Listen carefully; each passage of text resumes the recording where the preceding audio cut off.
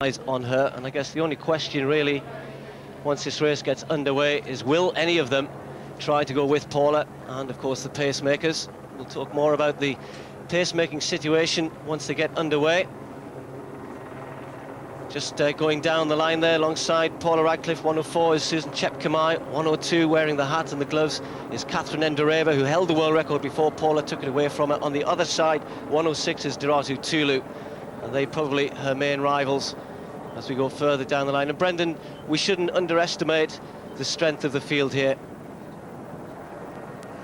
This is a fantastic collection of athletes, world-class athletes in every sense.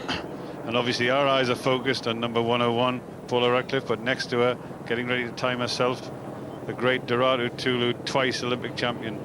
She's beaten Paula on many occasions, and today Paula is very conscious. The little Ethiopian is coming back into form.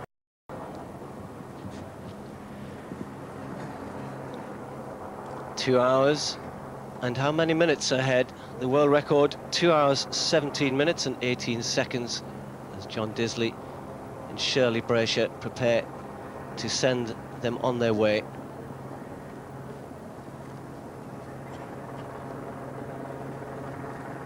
The last few moments when the nerves really start to kick in. 26.25 miles ahead of them.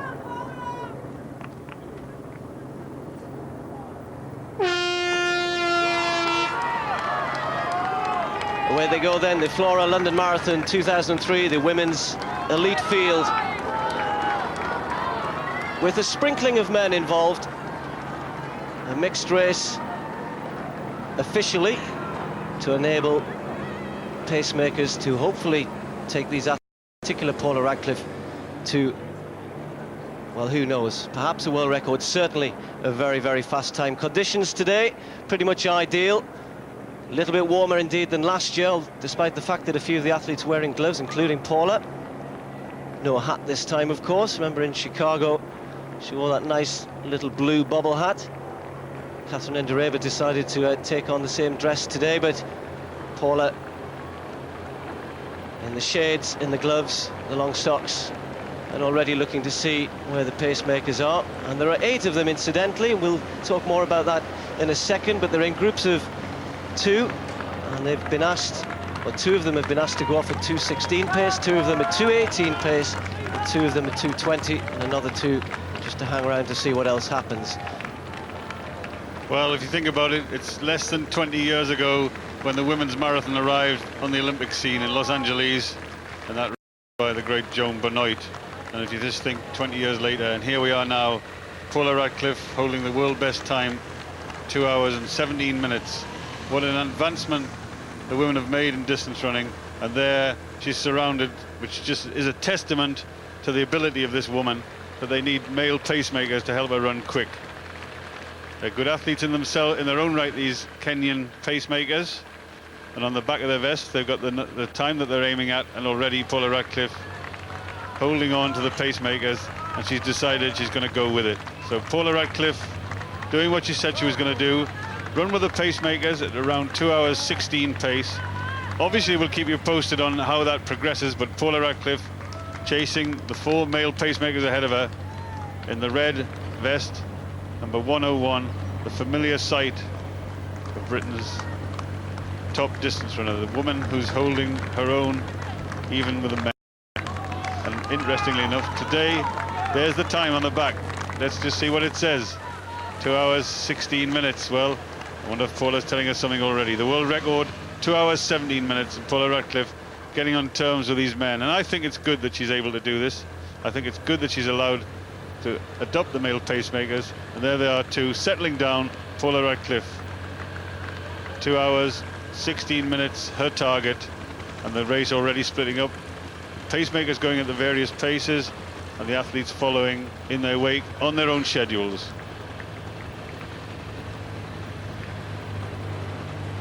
Well, as Brendan said, they're already starting to split up. We saw a shot from the back, but we'll see most of them from the front. The 2 pacemakers running at 2:16 pace are wearing 1:20 and 1:23. 1:23 is Christopher Candy, and Samson Loiwapet is wearing 1:20. There they are.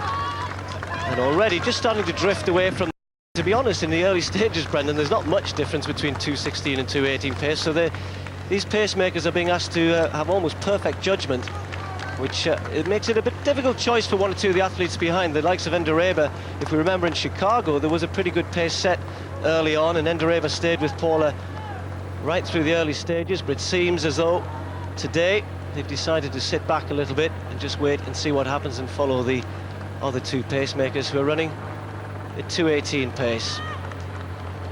104 on the far side of your picture there, Susan Chepkamai, there she is. 107 closest to the cameras, Adriana Fernandez from Mexico.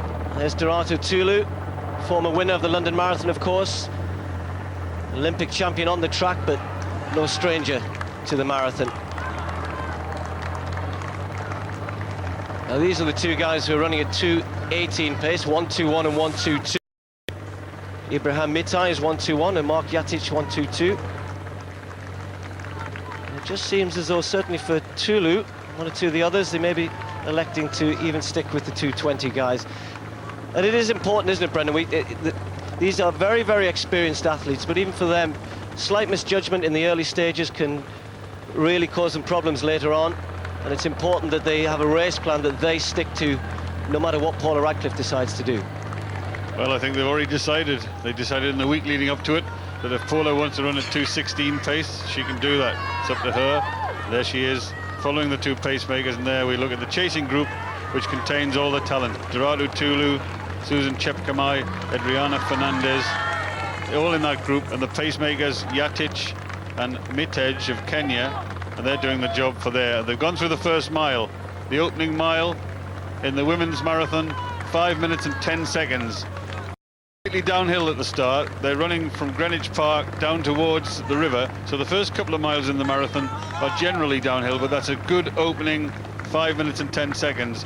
Already, if you were working it out, and I wouldn't be so keen to work it out just yet, but that is faster than the pace that Paula Radcliffe ran when she ran in Chicago. It's faster than she ran last year, and it is a world record schedule, and she knows exactly that. She says she's running better than she's run before. She's had the real confidence from last year, and there she is, Paula Radcliffe. Well, here at the start of the mini-marathon, the two official starters, Sir Stephen Redgrave and Todd Carty. Mark from EastEnders or Tucker Jenkins, depends how old you are.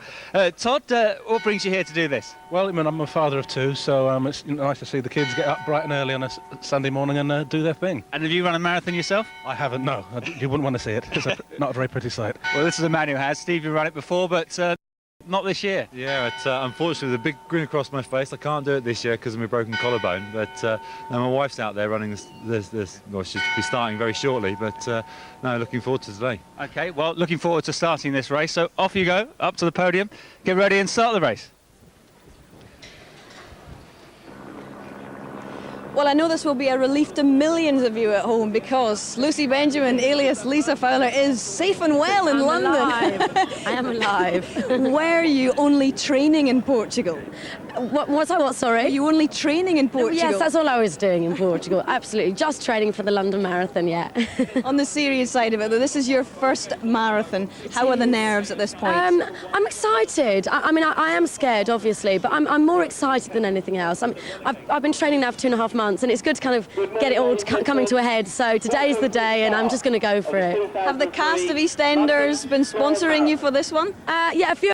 Yeah, absolutely, and they've all been really wishing me well and everything, so I know they're all thinking of me. And how much money are you hoping to raise and for whom? As a team, I'm heading Team Flora, and as a team, and there's 40 doctors in my team, we're hoping to raise over £150,000 for the British Heart Foundation. Fantastic effort. Now, the big question is, when will you be coming back to Albert Square, or will you? Aha! I really couldn't tell you. To be honest, I don't know. As far as I know, that's it now. That's the last you've seen of Lisa. So, but I mean, she is alive, so you never know. Well, it's not the last we're going to see of Lucy today. Good luck to you. Not. Thank you very much. I need it. And so the Adidas Mini London Marathon starts off with the wheelchair athletes, 2.65 miles. They're starting at the junction of Southwark Bridge at Upper Thames Street, and of course they finish, as everybody else does today, in the Mall. Quite a few competitors there, and we'll keep you in touch with what's going on in the course of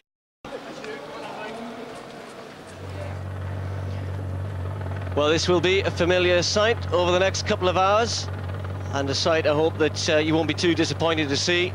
I know many people who maybe aren't so familiar with athletics have enjoyed watching the exploits of Paula Radcliffe over the last couple of years in particular, and she is going to be out on her own as far as the women's race is concerned. She's going to get help from the pacemakers for, we hope, quite a long way, but it will really be about Paula and the clock. She's set her stall out right from the start here. She's sometimes a little bit coy, Paula, isn't she, about how fast she's going to go, but she's going very quickly already. Well, there's the chasing group already at this stage. They're 9 minutes into the race, and there, the gap, you can see Paula Radcliffe following her two pacemakers, and then the gap behind. That following group there, I think, is quite interesting already at this stage.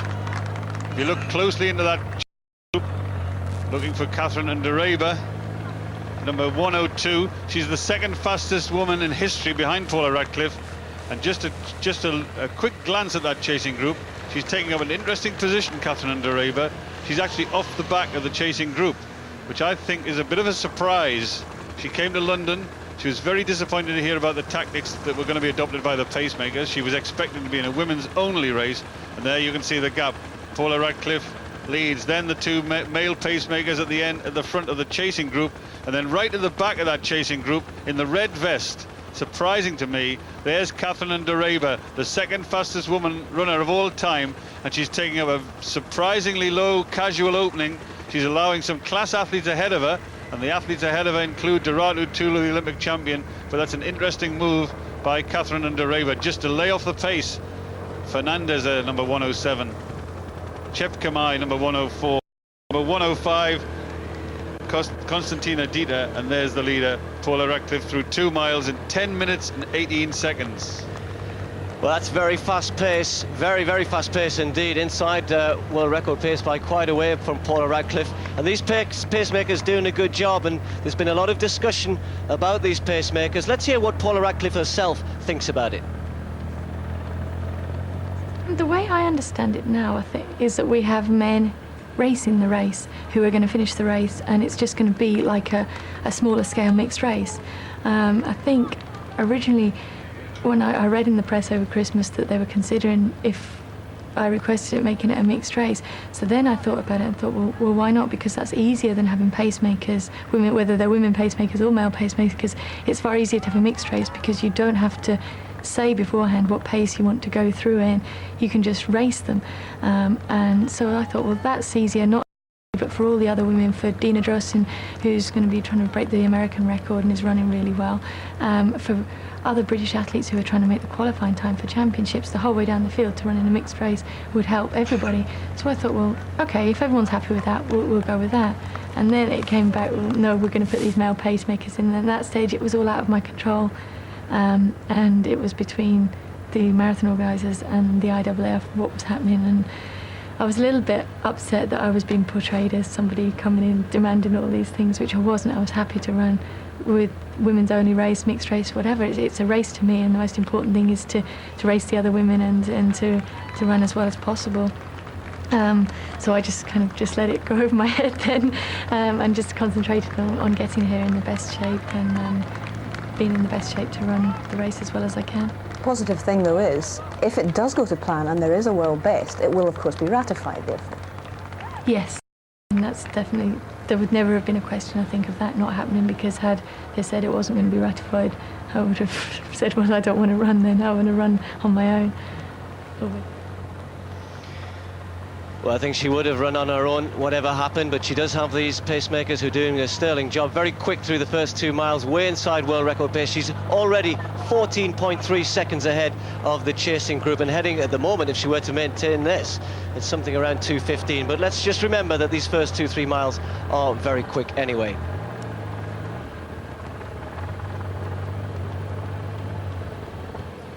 Well, back at Blackheath, the wheelchair racers getting ready. Tanni Grey-Thompson can be seen right in the centre of that start. As far as the men's race is concerned, 4 former champions, including the defending champion David Weir, and Tanni Grey-Thompson going for her 7th victory.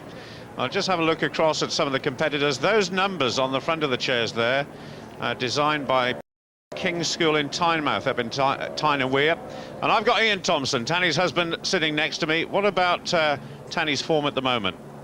Tanni's been training pretty hard over the last winter. I think last year was very much a transition period because, again, having a baby, then coming straight back into the London Marathon and then into the World Championships. Last year was very much a year for people to try and beat Tanni, and one or two people did. But this year she's hoping for a lot more successful year, and she's been training hard over the winter and looking forward to London. Well, also in the women's field, we've got Debbie Brennan, Paralympic champion, on the track. She's apparently got hold of a new racing chair just over the last couple of days, and a few raised eyebrows when I think she's gone into this race. She's just actually behind Tanni there, wearing the dark spectacles and the black and white vest of Birchfield Harriers. Could be taking a bit of a risk if she's got a new chair.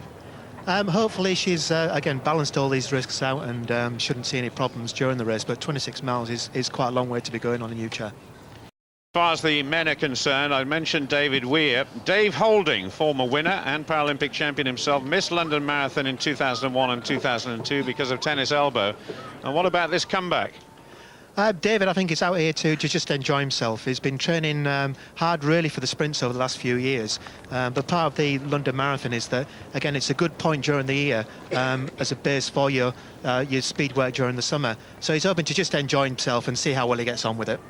And a quick word on the conditions. It's a perfect day. I'm actually hoping we can go for a course record here. Lovely sunshine, nice and warm. As Shirley Brazier and John Disley get this race underway. And as you say, absolutely perfect in terms of conditions. Perhaps a bit of a wind, especially in this early stage. And Tanni, around about halfway down that field. Interesting competitor I haven't mentioned is Tushar Patel.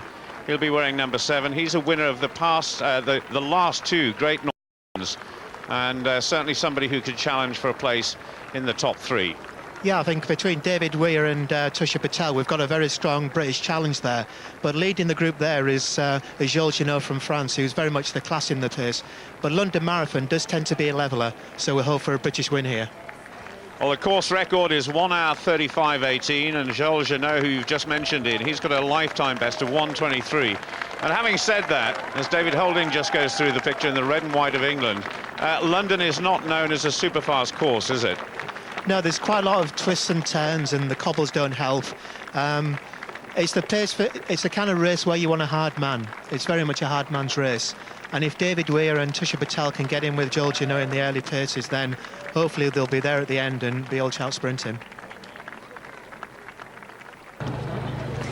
Well, joined from the world of football is Mark Hughes, and this is your first time as a marathon runner, is it? Yeah, it is. I'm looking forward to it. It's a great atmosphere out here, so everybody's told me about the atmosphere and said to enjoy it, so that's what I'm planning on doing, if that's possible. I was going to say, is it possible to enjoy running over 26 miles? Well, it's unknown territory for me. I've obviously haven't run the distance yet, so we'll see how we go. Keep on telling me about the 18-mile point, so I've got to get past that, so hopefully I'll be okay. And what about, how are you going to deal with that? Because have you put in the training? Are you confident that you can get there? Well, you never know, but I hope I've done enough. But I think initially when I started, obviously I had big ideas of getting a good time, but I've tempered that, and now I'm just looking to get round. So I'm hopeful of doing that.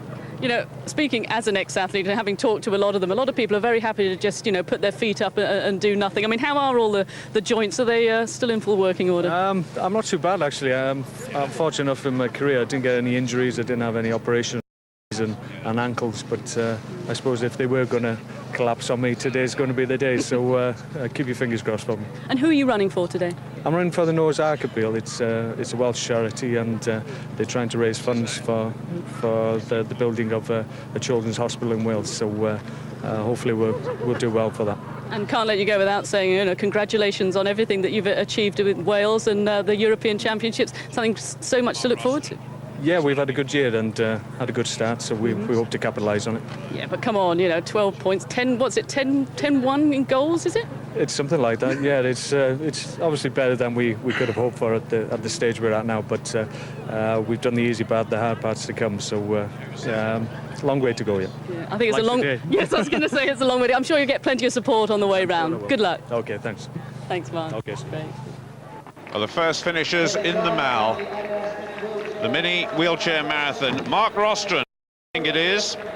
Former second placer in this race from North Gosforth, Newcastle upon Tyne. He won it in 2001, second last year. And Brian Aldis, we think it is, who's second. Good time as well, just outside 11 minutes. So very competitive there. The first winners down the mile in the 2003 London Marathon. Mark Rostron. I've got a veritable racing syndicate here. Yeah, from where? We're Reading Road Runners is the club, but we're all based around sort of Wokingham, Early, Lower Early, Reading. Well, whose brainchild was this to do this? We all just sort of fell into it. We've got some... This is my 5th marathon, London Marathon. And it's my 4th as well. So you're veterans, in other words? Yeah, well, yeah. It's our first run, so we don't know what sort of advice have you been getting from the vets then? Loads. Don't go too fast to start with. I think that's what we're going to do. We've been training where will together. the bulk of the money that you raise today go to? Well, we're all running for different charities. Mine's children with leukemia. Get kids going. The Anthony Nolan Bone Marrow Trust, UNICEF, And leukemia research. Wonderful. A lot of people will benefit from your efforts today, ladies. You go for it. Thank you. Well done. Thank you. Well, while the atmosphere is building at the start, Paula Radcliffe already well on her way. And just look at those statistics there. 5:10, 5:8, and she's just run 4 minutes and 57 seconds for a third mile, which, as far as I know, Brendan, that might rank as one of the quickest miles ever run by a woman in a marathon. It would have to. I don't think any woman's ever run under 5 minutes in a serious marathon like that before. 3 miles and 15:15. That's almost a minute faster after 3 miles than she ran last year when she set a world best time. I hope she's not getting too carried away. She's clearly extremely fit. She's clearly ready for this event. Her confidence is sky high. She's performing as though this is just a time trial. She's got pacemakers to help her. She's ignored the competition. She's ignored world-class athletes behind her. But she's been doing that almost for a year, and it's been paying off. We're all extremely confident about Paula. She is getting to understand the marathon, having run 2 of the 3 fastest times of all time. But there is the following group. There's the second group. The pacemakers leading that second group. And Konstantina Dieter, number 105, is leading that chasing group. They're a long way behind Paula Radcliffe. There's Susan Chepkamai, number 104. She's the fastest half marathon runner the world's ever seen. And they're just behind her, not surprisingly, tailing off even that second group, a former winner of this event, Adriana Fernandez, won the New York Marathon a couple of years ago. But those 3 are well behind Paula Radcliffe. And then there's another group of talented female athletes who are even down the road from that chasing group. So there we're looking at Paula Radcliffe, running into new territory, running faster than she ran in Chicago, running faster by a minute than she ran here this time last year. Paula Radcliffe looks to be in fantastic form, in fantastic condition, looks very, very balanced, but she is challenging the barriers these days, and let's face it, she's been challenging them successfully for a year now. Well, we're saying that it's Paula pushing the pace. We have to bear in mind, Brendan, that there are 2 guys ahead of her who were told to run a 2:16 pace. They're running much faster than that at the moment.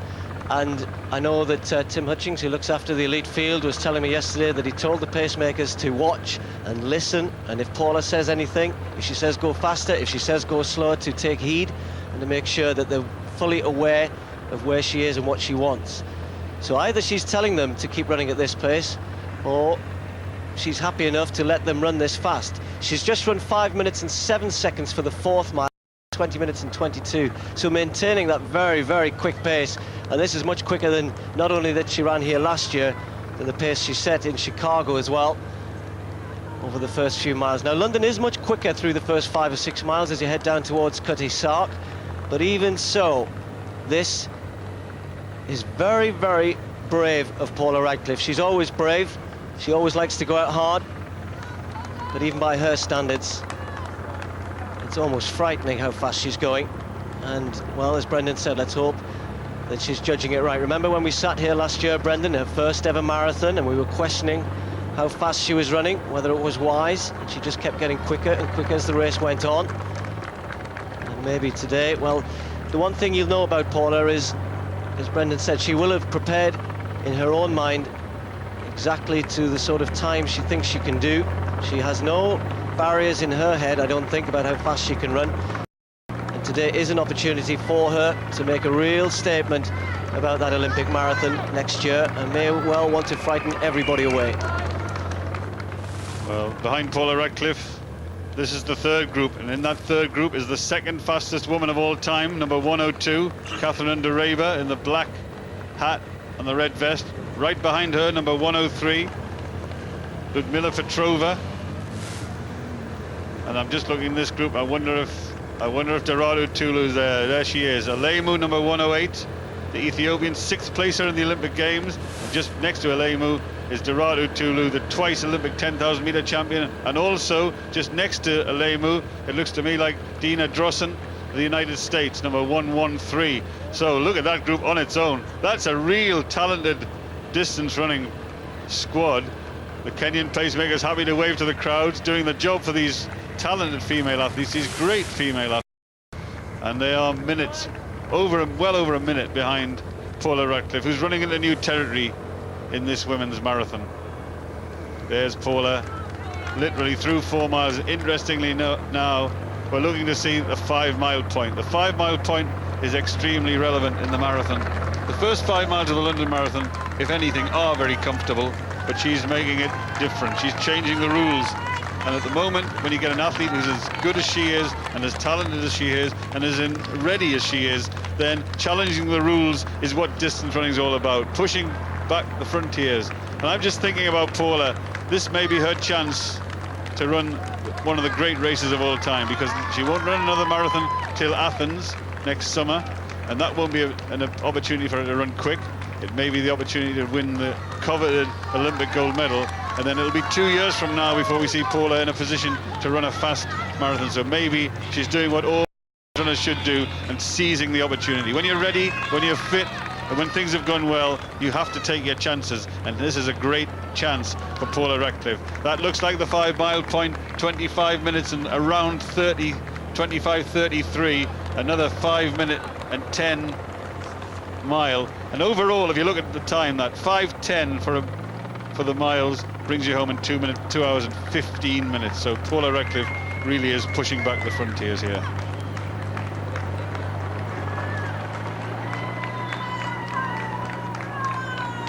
Well, a big lead already for Paula Radcliffe. A long way to go, but these athletes here, as Brendan was saying, world-class athletes. They're running fast time, but they're not in the same league as Paula Radcliffe at the moment. Well, the 11 to 12-year-old boys, John Ferguson has had a very busy few days, haven't you, John? Yeah. So what have you been doing? On Friday, I was at a family wedding up in Skye, and the coach was leaving Scotland on Saturday morning, so I couldn't get back to the mainland in time. So I drove down to Inverness and got a flight from Inverness to London Luton, and then I had to catch 3 separate trains to arrive at Egham Station, and then I got the taxi to the hotel we were staying in and met up with the team. Wow, what a long journey, but you must be looking forward to the race after that journey, eh? Yeah. OK, have a great time. All right, thanks. Okay. Well done. Well, joining me now is the Prime Minister's right-hand man, Alistair Campbell. Are you sure this is a good idea, running a marathon? No, I'm not entirely convinced. I woke up this morning feeling pretty nervous, to be honest. I've got to say, how has the training gone? Because it's been quite a busy time, obviously, at the moment. Yeah, I've just, for some months now, I've run to work virtually every day, and that is my sort of staple diet for mileage and a long run a week, and I've been doing that for months. I've only missed one. So I've pretty much done the training I wanted to do, even though, as you say, it's been pretty busy. So have you started the training purely for this, or have you always been a keen runner? No, I only started running about 2.5 years ago. I was a complete couch potato and armchair fan of all sports up to then. And my son, who's actually running in the mini marathon today, he got me into running, and I got hooked pretty quickly. And then about a year ago, I decided I'd have a go, and here I am. And tell us the reason why you're running, because I know it's a cause very close to your heart. Well, my best mate, John Merritt, who was a journalist with me on the Mirror, and he then worked at the Observer as well, he died of leukemia about 10 years ago, and then his daughter, Ellie, she died a few years later. His mother had already died of the same disease, so it's something that's obviously had a pretty profound effect on me and on our family, and we've, always kept close with his family. And when I decided to do it, and then I realised I could make a bit of money, it was the obvious one to go for, and touch wood, we'll be up to about 300,000 by the end of it. Wow, that's amazing. Has Tony donated? Tony has donated, yeah, and so has the President of the United States, and so have lots of others, yeah. So we've I mean, it's been fantastic. I've never done anything like this before. I've never been involved in fundraising, and you literally do get the massive donations from people with a lot of money, and the sort of fivers and the tenors that come in from the little old ladies with spidery handwriting. So when you hit that wall at, say, 18 miles, that's going to be the motivation to carry on, is it? Well, one of the best pieces of advice I had, a guy I used to work with at the Mirror who's done marathons, and he wrote and said, imagine all the people who want you to do well on your right shoulder and the people who want you to do badly on your left shoulder, and just keep pushing on, and you'll find the weight of the right shoulder is heavier than the weight of the left. So I've got that in mind. And are you ready for maybe a few comments along the way from the crowd? I suspect so, but I think it's, I mean, even here you can feel it's a fantastic event, a great atmosphere. And it's actually, I came here to when the Prime Minister was presenting the prizes a few years ago, and also my son's run the mini marathon. I mean, I've been to the marathon. It's really why I wanted to do it, because I've experienced that atmosphere, and I just think to be part of the race as well.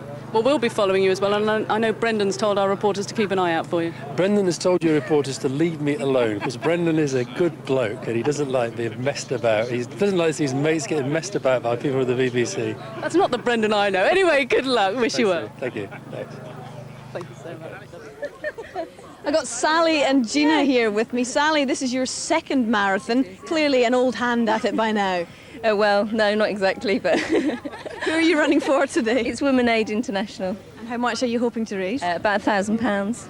Fantastic effort. Now, Sally, it's your second. Gina, how many? It's about 150 for me. I belong to the 100th Marathon Club. There is actually a club for people that have run over 100 marathons. And how many years ago did you start running? My first one was London 83. So 20 years today. Today. And of course, this is not just a special day in a marathon sense, is it? No, it's a day.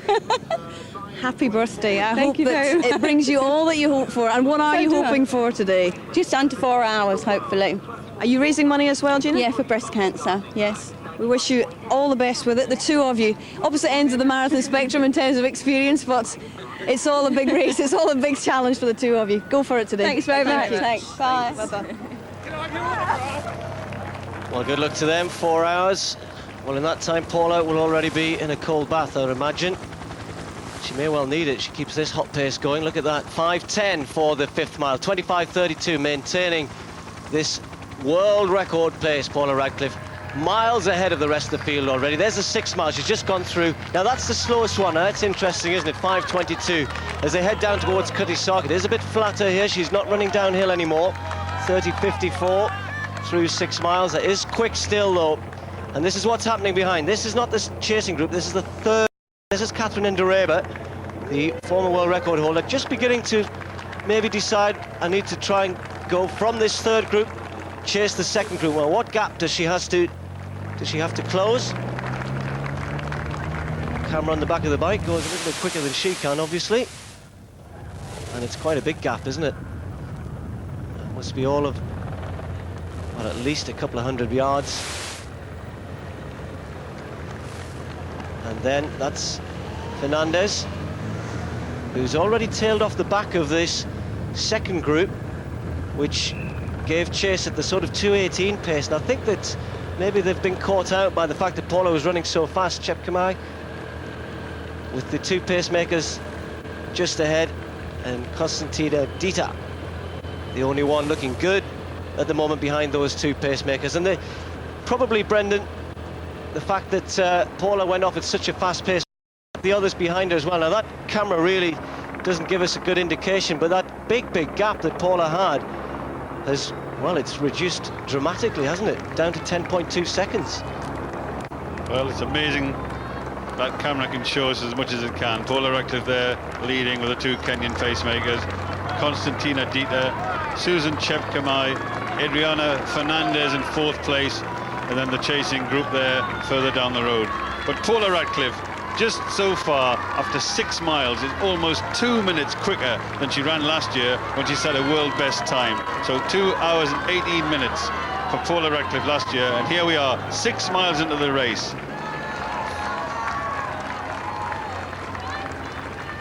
Now, Paula Radcliffe has been accompanied by former Olympic silver medalist Peter Elliott on the bike there next to him. Peter, can you tell us what you observed so far? Well, it's interesting that obviously the gap has closed, and the fact that obviously Paula has the pacemakers, but she's been quite happy to run off just a few metres behind them and obviously take no shelter from the wind or anything like that. But you know, she's running from 5.6, 5.8, and the last mile was about 5.25. So obviously it looks like, you know, for some point in the race we are going to actually have a race on his hands. Well, Paula Radcliffe seems to be quite happy, according to Peter. What he would have to be when you're looking the way she's running. She's clearly in outstanding form as she goes around the Cutty Sark later this morning. This will be the scene of real action. But Paula Radcliffe on her own, receiving tremendous support from the crowds. And there she is. And remember in December how convincingly she became BBC Sports Personality of the Year. And that event was started with her when she won the London Marathon last year. But here she is, the most popular female athlete in Britain, going through there. Tremendous support from the crowd. She tells me she loves the support from the crowd. She really enjoys the idea of this big event. And let's face it, we're looking at a novice really. She's only run the marathon 3 times. She ran the fastest time in London last year, then the world's best time in Chicago, and here she is, already rewriting the record books. And the question is, can she keep this pace going, or can she keep anything like this pace going? Because it's a formidable pace that she's setting. And the chasing group just coming into the Cutty Sark area now. Konstantina Dita. Oh, sorry, this must be the third group because there's Dorado Tulu.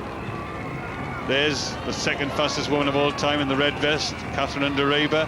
Alemu next to Dorado Tulu. And Dina Drossen, who we saw recently finish runner-up in the World Cross Country Championships. That's the third group. But there's some talent in that third group, I must say.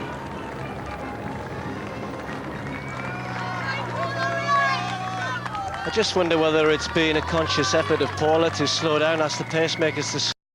Her husband Gary Locke is on the lead vehicle, which is just ahead of these athletes, and of course remember last year when Gary was shouting out the mile times, and I'm pretty sure Paula is well aware of what's been happening and maybe consciously wanted to ask them just to peg back a little bit.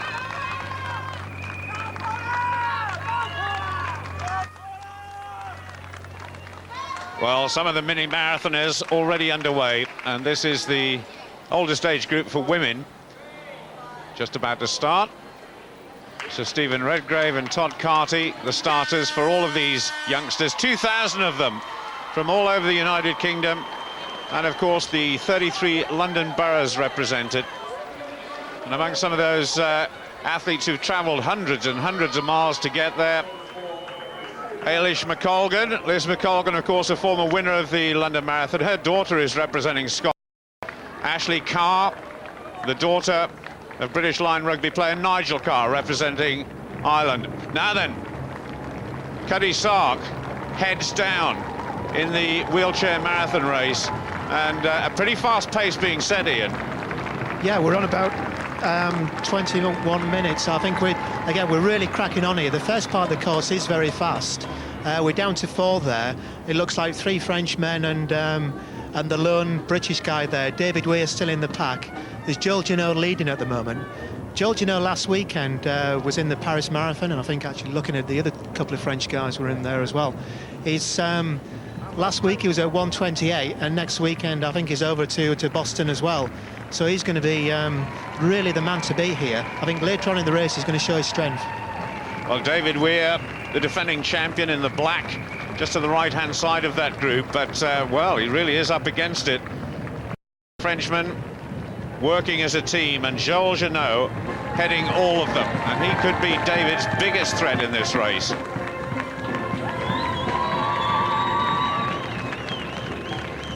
Six miles gone in the wheelchair marathon. David still looking fresh, just tucked in behind and wearing number 1, coming through. He's so aware of what everybody else is doing at the moment. So defending champion, going well.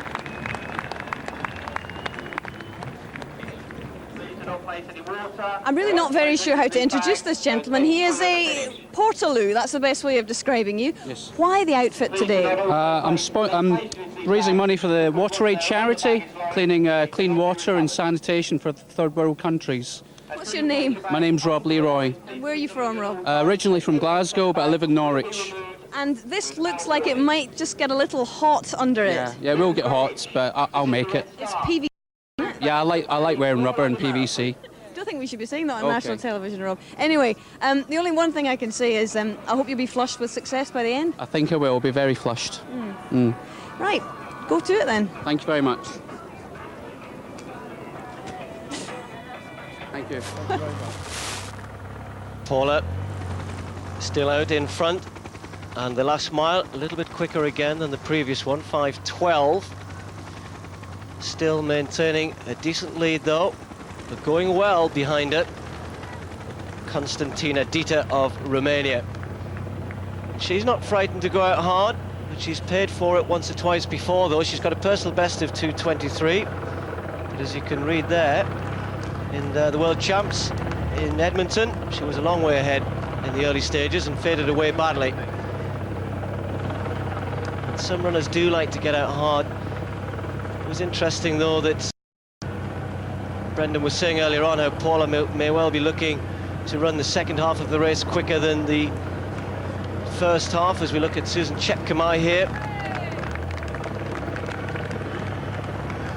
Again, around 2:23, her best, running faster than that today, and her big claim to fame is run the fastest ever time over the half marathon distance. Set that in Lisbon a couple of years ago, very fast course there, and going well here today. But they're running well inside their personal best pace, these two athletes.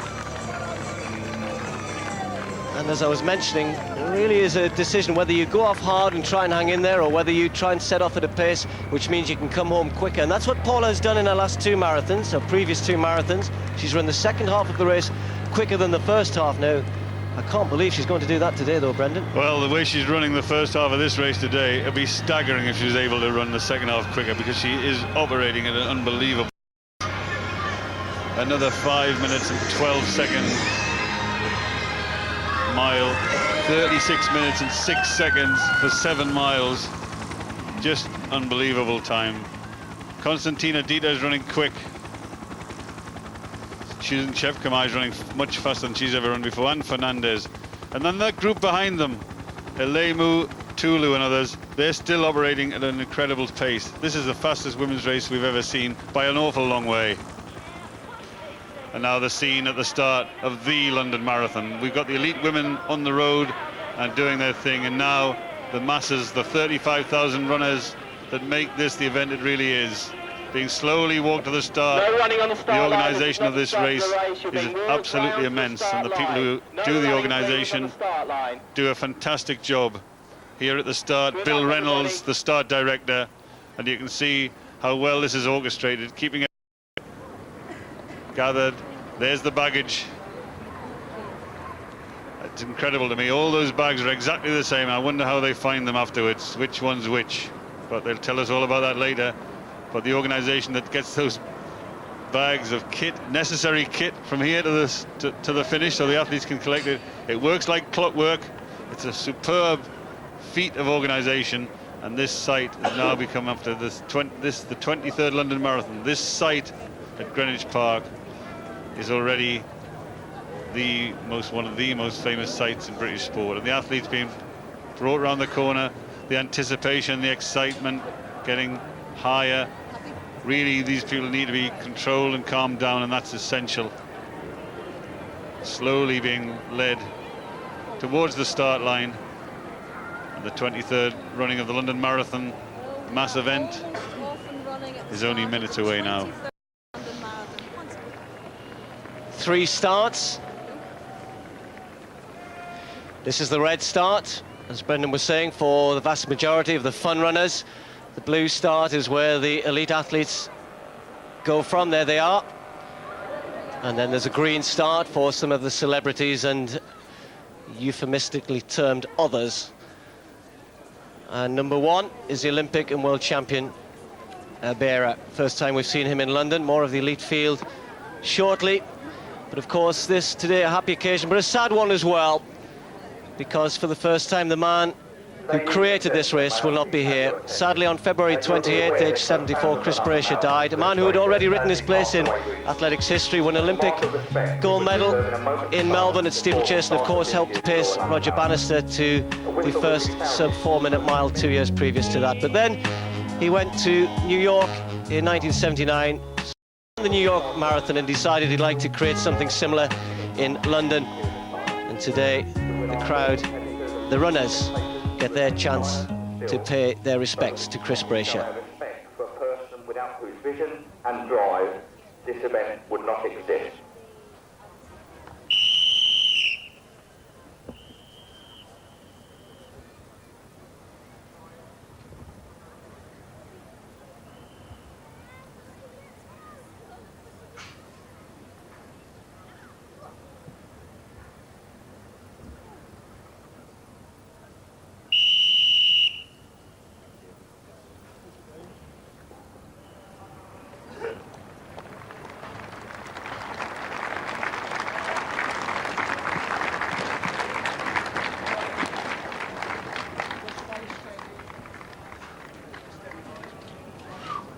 Well, a few moments of silence from the 33,000 athletes who've registered for this 2003 Flora London Marathon. 80,000 people entered the ballots, 41,000 were given entries, 33,000 have turned up on the day.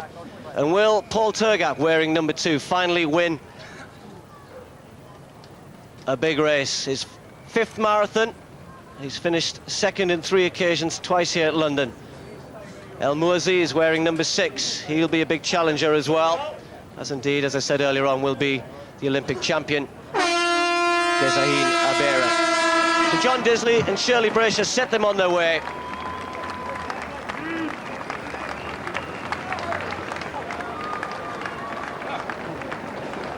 A sight to behold every single year, one of the greatest sporting occasions on the British calendar and indeed the world calendar.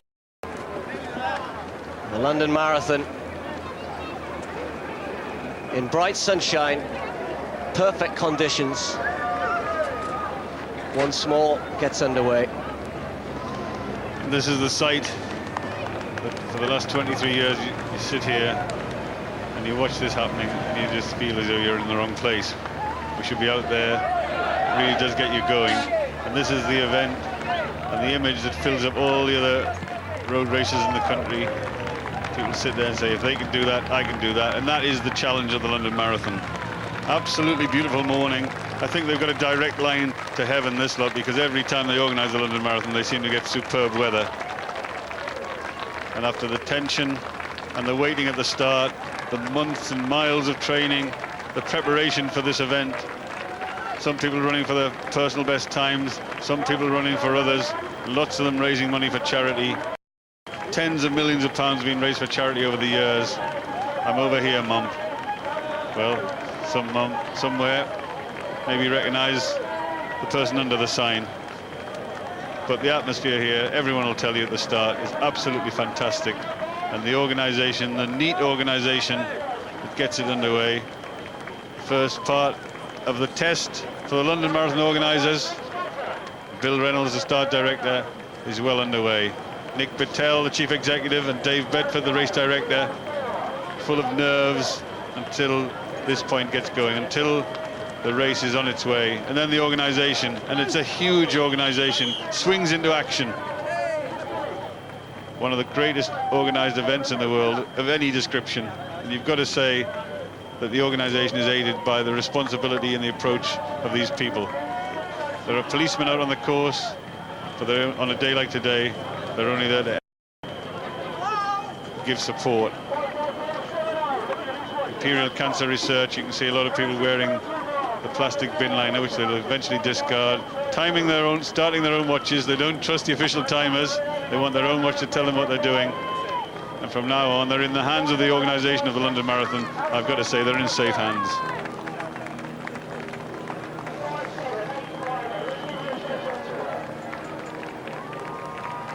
Well, it's serious up at the front.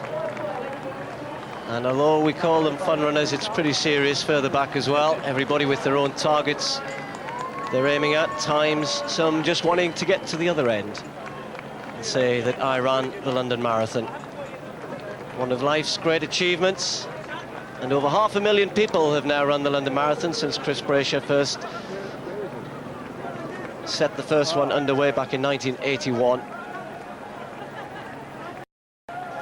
And that figure, Steve, that we mentioned right at the beginning of the programme, £134 million has been raised for charity.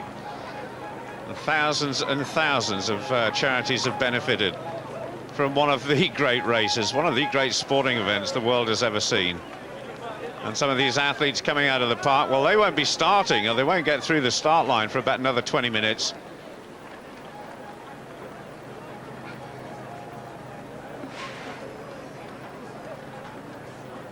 Now back at Cuddy Sark, they're trying to pick out news of Tanni Gray-Thompson, and Ian, there she is, just going around the 6 mile mark.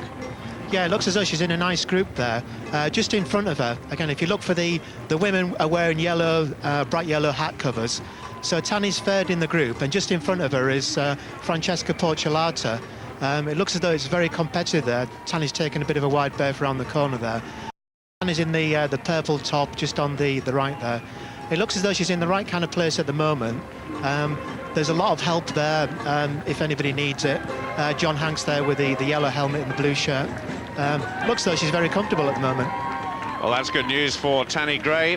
Francesca Porciolato competed in 4 Paralympic Games. Obviously is going to be one of her stiffest competitors.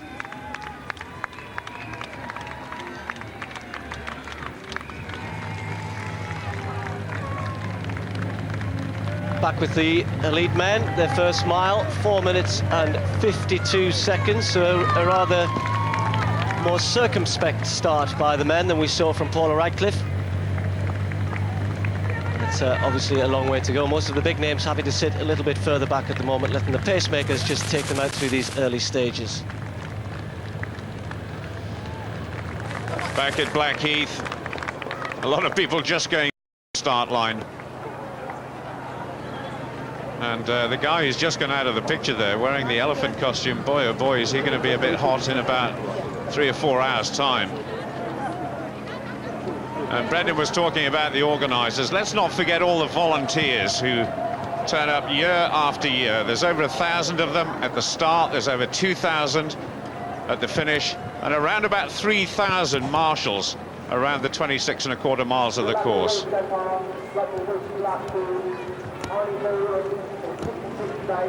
Every one of them has got their own reason for running this race. Some fantastic stories of human endeavour. There is the start line.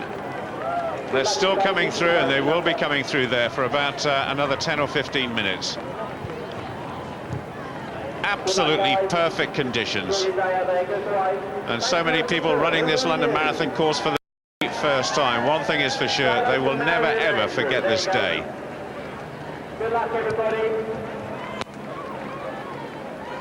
Now, the 11 to 12-year-old girls' race is very special because we've got 2 sets of twins running for Harrow. 2 sets of twins. What's your name? Rachel. Rachel. Megan. Laura. Rebecca. Now, do you all train together as sisters? Do you train a lot? Yeah. Yeah. Do you race a lot? Yeah. Have you run a long way before? No. No. So, you're going to beat her? I don't know. You're going to beat her? Yes. You're going to beat her? Yeah. You're going to beat her? Yeah. Okay. Have a great time.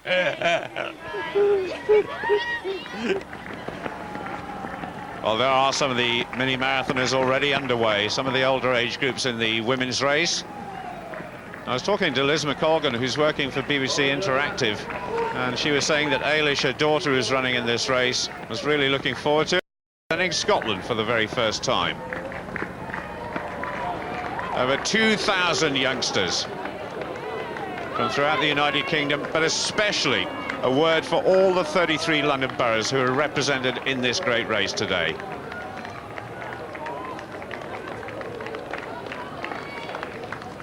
Well, some way back, there is the Tower of London at the 12-mile mark before they go into Docklands, and it's Dennis Lemonnier who's leading by just a second from David Weir, the defending champion, Nunari of Australia, and Joel Jeannot, the fastest man in the field, who's some way ahead of Tushar Patel back in 5th place. Now, a word about the women, Ian. I saw Deborah Brennan in the pack as well, so I think she's on for a very good push today. Paula Craig's not too far behind. Again, Paula Craig, interesting. I think she's the first woman who's actually run the race and then actually done it in a wheelchair as well. Yes, a phenomenal achievement. And those after 10 kilometres, around about 6 miles. Not too far behind there, heading towards Tower Bridge shortly. Going through Rotherhithe at the moment. Past the 10-mile mark is Paula Radcliffe, still out in front. Husband Gary on that lead vehicle there, giving her all the information she needs, and the information is she's still running very, very fast. 5:13 for that 10th mile, 51 minutes and 48 seconds. Just to put that into perspective, Brendan, there aren't many women in the world can run that for 10 miles, just running a 10-mile race flat out without having to run the rest of the distance. That's exactly right. 51:48 for 10 miles means that she's operating at sub 2 hours 16 pace, and there's a serious bit of distance behind her, but there's a more aggressive piece of running to be done in the second half of the race. She has to keep this pace going. She's ignored the chasing group, and I'm surprised that the chasing group are that close. 36 seconds behind her. She's moving away. She's almost 2.5 minutes quicker at this point than she was when she ran last year. And remember, last year she became one of only 3 women who've ever run under 2 hours 20 for a marathon. And here she is operating closer to 2 hours 15 than she is to 2 hours 20. So Paula Radcliffe, followed by Konstantina Dieter, who's known as a front runner, but to be a front runner in a race like today was absolutely impossible. She couldn't run quick enough to stay with Paula Radcliffe. I don't think she could even run quick enough to stay with Paula Radcliffe at the 10k point, but she really is down to her running, down to her serious business, following her pacemakers. And just behind Konstantina Dieter, there we can see the fastest half marathon runner of all time, Susan Chepkamai, who Paula Radcliffe said before the race Susan Chepkamai could run a good marathon. Well, I'm sure Paula's right, and this is an excellent marathon, and it's an excellent performance so far from Susan Chepkamai, but Paula has reduced this to an endurance test. There's no jockeying for position today. It's all about how hard they can run and how fast they can run and how long they can keep going at this sort of pace. But that is a talented Kenyan athlete, Susan Chepkamai. We're back with the men. 3 pacemakers in the front there, and Bongjoo Lee of Korea, Olympic silver medalist back in Atlanta '96, is the first of the elite athletes. But a very steady start for the men. 4:53 for the second mile, and that's very easy running indeed. So a different set of tactics than we're seeing in the women's race, of course. Kanuchi, the man who broke the world record in this event last year, not here, had to pull out just 4 weeks ago, which was a big disappointment, but we still have a very, very top-class field here. El Mouaziz has won this race on a couple of occasions before. He just went through wearing number 6. And Paul Turgat, I mentioned earlier on, wearing number 2. He's on the far side, the tall figure. There he is. A lot of people would love to see Paul Turgat win this, I think. The man who, of course, has finished second on the track so many times to Haile Gebrselassie. Well, it looks as though there's been a breakaway in the men's wheelchair race, Ian. Yeah, Jules Janot looks as though he's made a break. Tower Bridge is very much one of the key points in the race. It's the first real hard hill, and looks as though he's managed to make a bit of a breakaway there. Hopefully the groups behind can actually start to organise themselves and maybe try and chase him down, because again, we've still got a long way to go on this one. Well, we certainly have. We're keeping an eye out, obviously, for David Weir, the defending champion. 7 times winner of the London Marathon, David, and he's progressed through to the senior ranks beautifully now at 23 years old. But at the moment, Jules Janot, the fastest man in the field before this race, looks as though he's stolen a real march on the rest, and there is David Weir in second place.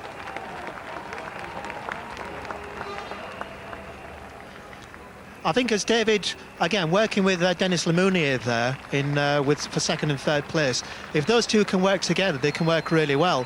But again, with some of the cycling tactics may come into this, and so I'm not sure how hard the French guy is actually going to work to help David pull him back up to Jules Janot. Well, he's about 20 seconds or thereabouts ahead of David Weir. And Dennis Lemounier came into the 2001 London Marathon as a late entrant, but then he won by 2 minutes. So 2 former champions being led by Jules Janot of France at the moment. David Weir just a bit of freewheeling there. And this could be very useful for David, at least fast competitor alongside him, so they can work together. Yeah, it does help in the later stages. If there are a couple of people together, again, you can do a little bit of work, and as David's doing there, sit behind and take a bit of a break. You can go through the race then and do half as much work as you normally would do. You really want to be with somebody. So the next target at Docklands, and then of course they head for home. But this is about 12-mile mark as David Weir just looks behind it, but it looks as though the top three competitors are really pulling away from the rest at the moment.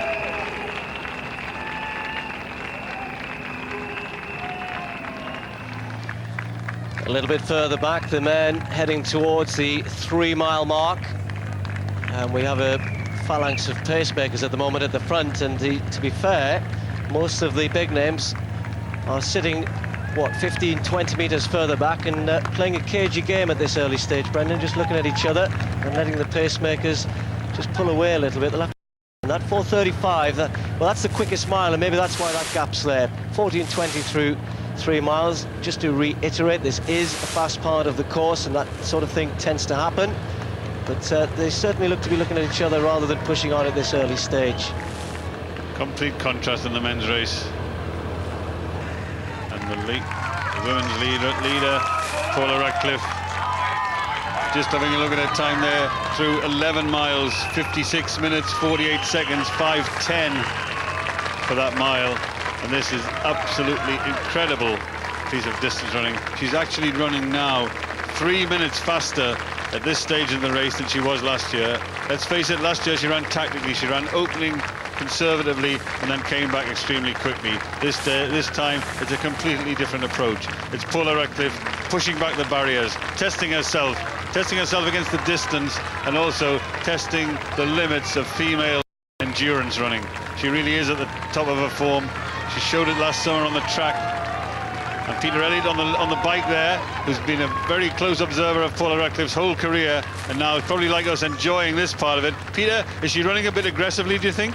I think she is running aggressively. The atmosphere down here is absolutely incredible. Everybody's shouting her name from balconies everywhere, and it must be hard for Paula not to get carried away with the emotion and enthusiasm there is down here. But the last mile, 5:04, she's quite happy to just still sit just slightly off the pacemakers there, but it's incredible. It's, you know, to have the privilege to be sat here watching this is incredible. It's a little easier Peter sitting there watching it than it is what she's doing, isn't it? Well, Peter there put his microphone down and just observing this and enjoying it, as he said. And this is really a phenomenal piece of distance running. And Paula Radcliffe said the other day at the press conference she really enjoys the marathon. She feels more comfortable at the marathon. And if you look at her over the style has been commented on and criticised, but I tell you what, if you look at her from the waist down and you look at the economy of action of Paula Radcliffe, you look at the style that she has, look at the stride, and look at how balanced and controlled she is. She really is a phenomenal athlete, and I think people have actually worried too much about a bobbing head, because quite frankly it doesn't really matter when you're as economic and stylish as that. And in second place we've got Konstantina Dieter, but further down the field, gaps to Konstantina Dieter, who's a well-known front runner. There, looking down the road, we can see she's out of sight. And there, Catherine Underaver in fourth place.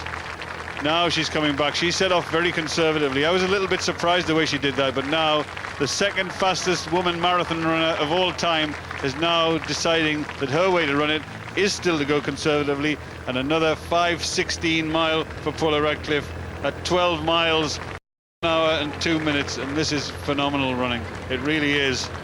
Gary Locke, her husband, former Northern Irish record holder for 1500 metres, he's on the lead bike there. He must be getting nervous like we are. And still back at the start, the men are 4 miles down the road, and still, well, the lifeboat's on its way now. Well, those guys deserve a medal. They're not even through the start gantry yet, but some 17 minutes after the official klaxon went to start the masses, there's still a couple of thousand people to go through the start at Blackheath. So the Royal National Lifeboat Institution will be benefiting from their exploits, that's for sure. And look at this, they're still pouring through the gate. So many charities, of course, will benefit. Juvenile Diabetes Foundation, led by Humphrey Walters and Bruff Scott, who's 60 years old now. Former jockey, broadcaster and writer, of course. speaking to those guys last night, and they were looking forward so much to their experience here, not least because juvenile diabetes will benefit to the tune of many hundreds of thousands of pounds as a result of this year's exploits, along with so many other charities. So a team of what? 1, 2, 3, 4, 5, 6 people. I wonder if they can stay together for the whole 26 miles.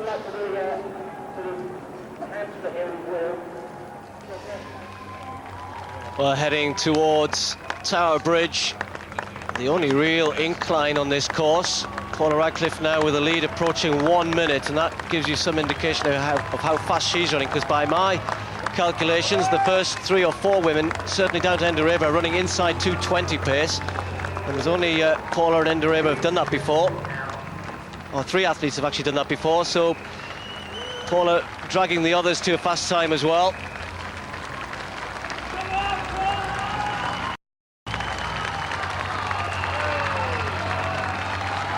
Climbing across the bridge, and this is where the big crowds are. Huge support for Paula Radcliffe. Certainly, well, she was the BBC Sports Personality of the Year last year, the most popular athlete around at the moment, perhaps the most popular sports person. And this, the point at which last year she said she really felt the crowds push her on. She started to get faster at this point last year. I'm not sure she's going to be able to do that this time round. She's gone so quickly through the first 12 miles of this race this year. I just want to talk about the pacemakers a little bit, Brendan. I mean, we've mentioned it. We see some stats on Tower Bridge there, but these pacemakers are doing a good job. And I know we've talked about okay, it's a mixed race and you're allowed to run a mixed race, but I know that there's been some consternation about the fact that this has been allowed, or been allowed today, and I know 1 or 2 people have said, well, if you can do it in the marathon, why aren't they allowed to do it on the track? Why can't you have male pacemakers over 10,000 metres on the track? Because to be honest, if Paula Radcliffe is ever to rate a world record on the track, she might have to employ men if she needs a pacemaker. Why is that then? Well, I think this is going to change the whole face of distance running. At the end of the day, Paula Radcliffe is a professional athlete. She trains extremely hard, and here she is now trying to run as fast as she possibly can.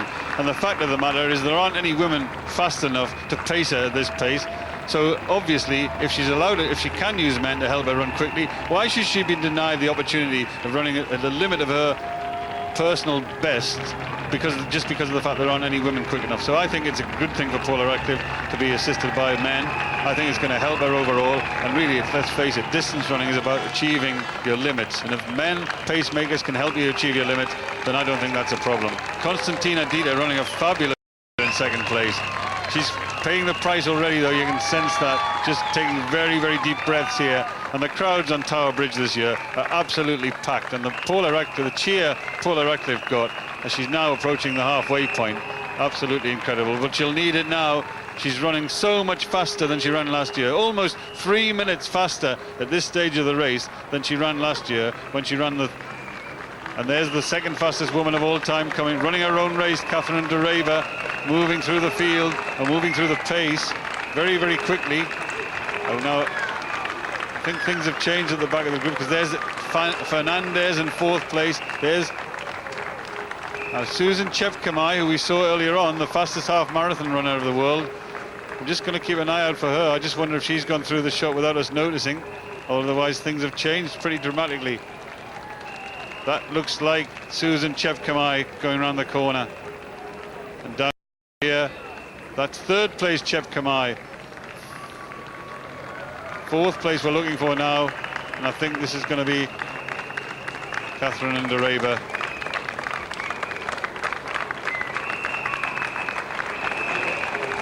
Well, there's Fernandez. Well, there's something going wrong here, because I think we've missed one of the runners. I think we've missed Susan Chepkamai, who was running so strongly before. Now, I don't think she'll have dropped out, because... So there's Fernandez. Dina Drossen in that chasing group. Dorado Tulu in that chasing group. Alemu of Ethiopia in that chasing group.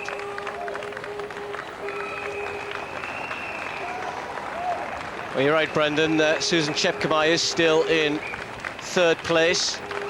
She's fairly distant from Dieter, but Ndereba is closing down on her. This was through 20 kilometers, 64 minutes and 28 seconds for Paula Radcliffe, and that is very, very quick running indeed.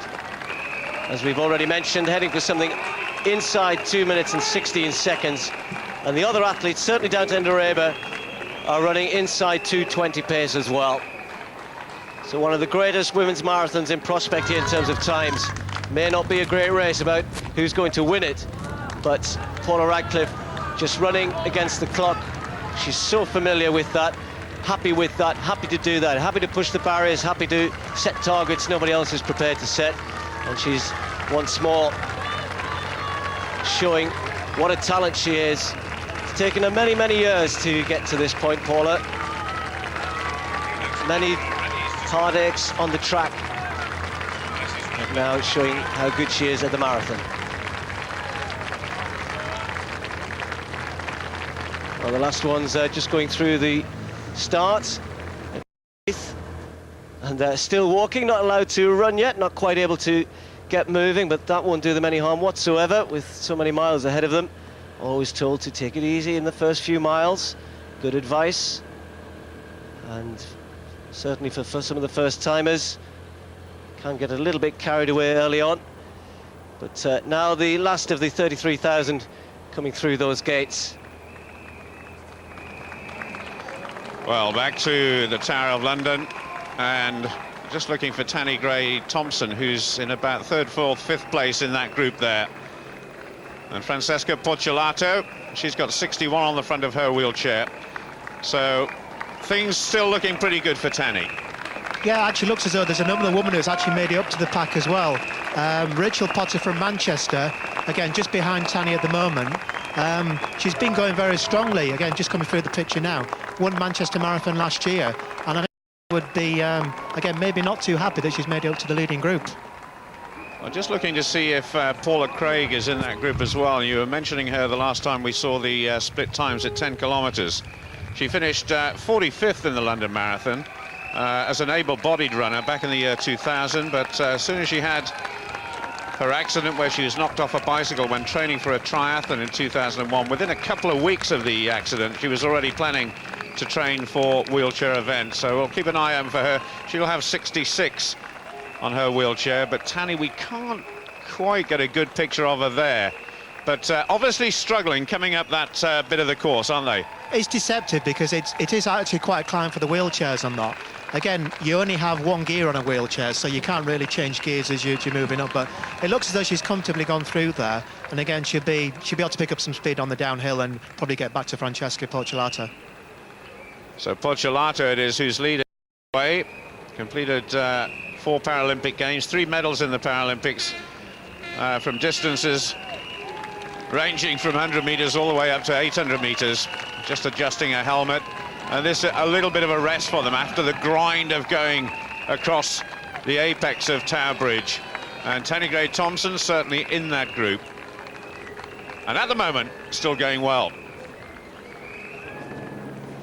Oh, Steve, what do you think about this? I mean, there are ways of making running a marathon difficult. These are the last group of people, men and women, to just about go through the finish gantry. What on earth are they doing?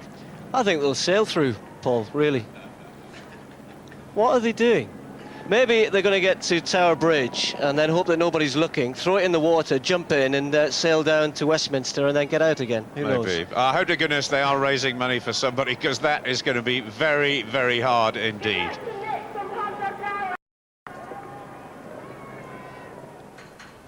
And back at Blackheath, well, the cleaning up process has already started. To talk about cleaning up, Paula Radcliffe has gone through halfway, and I'll come back to that split in a second. She went through halfway in 68 minutes and 2 seconds, has just passed 14 miles. That last mile there, 5 minutes and 8 seconds, and of course this is the point at which she ran quickly last year, Brendan, when she picked it up from between sort of 13, 14, 15 miles. That was when we really knew she was on for something special last year. And really comparing this year's race with last year's race, as you said, she's about a couple of minutes ahead of that. We really should be comparing it a little bit more with what she did in Chicago, and she's well ahead of that pace as well, still running inside 2:16 pace. It's difficult to put into words what that means. It's really difficult to compare it. It's like the 100 metres on the track going and suddenly running a couple of tenths faster than anybody's done before. She really is completely rewriting the way in which women approach the marathon distance. Certainly doing that. And that opening half, 68 minutes and 2 seconds for the first half of Paula Radcliffe's marathon. And let's face it, there's Susan Chepkamai, and I think she's in 3rd place. But Paula Radcliffe, 68 minutes and 2 seconds for the first half of the marathon. Is faster than any woman athlete ran for a half marathon anywhere last year. So she's opened the race with a halfway score of 68 minutes. And if she's actually tactically picking up the pace, then this is incredible. She's operating 2 hours 16 pace, which is what she said she was going to do, or she didn't say it, but there were clues there. And now the men's race in a completely different manner. Paula Radcliffe stringing them out, testing them all, stretching them all, and the men running competitively behind the pacemakers, and very sensibly too. Well, we've still got the 3 pacemakers at the front. They've gone through 6 miles, and we've got 2 Korean athletes following them at the moment, but no real break at this point, and the pace has been fairly steady. There you can see that quick 3rd mile followed by a 4:47, 4:43 and a 4:54. And that's steady pace, as I said. But there are so many good athletes in this race that I think we'll not see too much happening until beyond halfway. That's usually the case in the men's race. The women often get spread out at a much earlier stage than the men. There's such as the high caliber. We had the Paris Marathon just last week, Brendan, and 4 men finished inside 2 minutes and 7 seconds. And if you remember what happened here last year with Kanuchi, Gebrselassie and Turgat, phenomenal performance. Turgat finished 2nd and still ran inside 2 minutes and 6, ran the 2nd fastest time ever. I'm not sure that we'll see anything quite as fast as that this year. They're running at a steady enough pace. It's still a little bit cagey for my money. They're all looking at each other. Well, don't forget, if you've got interactive television and you're getting fed up with listening to Brendan and I, perhaps, you can always keep an eye on what's happening in the women's race. If you just want to keep track of everything that's happening with Paula Radcliffe and don't want to take your eyes away from her, but a good choice there for you. You can choose if you have interactive. And why wouldn't you want to sit and watch Paula? Complete coverage of the London Marathon in all its aspects. Paula certainly stealing the show at the moment. Cutty Sark, you're going to like this, Brendan. Last night I went on a little boat trip and they dropped me off at Greenwich Pier. I was meant to be picked up by a taxi. I was waiting right by the Cutty Sark, and I was locked in. I had to climb over a 10-foot fence. Not a soul was there. The policeman came down and asked me what I was doing. Promised him I wasn't trying to get a good vantage spot for this morning, but it was a lot quieter at 10:30 last night than it is now. Well, that'll teach you to stay out late on a Saturday night in London, Steve. Doesn't do you any good, does it? I'm not going to get any boats down the Thames anymore. We're getting quite a few text messages and 1 or 2 emails as well, and one of the big questions is, why is Paula Radcliffe wearing gloves? Keep her hands warm. I was just about to say that, Brendan. I don't really know. It's quite a warm day today, and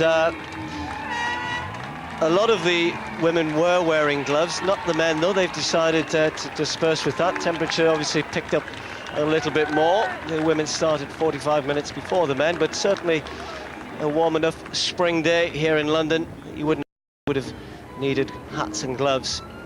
Well, through 10 kilometres, there you can see Lagat is a pacemaker, Caterino is a pacemaker, Stefano Baldini from Italy, well up there, the bronze medalist from the World Championships, Ibera, the Olympic champion, world champion from Ethiopia in that leading group. All the big names are there though, still all together. Well, Paula Radcliffe approaching City Pride. We'll be interviewing lots of the fun runners later on. Paula won't be stopping for anything though. Last mile, 5 minutes and 10 seconds. Relentless pace. She's not slowing at all. We've seen her go through even quicker through the first half marathon, or the first half of the race, than we've ever seen before, and that has not slowed her. She is still running at a pace which will bring her well inside her own world record. And every mile that clicks away, lines the certainty of that happening. No sign yet of fatigue kicking in, but the marathon can creep up on you though. It can attack you in just the last few miles.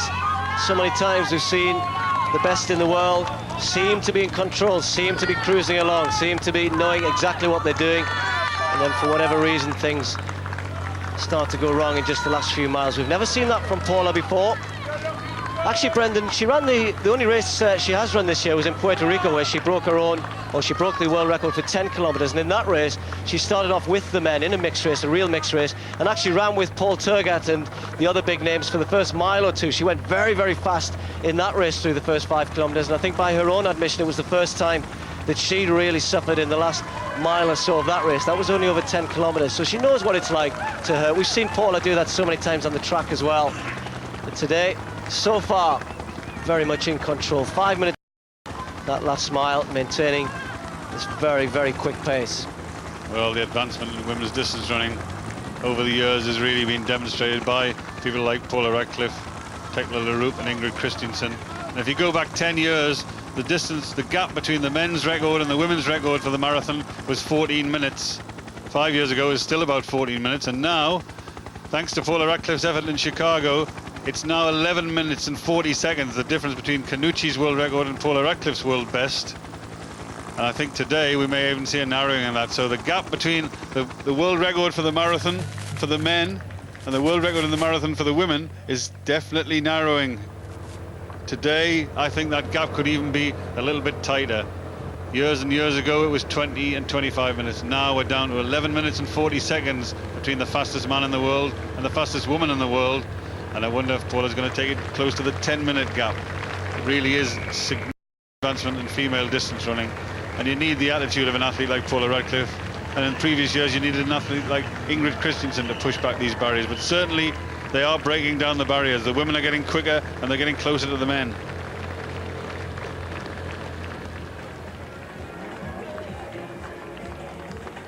Through 7 miles, 4:52.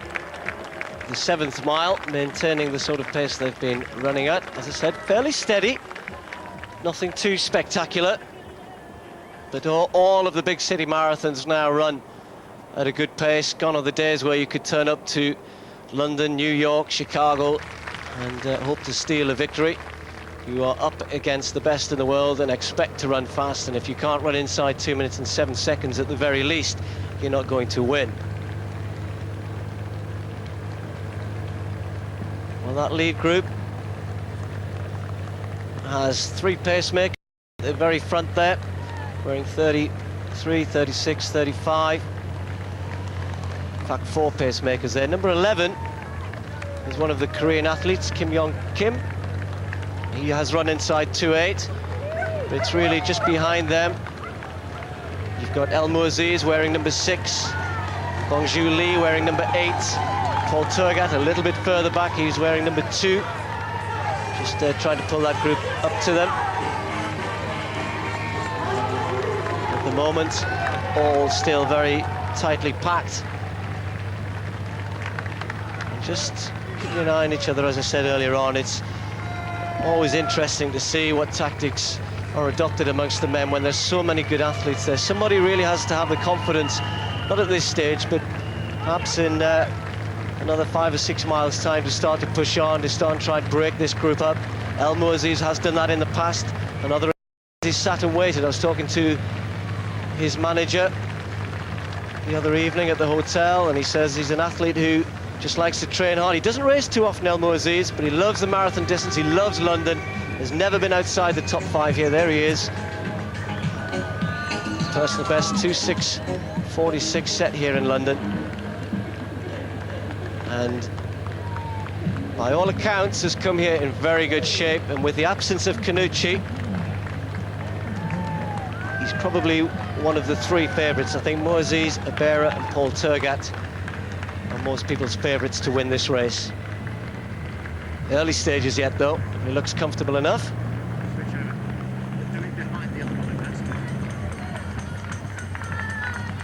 There's Lee Bongju, former Olympic silver medalist.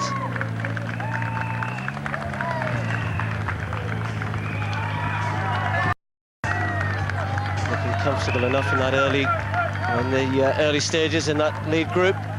Not as many pacemakers for the men. There wasn't the necessity to have different pacemakers running at different paces. They just have to accept that you either go with this lead group, otherwise you're on your own.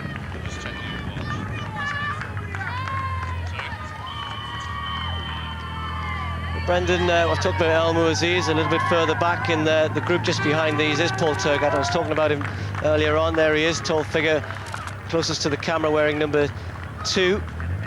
And Turgat, yes, last year, of course, running a superbly fast time, but finishes second. He's finished second so many times in his career, of course. It was cross-country, won 5 titles on the cross-country, but he's never really won a big one on the track or yet in the marathon. Could this be his day? Great cross-country run in his time, Paul Turgat. But let's face it, the reason he hasn't won on the track is because of the great Haile Gebrselassie. If it hadn't been for Gebrselassie, this would be looking at the most B-medal athlete of all time. Then when he came on the roads, he met Khalid Kanuchi, breaking world records to beat him. So he's a phenomenal athlete, Paul Turgat. Khalid Kanuchi isn't here today. Haile Gebrselassie isn't here today. And I wonder if this could be the day when Paul Turgat comes of age in the marathon. The second fastest marathon runner of all time, and next to him, in the absence of Haile Gebrselassie, is the Ethiopian Olympic champion Gezahin Abera, number 1. The man who says, already Olympic champion, already the world champion, the only man to do so. And he says, when I get a bit older and a little bit stronger, I'll try to run a bit faster. And that's not many people who are already reigning Olympic world champions can actually say that, and I think he means it. He is getting better, he is getting stronger, and we anticipate a big race from number 1, Gezahin Abera of Ethiopia.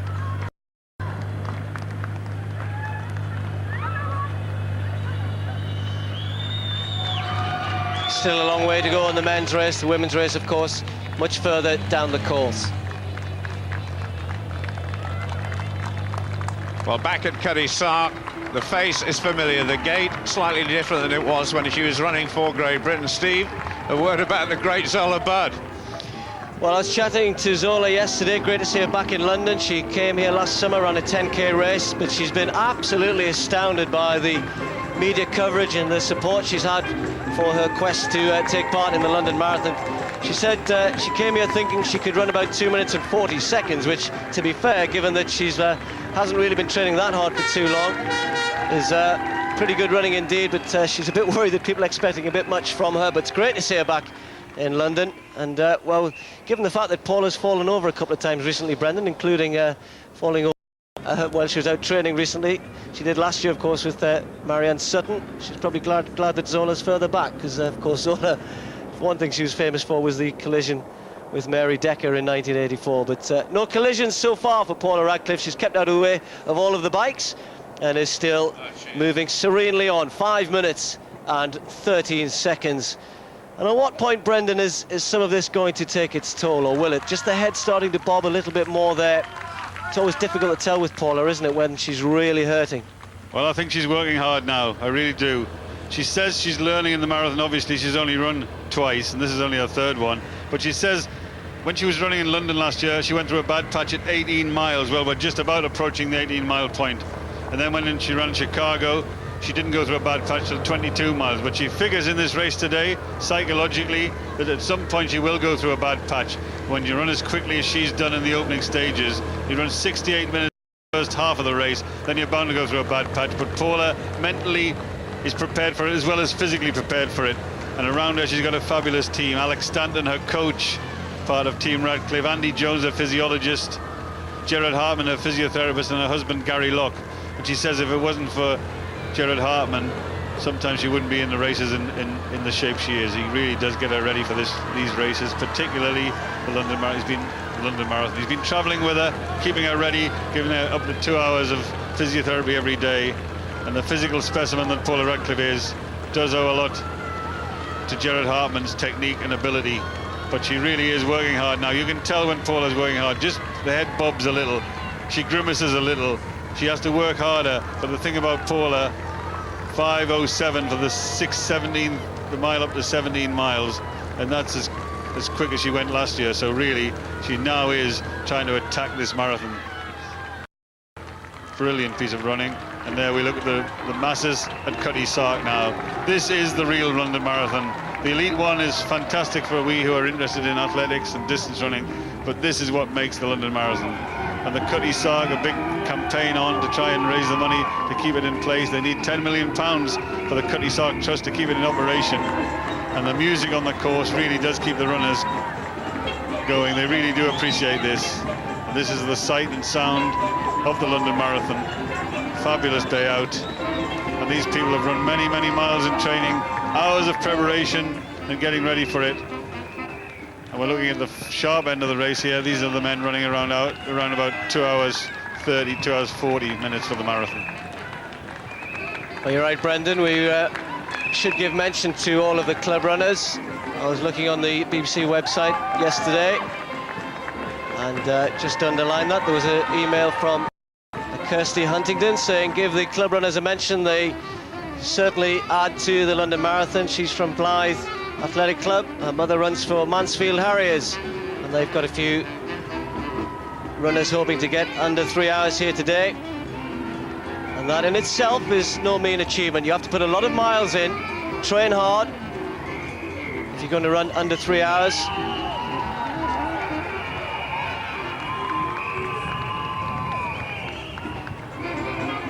And even for those who run a lot slower than that, they will have put lots of hard work into their preparation. And the Cutty Sark, the first of the landmark sites that they'll see on what will be hopefully 4 or 5 hours of, well, we can't call it pure enjoyment because it does hurt. And talking about hurting, Endereba is starting to make one or two of the other athletes hurt. She's making up ground on those ahead of her who went off a little bit quicker, Susan Chepkamai being one of them and Konstantina Dita being the other. And Endereba has now moved into second place. We just saw Dita going through. There's Chepkamai, who now finds herself in fourth. And Endereba may well have just paced this one right. And she is certainly the second best marathon runner in the world at the moment, behind Paula Radcliffe, and showing that she has good pace judgment. Let the others follow some of the pace that Paula had sat back a little bit and now reaping the benefits of that. What about Paula though? How has she judged her pace? Still running fast, just clocked, as Brendan said, a 5 minutes and 7 second mile for the previous one. And this is more difficult through this part of the course. You're getting tired. The crowds aren't as big. Going through the Canary Wharf area before she starts to turn back towards the Tower of London again, and the crowds pick up.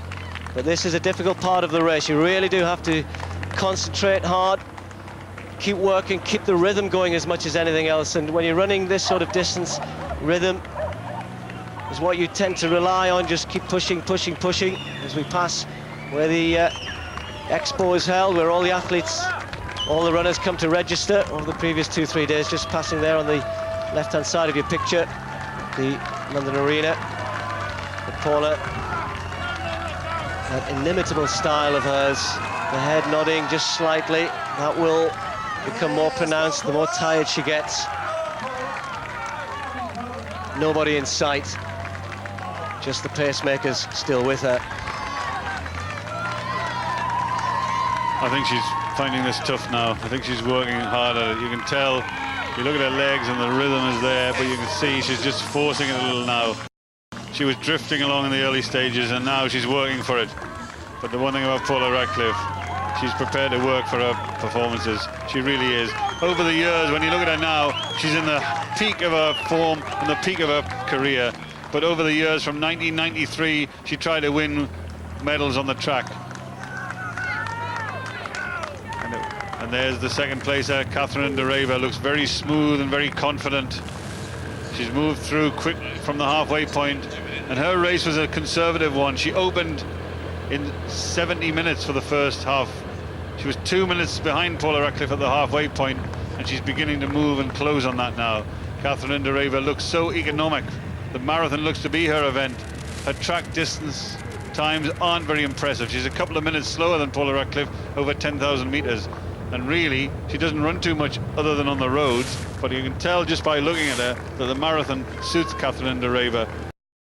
Well, the 18-mile point. Now, I'm sure that's the time for Paula Radcliffe, 5:11. 1 hour, 33 minutes, 19 seconds. And Paula Radcliffe continuing to work the pace.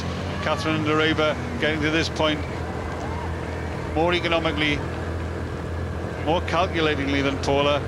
But Catherine Ndereba, the second fastest marathon runner of all time, behind Paula Radcliffe in her true position. Well, the cobbled streets of Tower Bridge, just by the Tower Thistle Hotel there, and it looks as though Jules Genot of France has got about a 2-minute lead over the defending champion David Weir and fellow Frenchman Denis Lemounier, so he's going extremely well, Ian. Yeah, this is a difficult point within the race. Again, you get up to about 20-mile mark, and then the granite sets across the cobbles are, for the last few times I've done it, again, you get to a point where you're getting a little bit tired, and then imagine someone taking you by the shoulders and just shaking you for about 2-3 minutes, and then you've got to get out there and do another 5 miles. Jules Genot, prolific performer in marathons all over the world last year. One in Paris, second in Berlin, fourth in Los Angeles. This really is first serious attack at London as he now goes onto the carpet, which certainly will help, but it's still a very tough part of the course indeed. There we have it, and almost spot on there, Ian. You were telling me it was about 2 minutes, slightly under that, but Lemounier and David Weir still locked together in second and third place. Yeah, I saw David pushing along. I think the two of them are going to be working together, but I think David's going to have an eye on the finish there. Again, they're about 30 minutes away from the finish, and I don't think Dave's going to try and save some of his sprint from the end. Dennis will be trying to work him really hard to take some of that out of him, but I think Dave should be the winner on the end at the second place. Well, I'm sure we will see David Weir. You'll recognise him instantly. He's wearing all black, a black helmet, black shirt as well. Won convincingly last year, but that gap, I think, is getting a wee bit bigger. Jules Genot well away from them at the moment. And David Weir, well, he's been with Denis Lemounier. Here they come. It's Lemounier actually just ahead of Weir. The Frenchman won the London Marathon in 2001. Then it was David Weir the year after. But both of them being headed by a considerable distance by Jules Genot of France. I think David was maybe hoping for a repeat of last year, where, again, we had a big bunch of French guys coming over, but unfortunately the top guys managed to find all the glass that was in London, and so we had about 4 people pulling out there with punchers. Again, French probably look on their side this year, but David looks to be making a bit of a break into the cobbles. If he can here, then again, I think he can have a bit of a steady run through and make Denis Lemounier really chase him, and that will take more out of him. Well, certainly David Weir is a good sprinter, but he's got a lot of distance to make up on Jules Genot, the fastest man in the field, and the Frenchman at least a couple of minutes ahead. But for the first time, really, since the start, David Weir is really piling the pressure now on Denis Lemounier. He's just got about a 2 or 3 second lead over the Frenchman, and 2 Frenchmen in the top 3. A remarkable performance from those 2 guys. But are we going to see a new champion this year?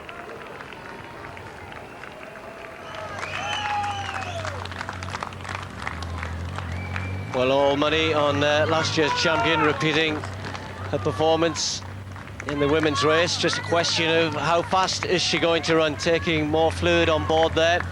She's been drinking fairly regularly, not too much. The lead, 2 minutes and 20 seconds. Now that says previously 1:34, but that wasn't Ndereba. Ndereba has moved into second place now, has judged her race well, is still running under 2:20 pace, well under 2:20 pace Ndereba, because Paula is heading for something, if she keeps this pace up, inside 2:16, which would be absolutely phenomenal. Well, we've got Peter Elliott on the lead bike there, but just before we talk to Peter, we just got some information from Paula Radcliffe. At 30 kilometres, she's already run the fastest time. She's already broken a world record at 30 kilometres in the middle of the marathon. That's absolutely phenomenal.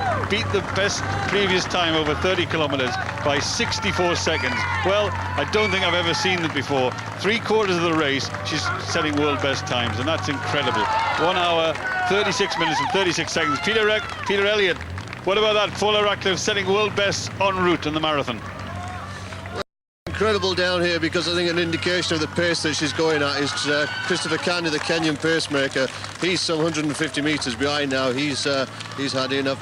But it's just a matter of obviously the other pacemakers doing a grand job. The crowd down here is absolutely tremendous. The atmosphere is incredible, but she just keeps pushing along. And you know, it's just the support is fantastic. Well, it's just incredible to watch Paula. Obviously, the training she's been doing, we've heard about what's happened in Albuquerque, but obviously Alex and Rosemary Stanton, Jared Hartman, and her husband Gary, who's up there on the lead vehicle, keeping a very close eye on what's happening. But it's a great team, and obviously the rewards are what we're seeing today. Thanks, Peter. Well, what we're seeing is a phenomenal piece of running by Paula Radcliffe. Still no signs of her slowing down. She's just completed the previous mile in 5 minutes and 7 seconds again. That's through 19. And as Brendan was saying, nobody has even run this quickly for this distance if they stopped at this point, never mind having to run another 7 miles or so. And Paula just pouring it on all the time, and I think this is the most difficult part of the course. And if she keeps it going through here, she starts to pick up the crowds again as she heads towards the Tower of London, and then along the embankment she'll be clicking off the miles in her own head as well.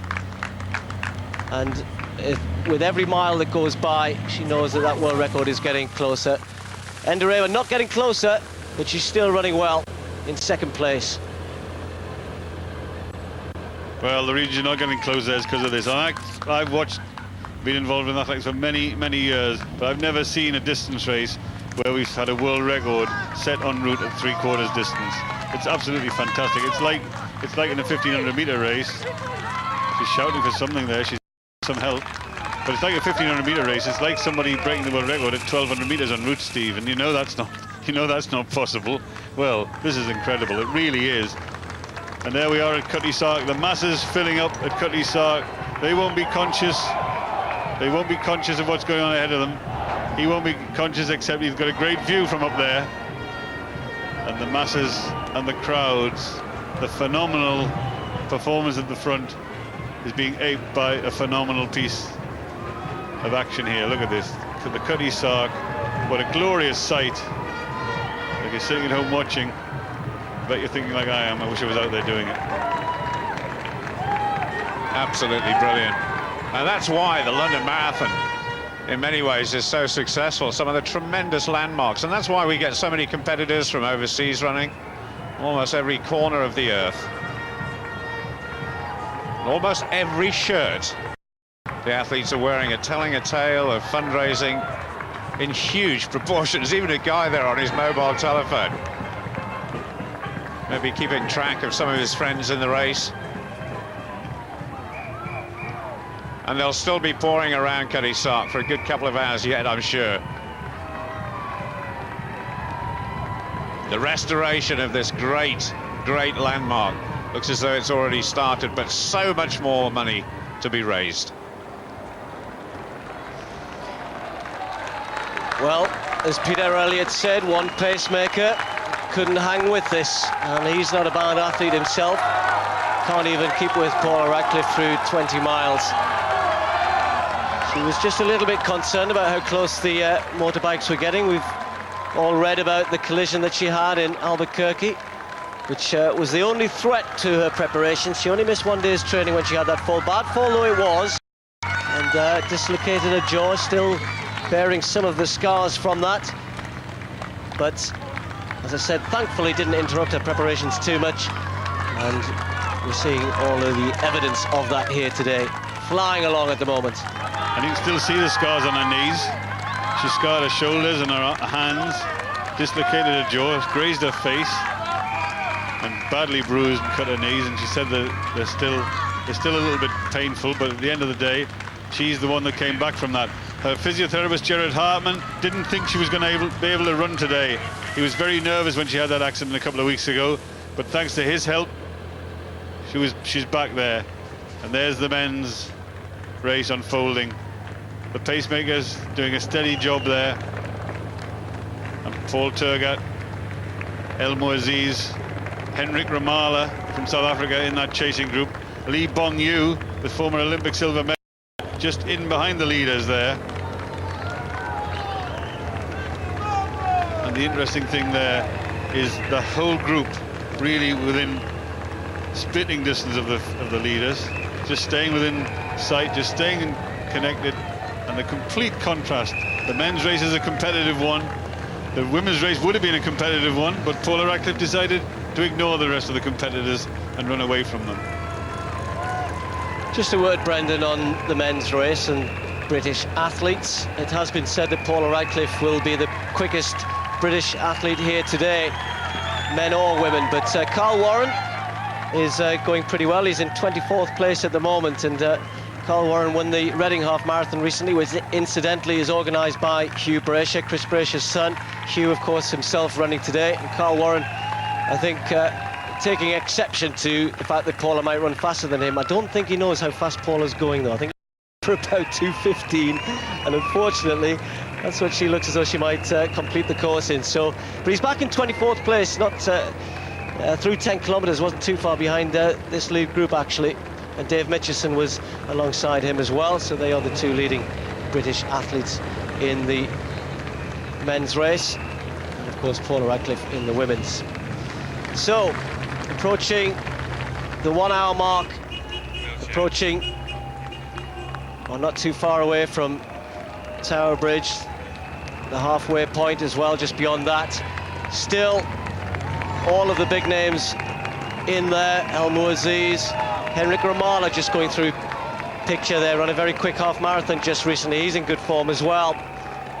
And Paul Turgat still in that lead group as well, as are one or two of the other Kenyans. Raymond Kipkoech, who won Berlin last year, he's in that group. He wears number 5, if you can spot him. And as that group breaks up, we'll start to pick out more of the athletes. Great support here on Tower Bridge for these athletes, and often this point is where they just can't help themselves, just start to gather pace, pick up on that little downhill section, the big crowds, the course starts to narrow a little bit, and often the pace starts to pick up as well.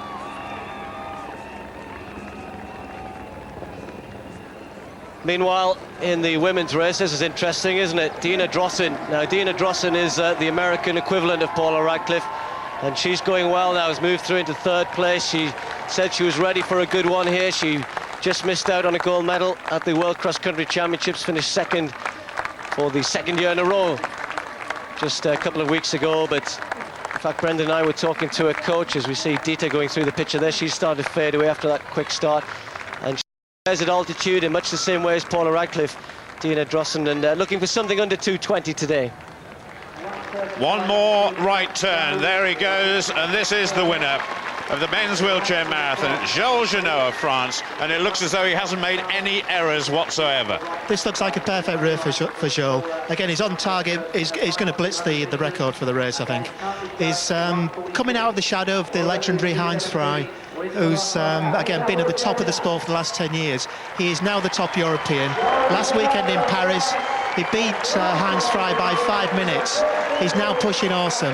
That is a fantastic win for Jules Genot. He's looking forward for the World Championships and the Europeans. He's a great winner. And the course record is absolutely shattered. It stood since 1998 by the great Heinz Frey of Switzerland. And Jules Genot has taken that record apart, unbeaten in the process. 2 former champions at the time, for being led there by Denis Lemounier.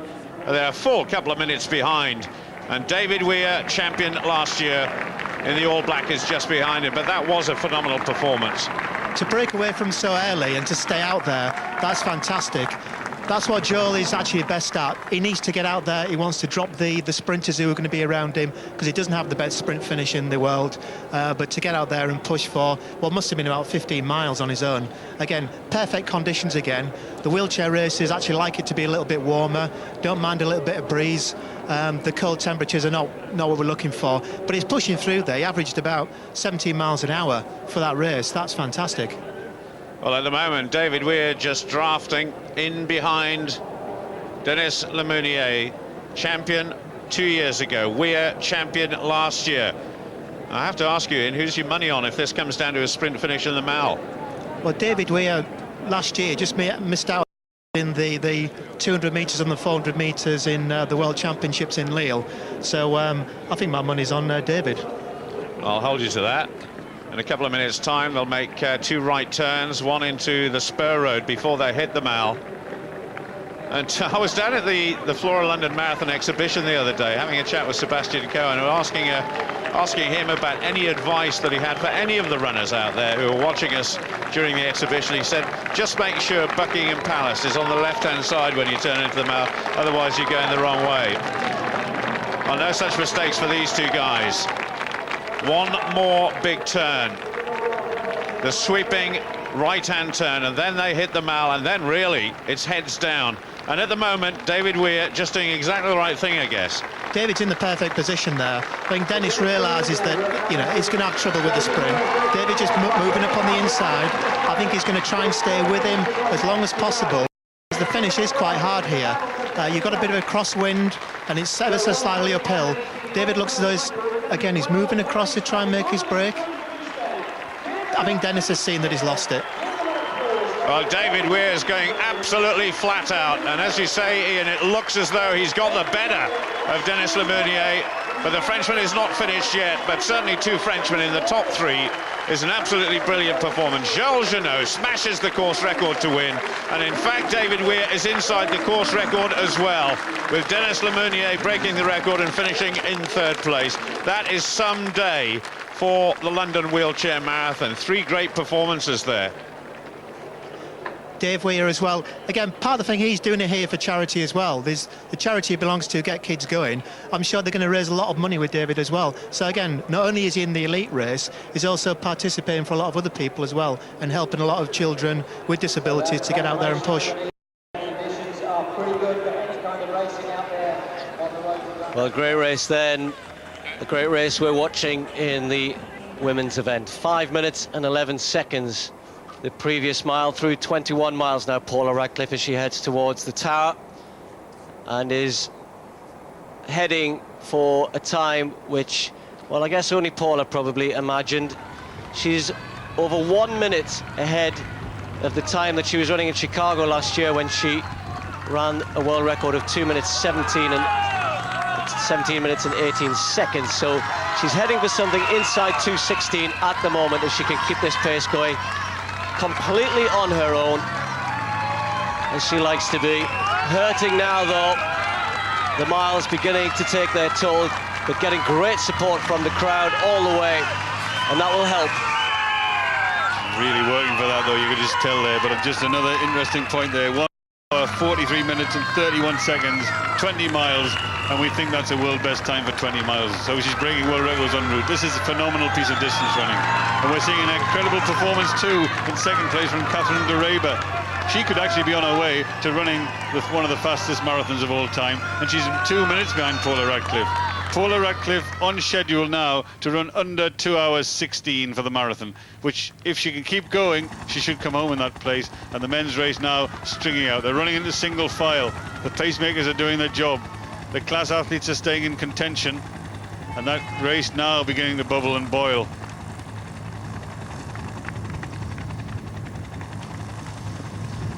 Well, still a big group in the men's race. They're beyond halfway. And although the pace isn't as quick as Paula's setting in the, or equivalently as quick in the men's race, they're still going well. They're still going well inside 2:7 pace, something in around 2:6, 2:6.5. And plenty of big names there to push on, as we see there. The 2 pacemakers in 1 and 2 there, the 2 Kenyans, and then Bonju Lee, Ian Seister from South Africa well up there, Paul Turgot, El Muaziz, Abera, Ngopoulos and Ramallah. The names there that you would expect to be figuring in the last few miles. Abera, the Olympic and world champion, who we had been hoping to see in London last year. He wasn't able to make it. Delighted he's here this time. Can he win a big city marathon? Says he likes to go for medals. This is a test for him to see how fast he can go with all of the other big names, with the pacemakers in. 4:54 the previous mile through to 13. little bit stretched out now compared to before. Pacemakers have done a good job, though. El Mouaziz has always been very close. Paul Turgat just a little bit further back. Hendrik Ramala in that group as well, wearing the red and a bearer. Well, later on we'll be giving you some information about events you can see later on in the year on BBC. Great Manchester run coming up in May, and the Flora Women's event in London. We'll be giving you details of those events in a few minutes' time. If you want to get a pen and paper, if you are inspired by what you're seeing here today and would like to get out on the road yourself. I'm talking about how quickly she's running here, Paula Radcliffe, Brendan. I've got a feeling she must be running pretty close to the sort of pace that you once ran for the marathon. Isn't that amazing, eh? Maybe a bit quicker? What's your best? 2 hours, 15 minutes is my best. I only leave. And I just wonder. There's Paula now, running fabulously well. The men are battling it out, but this one, she's battling it out herself. 4 miles to go for Paula Radcliffe. She really is working hard now. She's gone through a couple of bad patches. She's had to work extensively just to keep it going. But you know what? With 4 miles to go, she's not going to give up on it. Now the back in the men's race. We'll watch Paula there and the back in the men's race. There they are. And you can see the group now. On the lead bike there, Richard Naruga, Britain's former top marathon runner. Richard, can you give us any indications from where you are? I think since halfway the race has started to get interesting. El Mouaziz moved to the front, and you can see that he's now in 3rd position and he's urging the pacemakers to run a bit faster. So it's been quite conservative up till this point, but I think over the next few miles we're going to see the race breaking up. Thanks, Richard, and I think you're right. I think that is going to happen, and I think the pacemaker will do a bit more, and I think he's capable of doing a bit more. But look at the Korean on the shoulder of the leader, Lee Bong-yu, former Olympic silver medalist, coming back to form after a time out through injury, and the concentration on his face. El Mouaziz taking closer order, and if you're in a race against El Mouaziz, the Moroccan, you've always got to be aware of him, because he sometimes starts to make his run for home an awful long way out. The strong man of the marathon, El Mouaziz, the man with a fantastic record here in London, number 6 there, just in 3rd place in the red vest. He's been first and second, and 4th.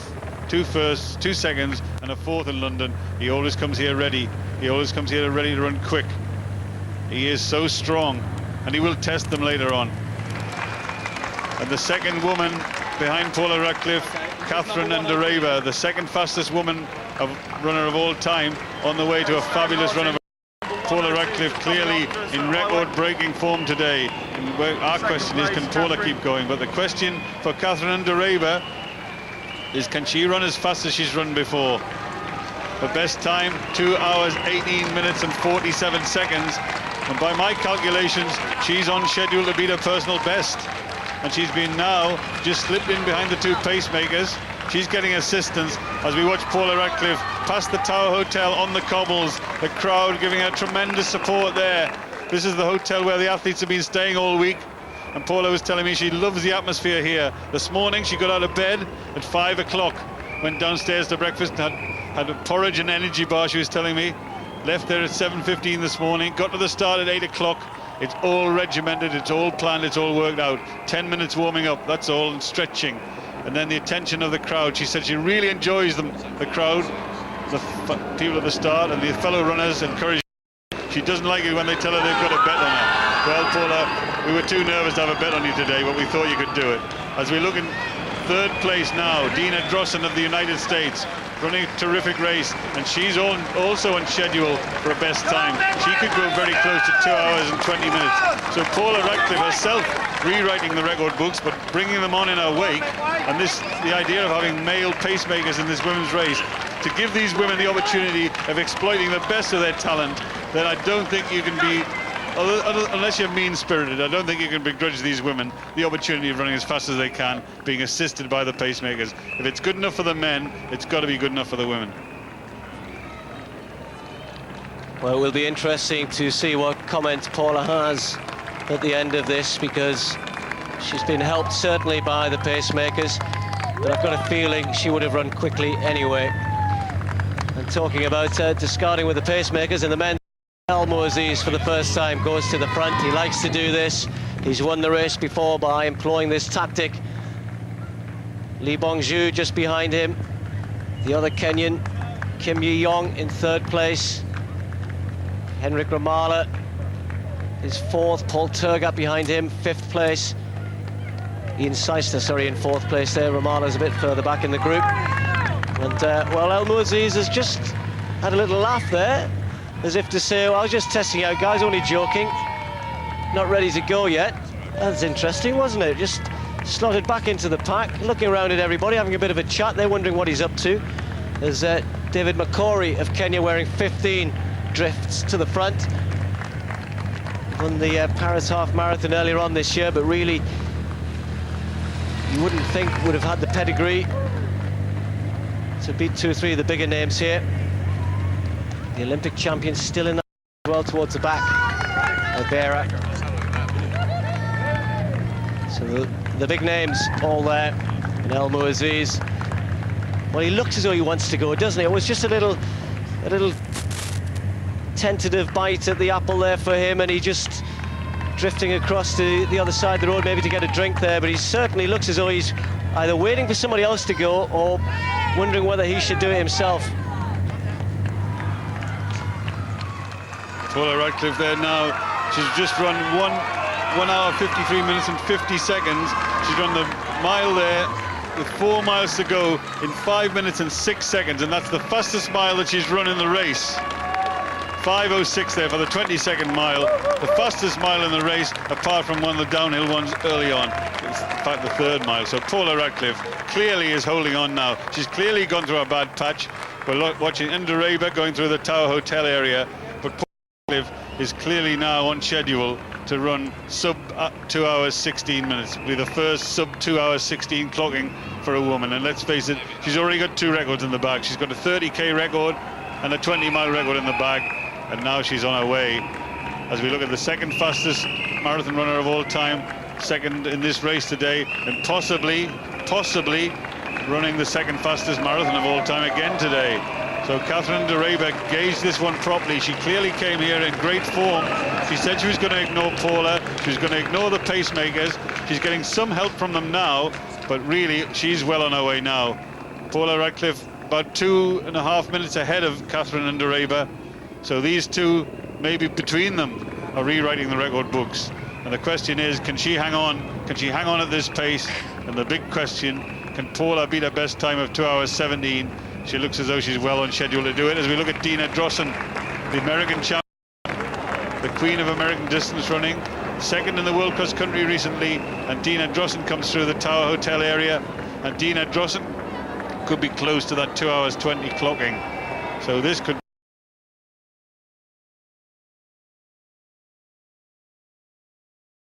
Only joking, not ready to go yet. That's interesting, wasn't it? Just slotted back into the pack, looking around at everybody, having a bit of a chat. They're wondering what he's up to. There's David McCory of Kenya wearing 15 drifts to the front. Won the Paris half marathon earlier on this year, but really you wouldn't think would have had the pedigree to beat 2 or 3 of the bigger names here. The Olympic champion still in that group as well towards the back. Ibera. So the big names all there. And Elmo Aziz. Well, he looks as though he wants to go, doesn't he? It was just a little tentative bite at the apple there for him, and he just drifting across to the other side of the road, maybe to get a drink there, but he certainly looks as though he's either waiting for somebody else to go or wondering whether he should do it himself. Paula there now. She's just run 1 hour 53 minutes and 50 seconds. She's run the mile there with 4 miles to go in 5 minutes and 6 seconds, and that's the fastest mile that she's run in the race. 5:06 there for the 22nd mile, the fastest mile in the race, apart from one of the downhill ones early on. It's in fact the 3rd mile. So Paula Radcliffe clearly is holding on now. She's clearly gone through a bad patch. We're watching Indoreba going through the Tower Hotel area, but Paula Radcliffe is clearly now on schedule to run sub 2 hours 16 minutes. It'll be the first sub 2 hours 16 clocking for a woman, and let's face it, she's already got 2 records in the bag. She's got a 30k record and a 20-mile record in the bag, and now she's on her way. As we look at the second fastest marathon runner of all time, second in this race today, and possibly running the second fastest marathon of all time again today. So Catherine de Reba gauged this one properly. She clearly came here in great. She said she was going to ignore Paula, she was going to ignore the pacemakers. She's getting some help from them now, but really she's well on her way now. Paula Radcliffe about 2.5 minutes ahead of Catherine and de Reba. So these two, maybe between them, are rewriting the record books. And the question is, can she hang on? Can she hang on at this pace? And the big question, can Paula beat her best time of 2 hours 17? She looks as though she's well on schedule to do it. As we look at Dina Drossen, the American champion, the queen of American distance running, second in the World Cross Country recently, and Dina Drossen comes through the Tower Hotel area, and Dina Drossen could be close to that 2 hours 20 clocking. So this could be a phenomenal London Marathon, down from first to third in the women's race. We're seeing a competitive men's race, we're seeing a strung out women's race. Lots of things have changed in the second part of this women's marathon, but this athlete, Dina Drossen, looks to be strong enough now to be able to hold on. She's running very well, Drossen. She's catching slowly in de Reba. She may well run out of miles, but lots can happen in the last 2-3 miles as she runs across the cobbles. The wheelchair athletes having a bit of a struggle, including Tanny Gray there. Tanny Gray Thompson, Ian just catching a glimpse of her there as she went across the cobbles. Yeah, it looks as though there was Francesca Porciolata still there on the carpet as well, so there's not too much of a distance between them. Hopefully they can get back together when they come off the carpet. Well, they've got just 4 miles to go, a little bit less for Paula Radcliffe, and, well, I guess metaphorically and literally, the gloves are off. She's discarded them into the last 3 miles or so into the tunnel. We'll lose pictures of Paula Radcliffe as she enters the Blackfriars Tunnel, and then will emerge out into the sunshine again along the embankment. The crowds, I'm sure, must be aware of how fast she's running. They must know that they're seeing something special here today. And Paula showing no signs at all of tiring. And as I said, if you'd like to have a little bit of a taste of what this is all about, the Flora Light Challenge for women over 5 kilometres is on the 14th of September, both in London and in Birmingham. If you'd like more information, there's the number to call, 0207 902 0189. That's 0207 902 0189.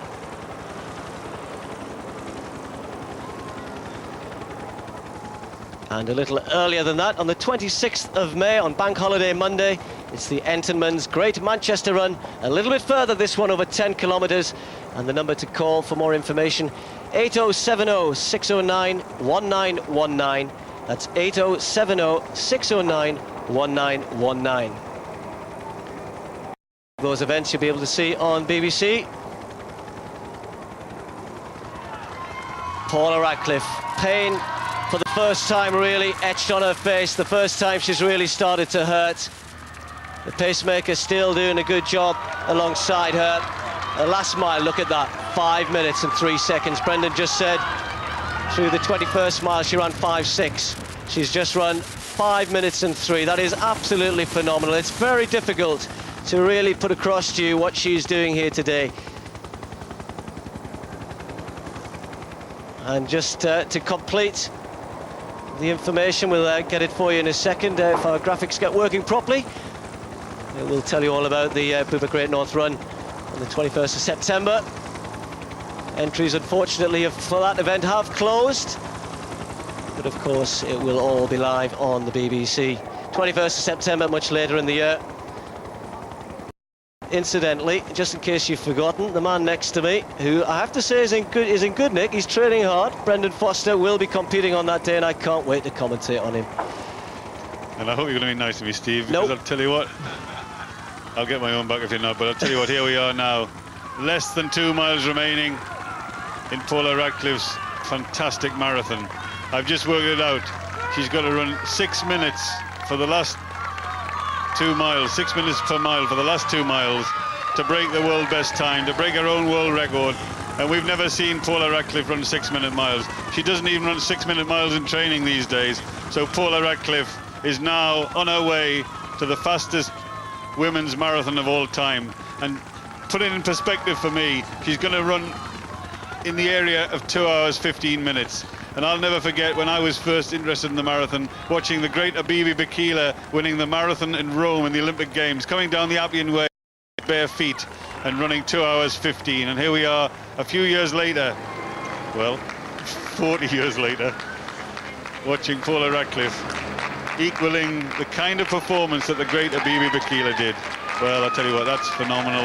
And this is phenomenal too, because this woman, Catherine Dereba, looks to me as though she could be running the second fastest marathon of all time. She already possesses that 2 hours 18 as the second fastest marathon. That was when it was a world best time. That was before Paula Radcliffe, before the days of Paula Radcliffe changing the rules for marathon running quicker in the later stages. A 5:03 mile for the last mile, a 5:06 mile for a couple of miles ago, and the preparation and dedication. And don't think she's become an overnight sensation, because she's been trying to win championships since 1993. She was 7th in the World Championships then. She was 5th in the World Championships in the 5,000 meters in 95. She was 5th in the Olympics in 96. She was 4th in the World Championships in 97, 5th in 98, 2nd in 99, 4th in the Olympic Games in 2000, 4th in the World Championships in 2001, and it wasn't until her 9th major championship on the track that she won the Commonwealth Games, and then the European Championships. And the third woman, Dina Drossen, she's likely to win a title in the future, but Paula Radcliffe, don't forget, she was striving and trying, and eventually she got there. And that's a lesson for all distance runners, and I'm sure athletes of the Dina Drossen ability will look to Paula Radcliffe as an example. It was application of her talent that got her to where she is now. And Paula Radcliffe will just have turned off the embankment, or she'll still be on the embankment, getting tremendous support here today. And there she is. You can see how hard it is now, even for Paula. She's got about 7 minutes of running left to do. She's worked so hard for it. She's prepared so diligently for it. She's been running about 140 miles a week to get ready for this event.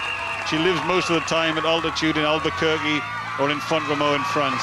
She's a full-time athlete in every sense, and her preparation is legendary. Her dedication is absolutely phenomenal. But when she comes to a race, when she delivers herself in the form she's in, and then applies it as she does now, there is no better example of distance running than we see from Paula Radcliffe. Well, a little bit further back down the embankment at Blackfriars, we're looking at the athletes in 4th and 5th position. Susan Chetkamai is wearing 104. She's faded badly after that very, very quick start. But ahead of her is Petrova of Russia, who won the New York Marathon back in the year 2000. And these two also running very quick times. You have to say that all of these athletes behind Paula Radcliffe are still heading for personal best, despite the fact they are a long way behind. But whatever you do, don't go anywhere in the next, 6 minutes or so, because you are going to witness one of the greatest pieces of running that we've ever seen, man or woman. The crowds along the embankment know that they're witnessing something special. They've all come out to see Paula Radcliffe. It's a familiar sight, the head bobbing, gritted teeth, pushing on, 5 minutes and 8, relentlessly clicking off these miles at a pace which nobody has ever run before. Nobody's capable of running this fast. Never mind over the marathon distance. There aren't any women in the world who can run the half marathon this fast. As Brendan said, for the first half of the race, she ran 68 minutes and 2 seconds, the fastest time in the world this year for the half marathon. And at the moment, she looks as though she could well run the second half of the race even quicker than that. 5 minutes and 8 seconds through mile 25.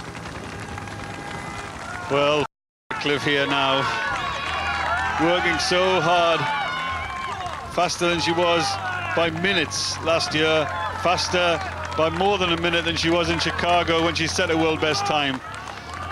And the person that Paula Radcliffe is, she's not only running this marathon to run her best time, to break the record, she's also running for charity. She suffers from asthma, and she's running from the National Asthma Campaign. She's raising some money for it, but she says the most important lesson is for people, youngsters who are the ages 13 and 14, like she was, diagnosed with asthma, just to say, if I can do it, you can do it. So any of the kids who have been told not to take part in sport because they're suffering from asthma, Learn from Paula Radcliffe. She needs her asthma inhaler before the race, and she'll need it as soon as she finishes this race. In between, she's pretty good. She takes on liquid, she takes on carbohydrate drink. She works so hard, and she told us the other day in the press conference, I'm only there to try and win the race, Steve. Look at this. She's not trying to win this race, she's trying to shatter the record, and she says with her face, oh, winning's what's important, I'm not worried about the time. You think she's not worried about the time? She's obsessed with that time. Well, you're absolutely right, Brendan. I think sometimes you and I know what Paula's like, and she won't publicly say what she really thinks. She is meticulous about her preparation. She knew very much what she was doing when the pacemakers were set at 2:16.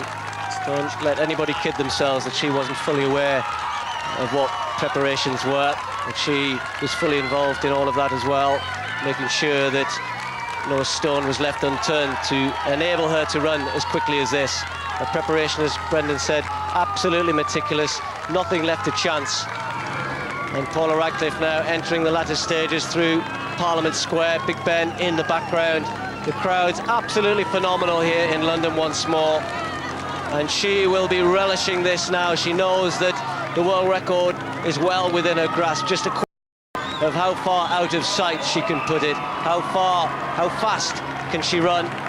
Nobody else will get close to this for, well, a long, long time. As Brendan was saying earlier on, the Olympic marathon in Athens beckons in less than 18 months. It won't be as fast as this, that's for sure. One thing we have to make sure, Brendan, is that that pacemaker drops out before the end, because that was one of the concerns, that the pacemaker would win the race, because this technically is a mixed race that she's running in. Oh, Steve, you're always full of technical statistics, but at the end of the day, we're witnessing a phenomenal performance by Paula Radcliffe. She said to me yesterday that she was nervous, she was dreaming about not getting her shoes tight before the start and getting to the start line on time. Well, she didn't have to worry about that. That was a dream. But the reality is she's going to get to the finish on time. She's going to get to the finish faster than any woman has ever done before. And she's going to take her time here. She definitely wants that sub 2:16 clocking. And let's face it, we might not see her having many more chances faster than this, because the next one will be in Athens in the Olympic Games.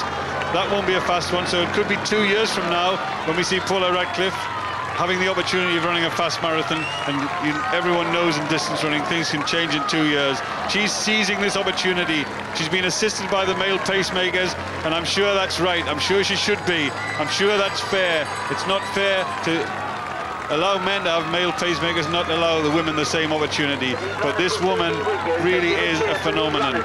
She's a great inspiration, and I hope there are some young women out there watching her who are up-and-coming distance runners and say, I want to do that. I want to do what she does. Breaking world records en route, we've never seen that before. As she comes down Birdcage Walk, and the crowds are out in force, and I'm sure there's a few more there today to support the BBC Sports Personality of the Year as she heads on. Maybe she wants to win that one as well. But that's not a competitive one, that's a voter's choice. But I'll tell you what, there won't be any more popular voter's choice. This is in the year for us to start talking about BBC Sports Personality of the Year, Steve. But I quite like doing that when it's a distance runner, don't you? Well, it's an absolute joy and a pleasure and a privilege to watch Paula Radcliffe in full flow. The crowds doing their best to keep her going through these last few hundred metres. She turns Buckingham Palace on her left. Eventually she'll sweep round into the Mall. Paula Radcliffe, the darling of British athletics, and I think as well a hero in world athletics, because she shows what you can do with hard work and determination. It doesn't matter where you're from, what you've done before, you can be the world's best. She comes into the Mall to finish off what will be a phenomenal race, a phenomenal performance.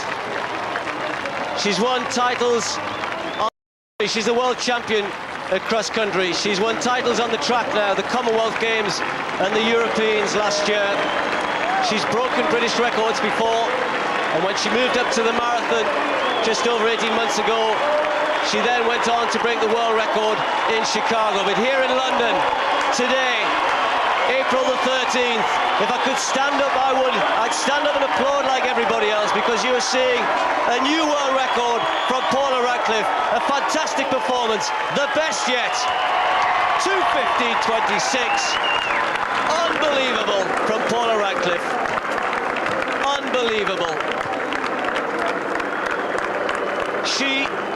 has no peers, she has no barriers. Even she maybe can't believe it. I have a sneaking suspicion though, Brendan, that somewhere deep down Paula had a target inside 2 hours and 16 minutes.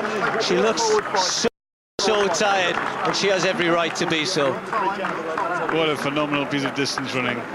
Paula Radcliffe tries to gather herself together. The first woman under 2 hours and 16 minutes.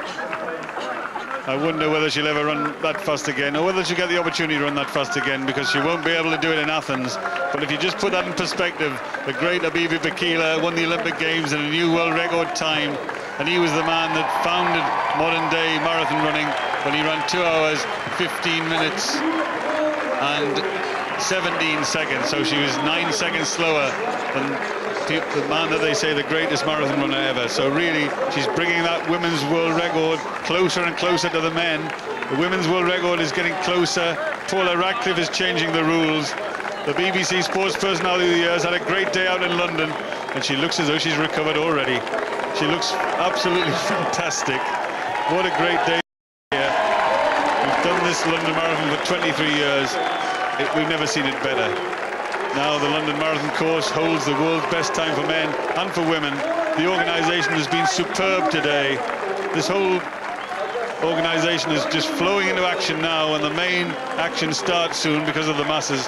But Paula Radcliffe really has set this day up for everyone. What a glorious day. I imagine we'll see that photograph tomorrow. Paula Radcliffe, Bedford and County Athletic Club, Gary Locke, her husband, the former Northern Ireland 1500-metre runner, the man who really does take an enormous amount of credit for Paula's performance, getting her here, getting her ready. And a couple of weeks ago, a physiotherapist, Gerard Hartman, says, I didn't think she'd make it. Well, she certainly made it, and we're waiting for the second-place athlete, and it looks like Catherine Underaber, the second fastest marathon runner of all time already. And is she going faster than that today? She's getting great support as she comes down. It looks like birdcage walk there, so she's not going to go as fast as she's gone before. She's going to be reasonably close, but she's in second place. Second place on the record books, second place in today's race. She's gone a little bit far out on the outside, actually. And as Catherine Underaber comes down the finishing arena, Tanni Gray is coming down into the finish area too. Well, we're not sure which position Tanni Gray Thompson is in. We're looking out for Francesca Porcelato. Any sign of her again? She was. That's Steve Williamson there, and she was actually with him looking a bit further back. It looks as though she actually made a break forward. Again, the carpet on the cobbles is very difficult. It looks as though the power that just coming into picture there is Francesca Porcelato. It looks as though she's probably got about 100 metres on Tanni. She's the power athlete in the field. Last year she beat Tanni in the Great North Run. Hills paid off there. She's looking over her shoulder. She's going to be tremendously happy to beat Tanni. So it looks as though we have a new champion. Tanni Gray Thompson, of course, going for her 7th victory in a remarkable career. But I fear she's going to be beaten by this talented Italian, Francesca Porcelato. And the lead that Porcelato really put on round about Tower Bridge, or when they came underneath Tower Bridge, about 4 or 5 miles back, has really paid off. We have a new champion. She comes from Italy. Porcelato has done it. She's a superb athlete. Again, she's been up with Tanni for a number of years, and they are good friends. So again, they're going to have probably a good little get-together afterwards, but fantastic work. Catherine Underaber, the former world record holder, has put in a sterling performance to take second place in the 2003 London Marathon. She's going to be inside, well, almost. Will she inside 2:20? Yes, she will, just by a few seconds. Only 2 other women have ever run inside 2 hours and 20 minutes. Paula Radcliffe and Takahashi from Japan, and Underaber herself. So that underlines her performance, even though she was almost 5 minutes behind Paula Radcliffe. Let's go back to Paula Radcliffe's performance, Brendan. She ran 68 minutes and 2 seconds for the first half, and we were questioning whether she'd run any quicker in the second half. 67 minutes and 23 seconds for the second half of that race. I struggle really to describe what that takes, what that requires, and I'm not sure that anybody in the world as far as women's running is concerned, will even be able to put that as a target, because she has just blown it completely out of the water in terms of what people have accepted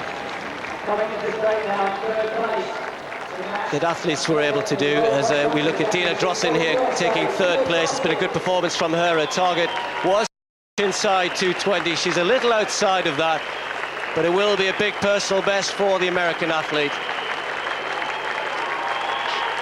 Still showing good form, cheered on by the big crowds in the mile here. She'll finish in third place in a new personal best, and what looks like it's going to be an American record, 2 hours and 21 minutes and around 15 seconds. Good performance from Drossin. I still think there may well be more from her as well. As Tani comes across the finish line, Ian. Tani's looking pretty tired there, but I'm sure she looks very happy, actually. Unfortunately, probably Tani's biggest fan, Tani's mum, she passed away just before Christmas, but I'm sure she's looking down and thinking, that's a good performance. Well, it's certainly not to be victory number 7, but nevertheless, Ian, a very fine performance. And when you consider Pardo rode a brilliant race to win in London this year. Well, Paula Radcliffe had a fantastic reception from the crowds in the mall, and I'm glad to say that Sue Barker was probably one of them applauding her, I'm sure, and she's now talking to Paula Radcliffe. Congratulations, Paula. That really was a superhuman effort. Now, have you not heard about just, narrowly beating world records? You just seem to want to destroy them.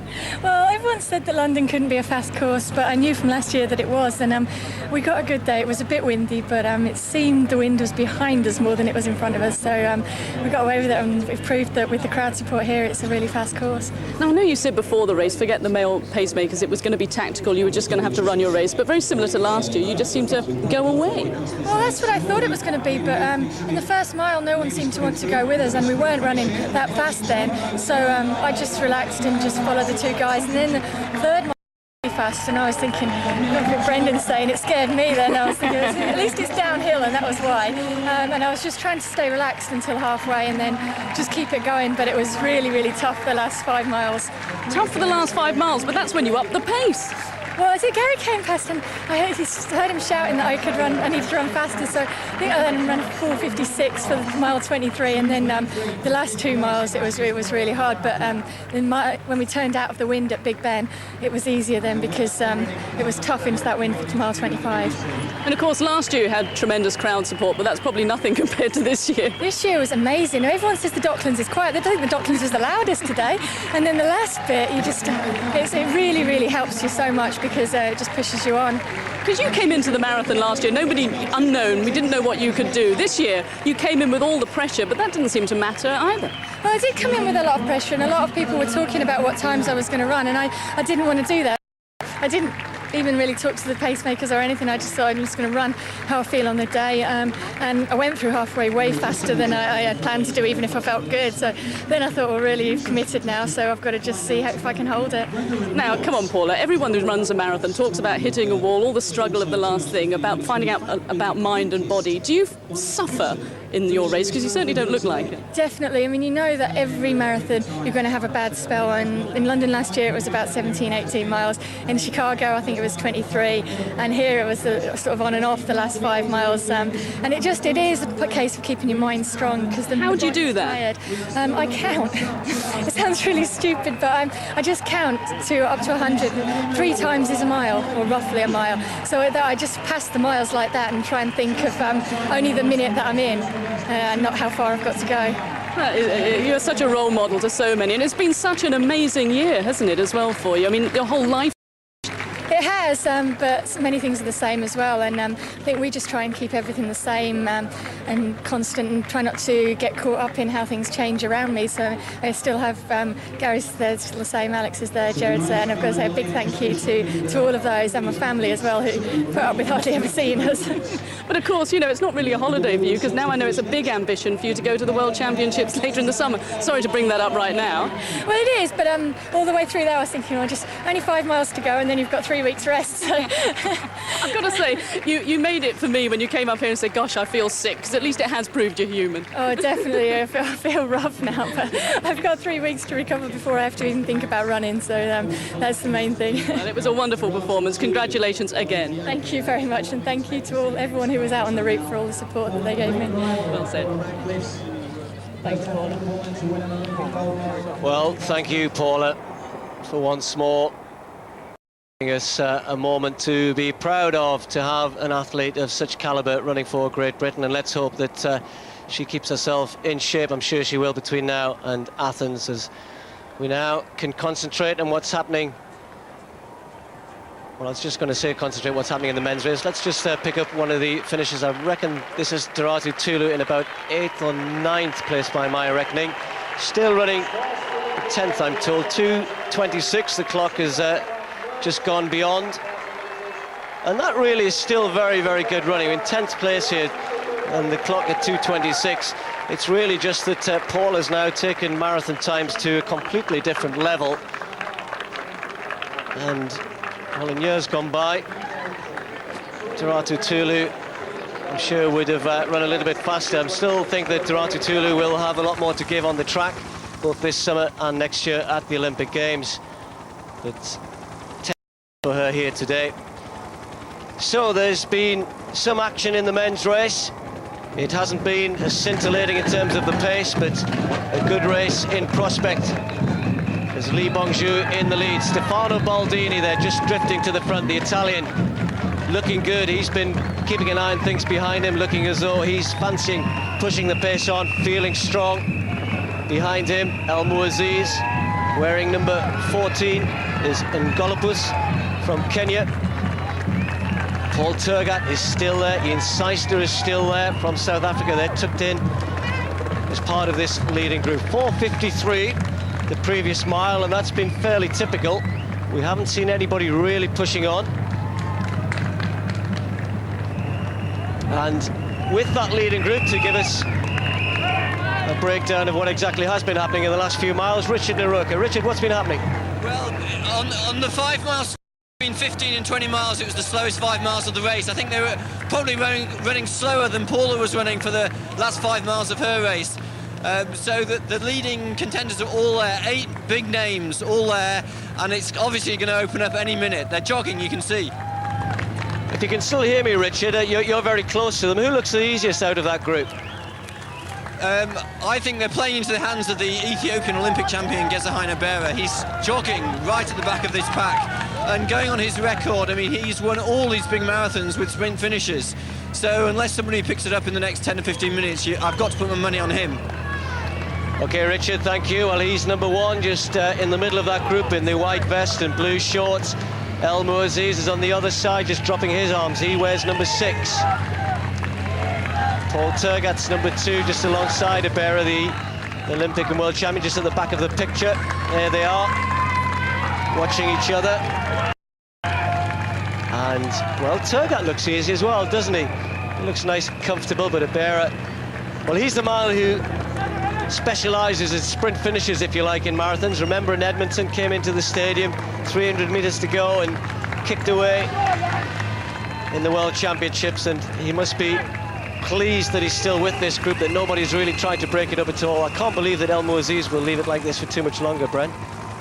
I don't think he will, but I think he's got some talent around him. The men's race is going to be a competitive one. The women's race was a phenomenal one, but now we're looking at a group of athletes together. The time's gone out the window. It's still going to be reasonably quick, but they're not interested in that anymore. They're interested in the competitive position. The competitive position been changing all the time. They're waiting for El Muaziz to do something, but he's quite happy just to sit there at the front. Gezahaina Bera, the Ethiopian champion, just behind them, just holding off the pace, and just beside him is Paul Turgat, the perennial runner-up, Paul Turgat. And interestingly there, number 7, the man who made a remarkable breakthrough last year, Ian Seister for South Africa. Right next to him, El Muaziz. Lee Bong-yu, when he's in good shape, can run a great race. Hendrik Ramala, number 18. Stefano Baldini, the number 9. the European marathon former European marathon champion, broken the Italian record on many occasions. Then Paul Tergat, number 2. And then number 14, right next to him, Gopolis of Kenya, former Berlin marathon winner. In fact, he was a pacemaker that day. He went on to win the race. As we look at Baldini being shadowed by Paul Tergat, number 2. Henrik Ramala just drifting off. Ramala is a very, very good athlete too, the South African. Paul Tergat attempting to win his first ever marathon. Wouldn't it be ironic, Brendan, if this group stays together and then Tergat and Abera get into the latter stages and once more Tergat finds an Ethiopian to outkick him after all of his experiences against Gebre Selassie. Well, as Elmo Aziz takes a drink, we can reflect.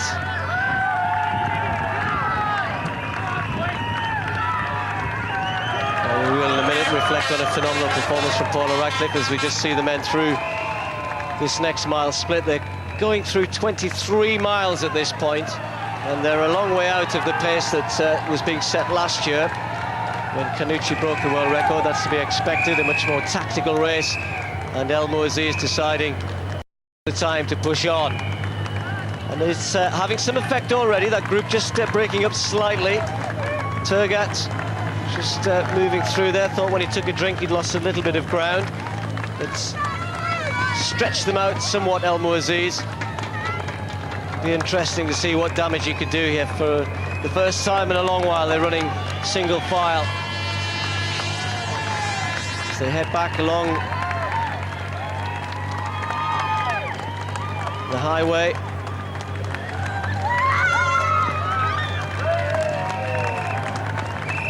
Through 22 miles, 4:56, and really, Brendan, it's surprising because it looks like they're pushing on, doesn't it? And the times don't really reflect that at all, because to be honest, something around that sort of pace shouldn't really bother these guys too much. It's certainly well within their grasp.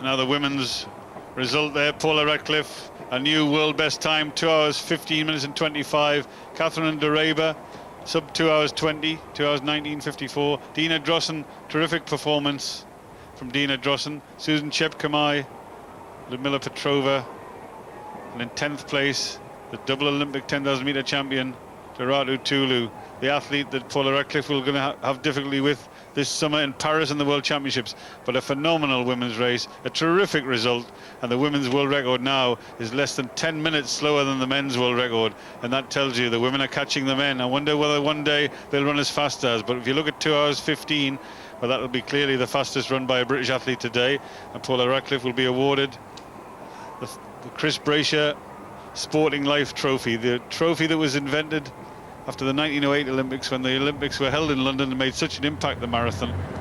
And today a fitting recipient, Paula Radcliffe, and I wonder who's going to join her on that rostrum today. Elmo Aziz now making the effort, and this mile is clearly going to be faster than the miles before. They're really opening up now, and the gaps are beginning to open.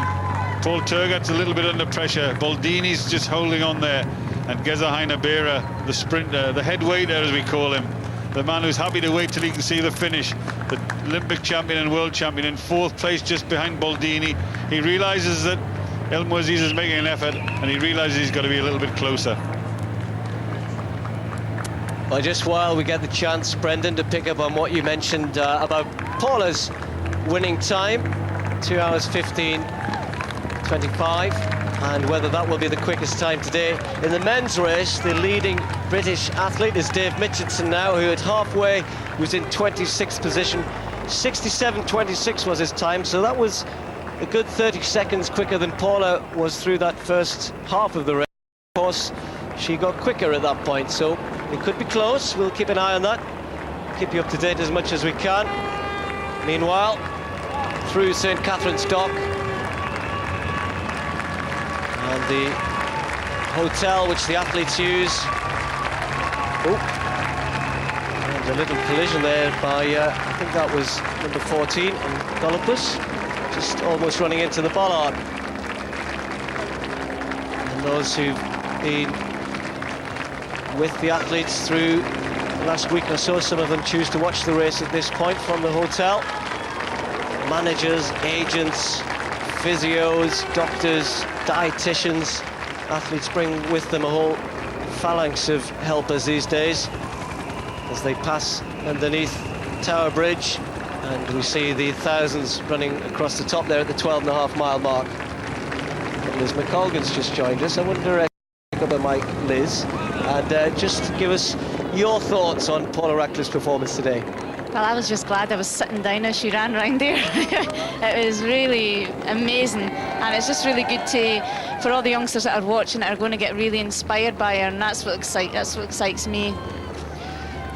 That is part of Paula's performance, but 2:15.25. You know, how good is that? How do you sort of equate that with all of the other records, all of the other distances that are out there? It's way beyond what anybody else has ever done before. It is, but to be honest, a lot of the women runners in the past never really ran to the levels that they really could have because of the competitive side of it. And Paula today had a guy that ran the whole way with her, so she was competing the whole way, which is a really good opportunity for her. And she's just put the record way out there, which is, you know, fantastic. And I knew from talking to Paula that she was in 2:16 shape, and to be in 2:16 shape but to put it together on the day is a totally different thing. And for her today to go out and do that in the way that she did just shows what a tremendous athlete she is. She's a tremendous athlete, but she'll tell everyone that she took her inspiration from Liz McColgan when she watched you win the London Marathon, Liz, and I'm sure that, just like you said, the young athletes out there now training are going to take great inspiration from Paula, don't you think? Oh, they will, and I think that it's great for our sport, and you know, I'm really pleased to see that she's took it to such a high level. But knowing Paula, the first thought that went through her head when she crossed the line was probably, I could beat 2:15, because that's just the type of runner that she is, and it's really, because that's the way I used to think. And I was just going to say that's exactly how you used to think. It is like, so it's just really good for our youngsters. I mean, we're needing someone like Paula to just put a little bit of spice into our athletics and for the kids to notice, and I think she's just a dream for any incoming athletes to follow her example. Thank you very much, Liz McColgan. Still looking in great shape, and I know her daughter was taking part in the mini marathon today as we just get the split times for the men through 22. In fact, I think they've gone through 23 miles now, just gone through 23, and have run a 4:50 on top of those that you see there. They've just gone through 23 miles with El Mouaziz trying to break the leading pack up. He's doing a reasonable job of that. There's confirmation of that. 1:52.15 through 23 miles. He is in the lead, and the group is starting to whittle down somewhat, but he still has the big names with him. Baldini is still with him. Turgat is still there. Ibera, the Olympic and world champion, is still there. They just pass through the area where it's difficult for our cameras to keep track of them. The radio signals get lost as they pass under the bridges, under the underpass at Blackfriars, along the embankment. You can just pick them out there. That group well strung out now, with El Mouaziz at the front. He's done this before. He's pushed on as they move past one of the female athletes. And there's 5 of them there now. And Paul Turgat drifting towards the back of that group, Brendan. And El Mouaziz really pushing on at this point, and he knows this is where the race can be won and lost. He's done it before. It's going to be a very hard last 3 miles here today. El Mouaziz, that's his only tactic. He knows he has to hurt them. He knows he has to pull any finish out of some fast finishers behind him. We all know that Ibera, the Olympic champion and world champion, can sprint. We've seen Paul Turgat sprint almost as fast as anyone when he ran against the great Haile Gebrselassie. Number 14, Joseph Ngopoulos, the Kenyan who won the Berlin Marathon. The European champion, number 9, behind him. There's the European champion, and behind him is Paul Turgat, and number 1. Many people's tip for this race, many people's favourite for this race, Ibera, Gezahain Ibera of Ethiopia, that great distance running nation. And that inspiration was led by the great Abibi Bikila, And we talked about earlier, Abiba Vikila's time almost equalled by the fantastic performance of Paula Radcliffe. There it is now, it's down to 5. 2 Kenyans, a Moroccan, an Italian and an Ethiopian. And the gap opening to the South African as they go on the underpass along the embankment. And the buzz is still going around about the level of Paula Radcliffe's performance, but a new buzz is arriving as they see this group going to win this race. It's going to come down to a really strong finish. Someone may go from a long way out, and I'm sure that El Mouaziz, the Moroccan, who's won this race twice before, I'm sure he's going to try and make this a run. As you can see, the banks of the Thames there, along the embankment, and they turn then away from the riverbank along to Birdcage Walk, past Big Ben, along Birdcage Walk, and the crowds that are waiting in the Mall. Interestingly enough, and just in case the Prime Minister's watching, we just have some information from on course that his assistant, Alistair Campbell's gone through 12 miles in 1 hour and 40 minutes, so he's on schedule for the sub 4 hour clocking. So if the Prime Minister is watching and he wants to nip outside and give Alistair some much deserved support, I'm sure that will be appreciated. You'd think you would, wouldn't you? I mean, if somebody who worked for you was running by your front door, you'd go out, wouldn't you, give him a wave? I'm sure you'd do that, Steve. I would appreciate it if Mr. Blair was to come away from the television just for those few minutes and give him some welcome support. He may be a little bit busy, who knows? Well, the leaders once more pass under one of the underpasses, and the only man that we haven't picked out there, you saw him wearing number 17, was Ramadani from Tanzania, and is running the race of his life. They're running at a pace which is a little bit more acceptable to him. He's a 2:9 man, a time that was set earlier on this year, just 20 years of age, a new name, and doing well to be with this lead group. But you get the feeling that Abera, Turgat, just waiting. And what must Paul Turgat be thinking? He comes into the latter stages of, well, all the marathons that he's running. They've been great marathons. His average of these 4 marathons is phenomenal.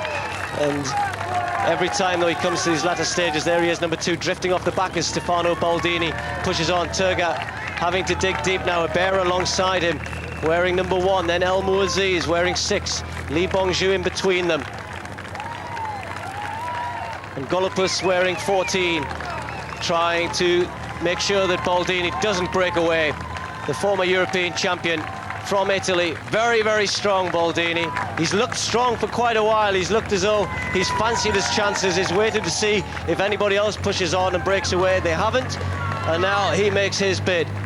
As they head along the embankments, they'll be able to see the sweep of the Thames ahead of them towards the London Eye, and Big Ben know that they are in the latter stages of this race. And Turgat, just a few minutes ago, a couple of minutes ago, looked as though perhaps he was working hard, slots in behind these two, doesn't want to let them get away at the late stage. Well, he's just providing the pace now. The former European champion, Stefano Baldini, very quickly, Ngopoulos of Kenya moved in behind him. Then it's Paul Turgat taking closer order. El Mouaziz, I wonder whether he's going to get ready to make another move. And Abera, once again, the Ethiopian, the man who doesn't like to lead a marathon till the last few stages. He's run 11 marathons, he's won 5 of them.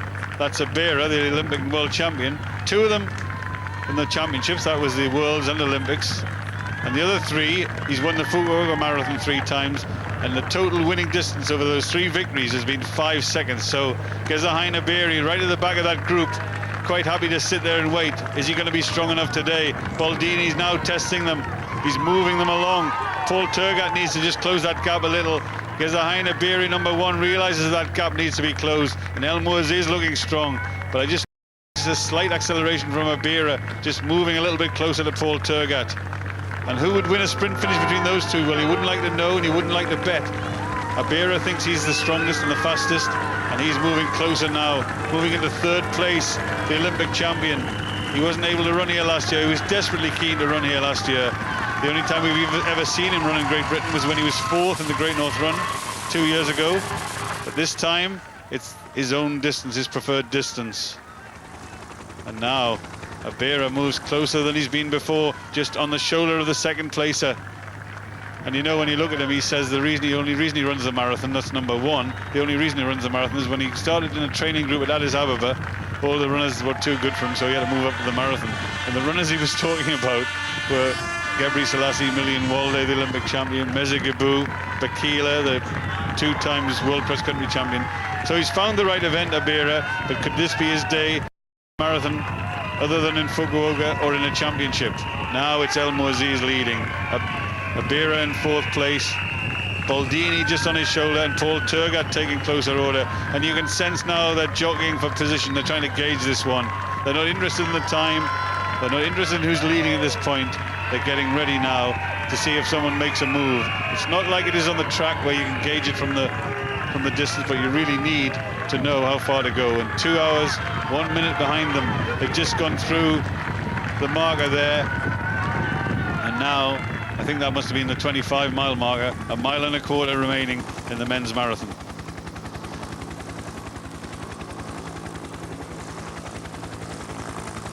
Big crowds.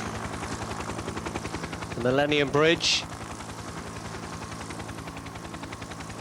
Thankfully now, of course, able to take the pedestrians, and a good vantage point in these latter stages as El Mouaziz is the latest in this lead group to try and break things up, to try to whittle the group down, try to get rid of the fast kickers. 4:53. It's not fast, Brent. It's not fast at all. There's nobody really has put in a fast mile, a sustained effort that would really test these athletes. It's been a little bit too steady, really, hasn't it? El Mouaziz perhaps just pushing on a little bit here, but there hasn't been a sort of 4:40 or a 4:35. But the last one's going to have to be like that, Steve, because there's too many of them there together. You're right, they have been settling, they've been watching one another, and there's some safety in numbers here. Sometimes when you get a group together, they all look at one another and forget how fast they're going. Lee Bong-yu of Korea is close up too, but this is going to be now, this Nagopoulos is making a real run for it now, trying to win this one from a fair long way out. Paul Turgat realizes that could be a danger. Baldini realizes it could be a danger. El Mouaziz, has he got anything left? And the Lee Bong-yu's quickly gone off the back, so they really must be travelling now as they move along the embankment. And Gopoulos of Kenya, Baldini of Italy, Abera of Ethiopia, and then the great Paul Turgat, the 2nd fastest marathon runner of all time. He's yet to win a marathon. He's had to have world records to beat him, and today, is he going to find an athlete to beat him? But there's Abera battling his way through. He wants to be a bit closer. Baldini realised that. And now they're just watching each other. They're just jockeying for position. Paul Turgat is the danger. Abera is the danger. Baldini is knowledgeable about those two. And there's El Mouaziz. Well, what a fantastic race this is going to be. Well, this is developing into a great tussle over the last mile or so. And Golopus pushed on. They got rid of one athlete. Lee Bong-ju went out the back. Now as they turn into Parliament Square, it's Baldini, the Italian, the one European representative here, pushing on. Abera just says, excuse me, to El Mouaziz. He just chopped in front of him there. And Baldini looks behind. Is this having any effect? No. 4 of them still behind him.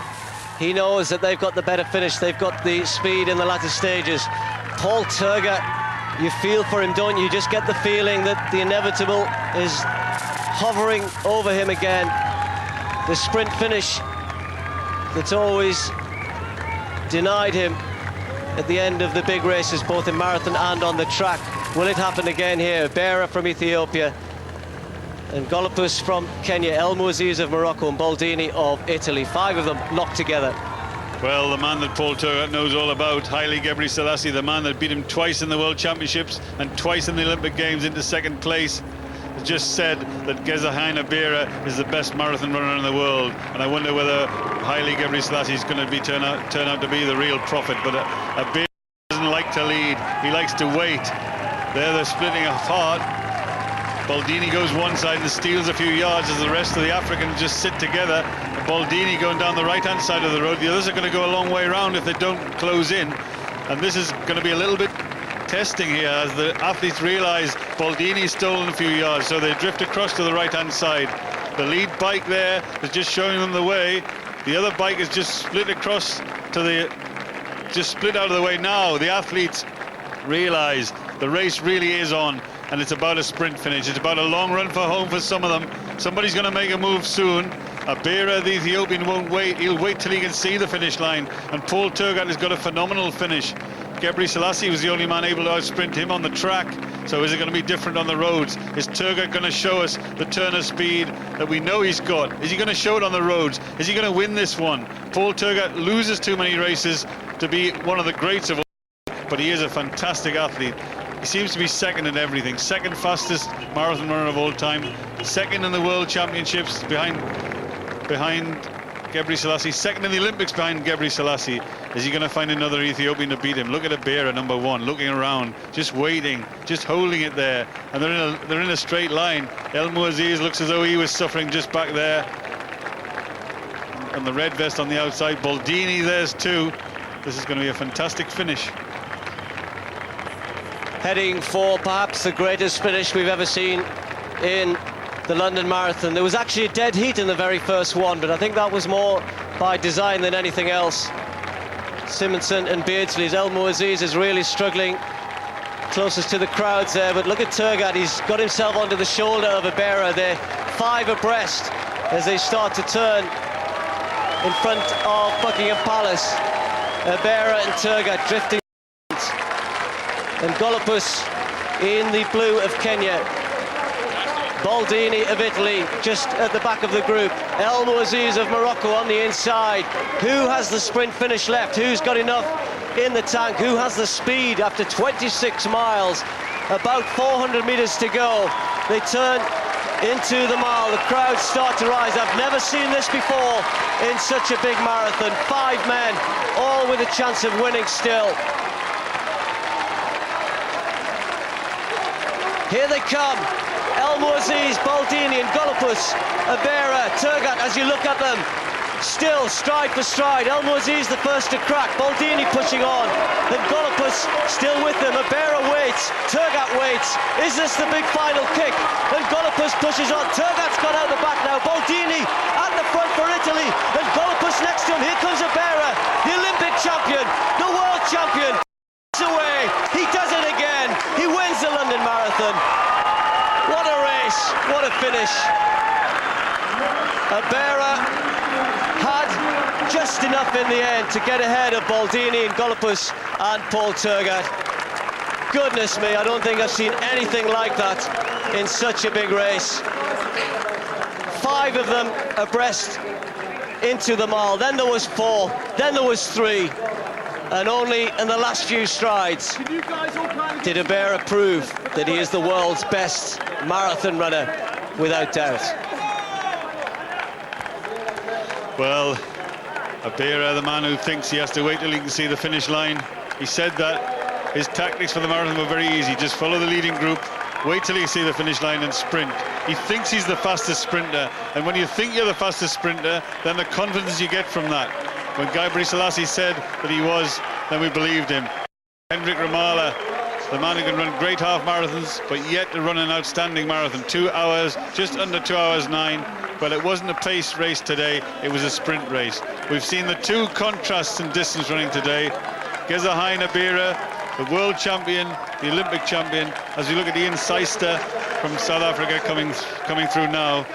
But going back to Abera, winning his first major race in Europe. He came here to win it. He chose the marathon because he wasn't good enough on the track. But I'll tell you what, there they are now. He waited and waited. And the confidence of the man crossing the line first, Baldini in second place. And what a finish that was. What a tremendous sprint finish. And if the marathon's got to be won that way, then you don't get more exciting than that. Well, we couldn't have hoped for 2 better races, contrasting races. It was a 1-woman race for Paula Radcliffe and a world record. No world record in the men's race, but what a great performance by Abera. 4 or 5 of the world's best marathon runners doing battle right up to the finish line. And he hurt there, you can see that. He really did hurt. That was hard work for him.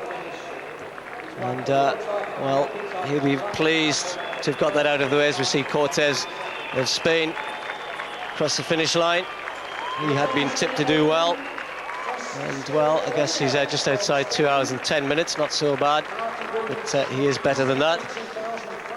But Abera must now turn his eyes towards Athens as well, and who would bet against him? He's shown that he can run the quick times as well. He was inside his personal best. More importantly, he showed that no matter what the others do, if they don't run away from him, if it's not a world record pace, he's going to be there at the end and has the speed to outkick them all. Pity for Paul Turgat once again, ending up as bridesmaid. He was 4th in Chicago in the sprint finish as well, and was 4th again here today in one of the all-time great London marathons. Yes, well, what a story. That was the end to the men's race. After more than 26 miles, it came down to a sprint finish. But of course, it's been a successful day so far, and there's more to look forward to with all the fun runners out on the course. But what a performance it was from Paula Radcliffe. Our admiration and respect for her is immense. What a role model she is for British sport. Not only beating the world record by a few seconds, but by 1 minute and 53. An awesome performance from Paula.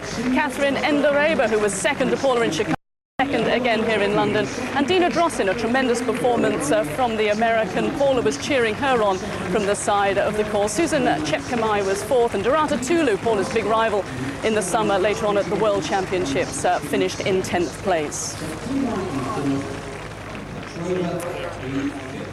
And the other results today from the men's wheelchair, it was won by the Frenchman, the favourite, Joel Jeannot, in 1 hour, 32 minutes and 2 seconds. David Weir, last year's winner from Great Britain, was 2nd. Denis Lemeunier of France, 3rd. All three inside the course record.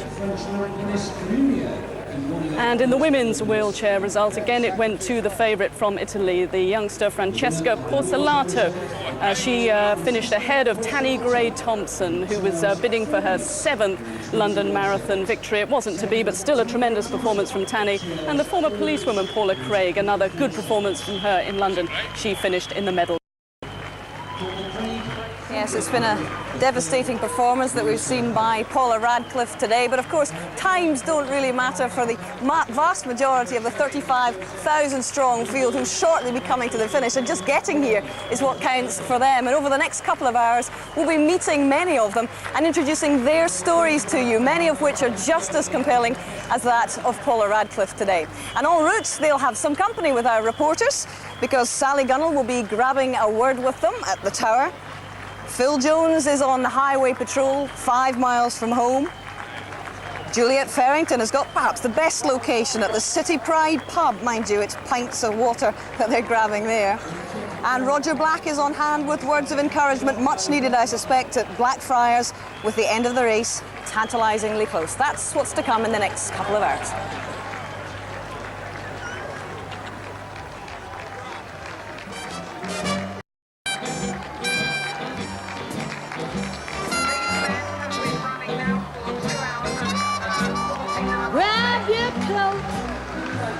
Get your hat, leave your memory on the doorstep.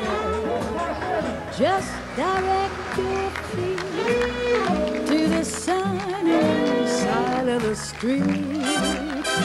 Can't you hear a pitter-pat and that happy tune is your step? Life can be so sweet on the sunny side of the street. I used to walk in the shade with those blues on parade, but I'm not afraid.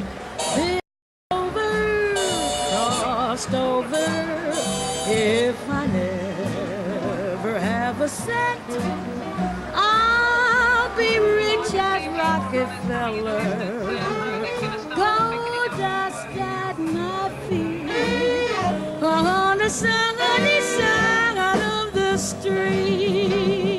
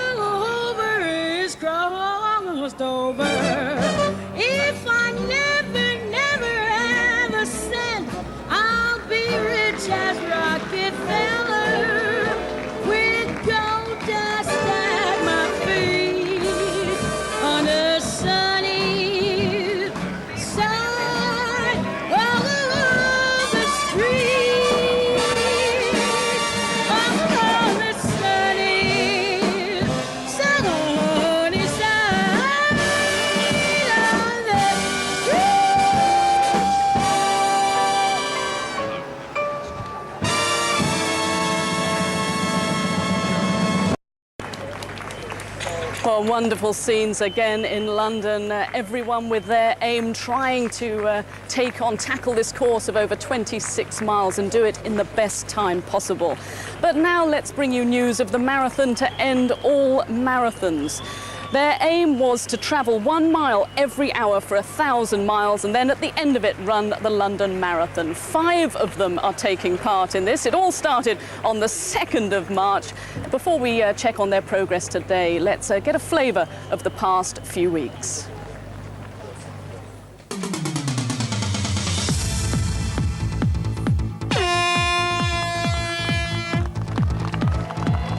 So they're off and running. First of 1,000 miles in 1,000 hours. Sleep deprivation, it turned out really, really good. Like it's a bonus really, because I'm actually better than normal. More energy, and I'll probably keep it up when it's all over. You're a real partner in crime in this effort. Lloyd Scott had to call it a day. How disappointing was that for him and for you? Oh, it was a dreadful night. We went on mile 334 and he cried and we cried. I've got a new partner in crime, David Lake. He's coming along ever so well. Brendan, we just got over the cobbles. All right. It's not as physically hard as I thought it would be. It's the mental aspects that are the main things. I would give £1,000 for 3 hours of sleep. Always run a bit quicker to get here so that I get a longer massage. I gather that blisters are really giving you some trouble. Absolutely, yeah. Got to be drained with syringes and then iodine, which is extremely painful. Yeah, that really hurt.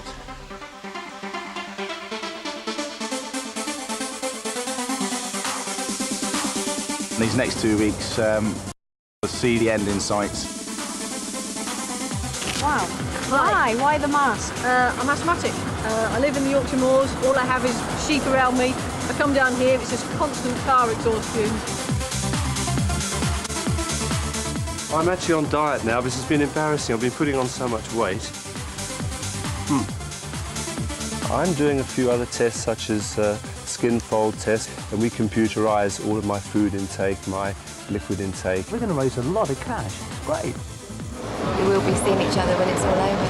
See ya.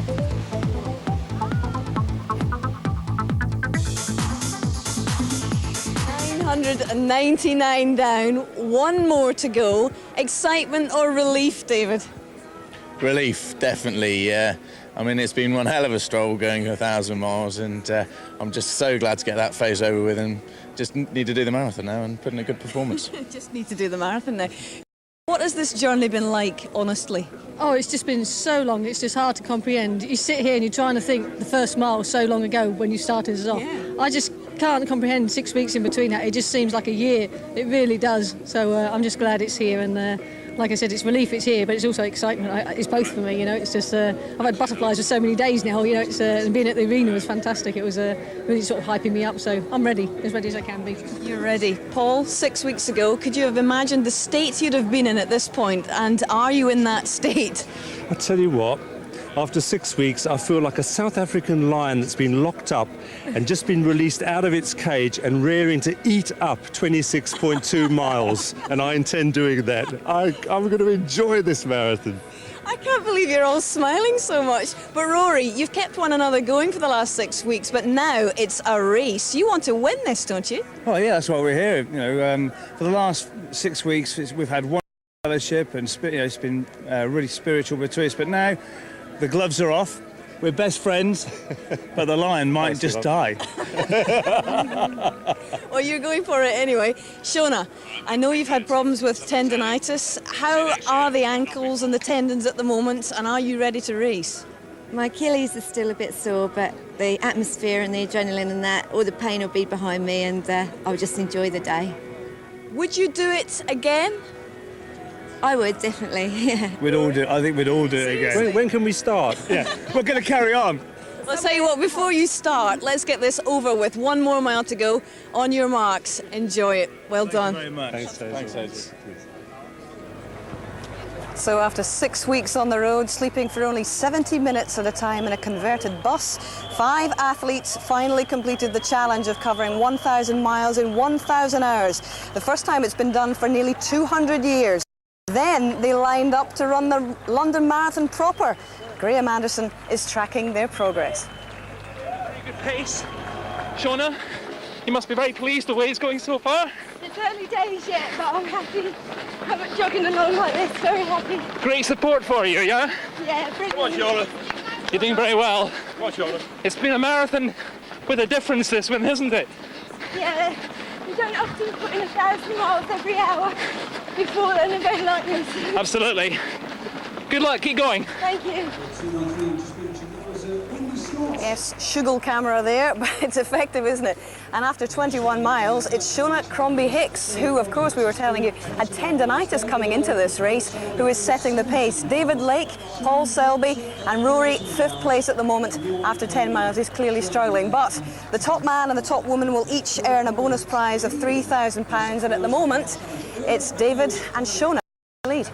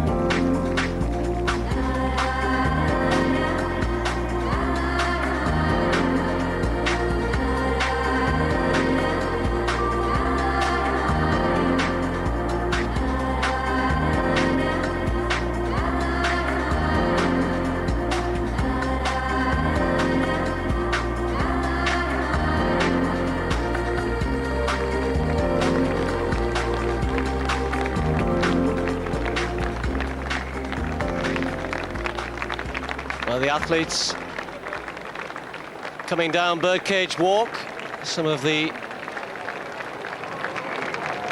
back end of the women's field, and the better club runners coming through. Incidentally, we were musing earlier on as to whether Paula would be the fastest athlete. We think that Chris Carris of Bingley Harriers was the first male athlete home from the UK in around 2 hours and 17 or so, which would be a personal best for him, but unfortunately not as fast as Paula. So she is Britain's fastest marathon runner in 2003 so far, male or female. As the crowds outside Buckingham Palace enjoying the crowds and enjoying the spectacle of the London Marathon. Many thousands to come through, many stories to tell, and we'll bring you one or two of those now. Running for Cancer Research UK in this year's marathon, 1,500 of them in fact, but 6 of them come from one family. They're the Edwards brothers, and they'll set a world record if they all complete the marathon. And Hazel met with 5 of them in training at Battersea Park earlier on in the week. The 6th one arrived from Australia yesterday.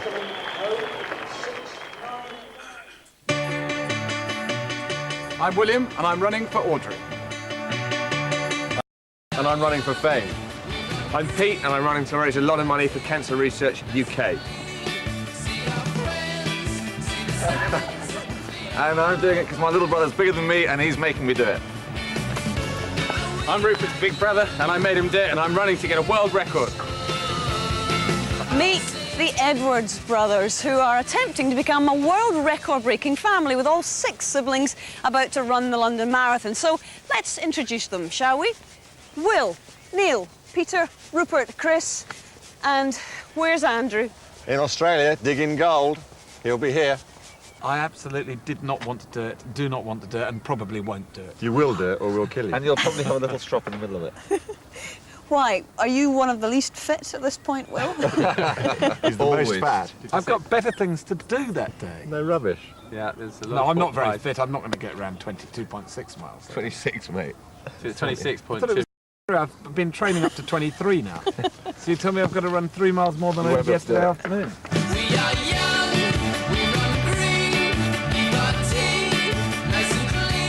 How does it work? Do you train as a group? Never. No, definitely not. We train on the telephone, we talk about it. Where are you going to go tonight? Well, I'm going to walk upstairs to the other phone. White horse, red lion. Yeah. But that's quite difficult, isn't it? Because if you're left to your own devices, surely that's a recipe for disaster. No, we have been doing an amazing amount of training. Independent training. Amazingly little, probably. I think. Yeah. Who's done the most? Me. Probably me. I don't know. Well, probably you. No, you've done the most because you do kickboxing. Little. I'm running 4 times a week, which is probably not enough. We've all trained far too late for this. If we trained together, we'd kill each other. The likelihood of completing the marathon without killing each other is slim.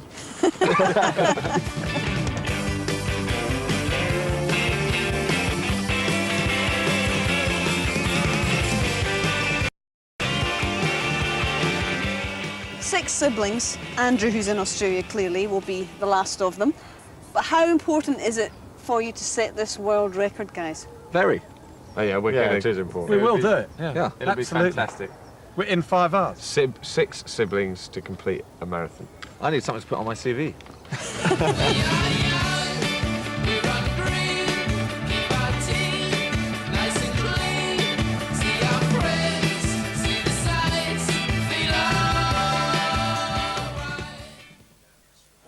Hi, what's your name? Where are you from? My name's Kenneth. I live in Clapham at the moment, but I'm originally from Ayrshire in Scotland. You never would guess because you've got your full regalia on there, the kilt and everything. The kilt had to come out today, special occasion. But it's a bit warm for it, but I'm enjoying it. Well, I thought you were going to extra breeze up there. Well, it's a little drafty. It gives me a little wind when I'm running, but I need to keep the rhythm up, you know. So it goes and the rest, halfway there, another half to go. Have you enjoyed it so far? Oh, it's been great. The crowd are fantastic. Like, there's a few times I've thought of stopping, and the crowd just keep you going. They're amazing. We'll make it to the finish. Enjoy the rest of it. I'm going to. Thanks very much. See you later. Hello, can we have a quick chat for a minute? Who are you and where are you from? Adelaide, South Australia. Well, hey, you come all this way to run the London Absolutely, Marathon? half a dozen of us came across in a group. And how's it going so far? No, not bad. Bit of problems with the cars, but not bad. Oh, well done, keep it going. I can see you don't want to stop. You're very keen.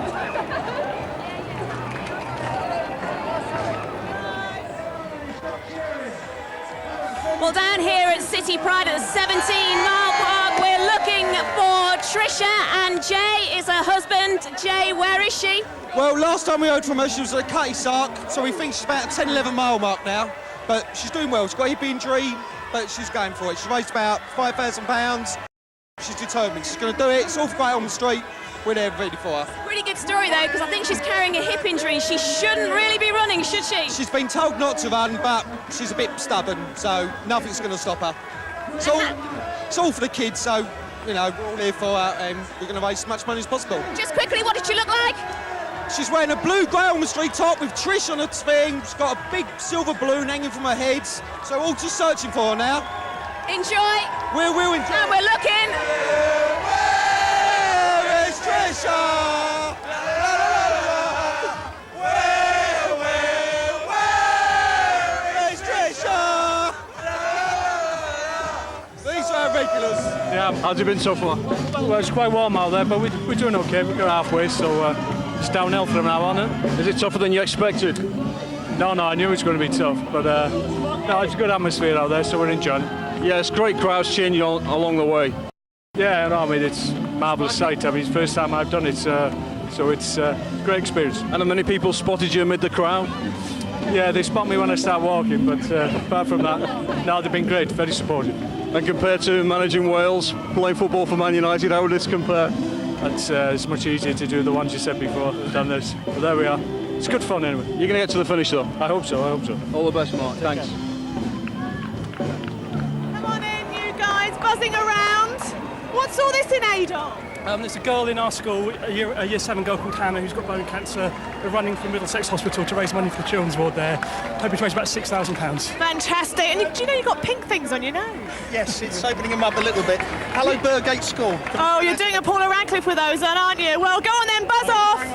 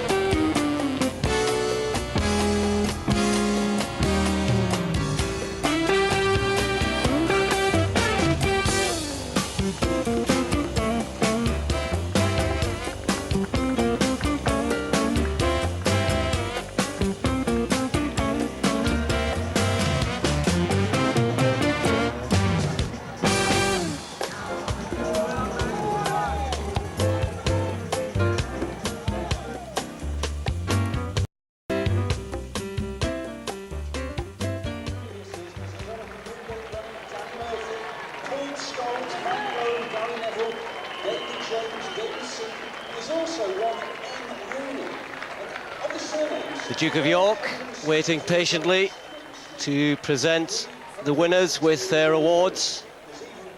He hasn't had far to walk, has he? Presume he was staying over at the Palace overnight.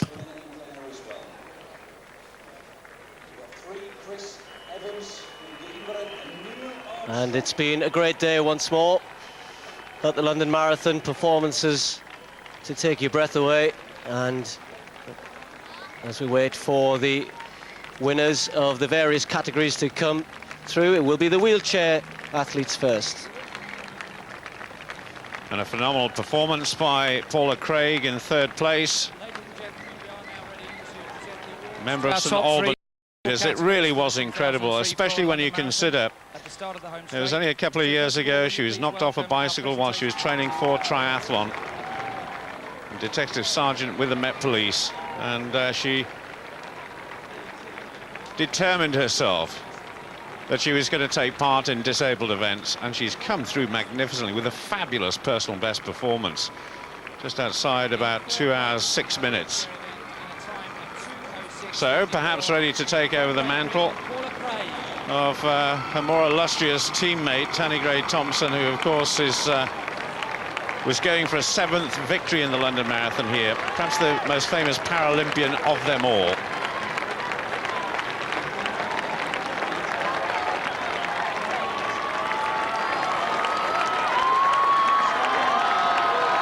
There is the third place athlete in the men's race, Denis Lemonnier of France, former champion 2001, getting his trophy.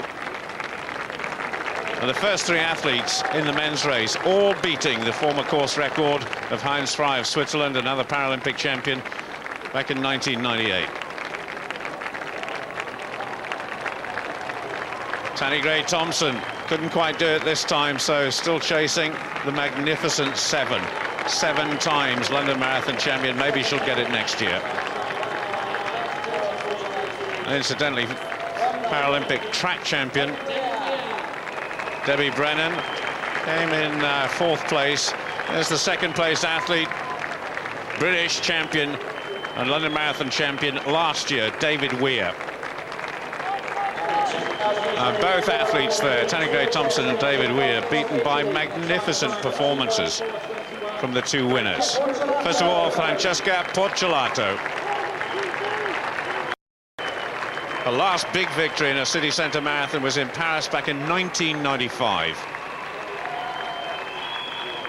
And she broke away with about 4.5 miles to go, and then it was so decisive, that break.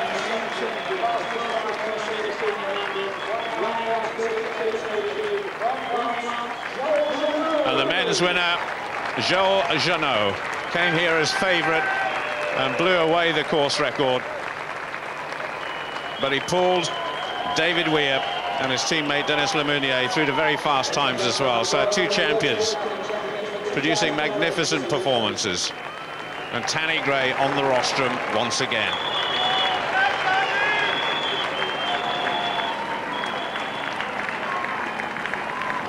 Tony Gray-Thompson's husband, Ian, has already left the commentary box to go and catch up with his wife.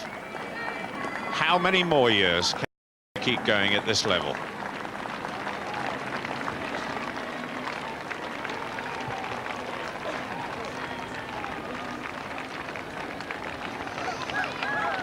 Well, shortly we'll have the presentation of the men's and women's event. Let's just bring you full confirmation of the men's result. They've been given the same time, Abera and Baldini, 2 hours, 7 minutes and 56 seconds. Great race. Abera coming out on top though, and Ngolopus from Kenya, a surprise third place ahead of Paul Tergat in fourth. Ramadani from Tanzania, he ran a great race, big personal best for him in fifth place there. El Mouaziz struggling in that last half a mile was sixth. Li Bongju, Ramala, Ian Seister, Javier Cortez making up the top 10. Well, if you're still interested in what's happening on our interactive coverage, that's what you can see at the moment. We've got a replay of the mini marathon going on. Finish line camera if you want to see where your loved ones are, if they've finished yet. I'm sure they'll be another couple of hours before most of them are across the line. And with our BBC One coverage, which right now will take us to the presentations of the medals for both the men's and the women's races. And what great races we had. As I said before, a real contrast between the two races. And this is the young man who took third place in Ngolopus, who'd won the Berlin Marathon rather surprisingly, was the pacemaker there and hung on to win, something which happens fairly regularly these days. Gert Thies just did it in Korea a couple of weeks ago as well. And a fantastic third big personal best and a new American record for Dina Drossen, finally taking the name of Joan Benoit off their record books and showing what a good athlete she is and a great year she's having. A silver medal at the World Cross Country Championships and now third place in the London Marathon.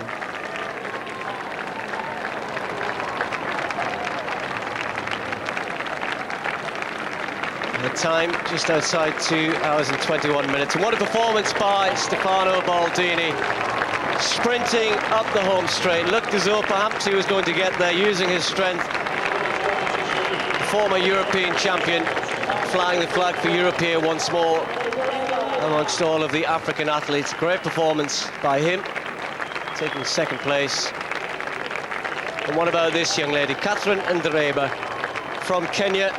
And I think, unfortunately for her, she's overlooked, of course, coming behind Paula Radcliffe, but she is a great, great athlete, has run under 2:20 again. Only herself, Paula Radcliffe and Takahashi of Japan have done that. That's his third time she's run under 2 hours and 20 minutes, taking second place in this year's race. And so, to the winners.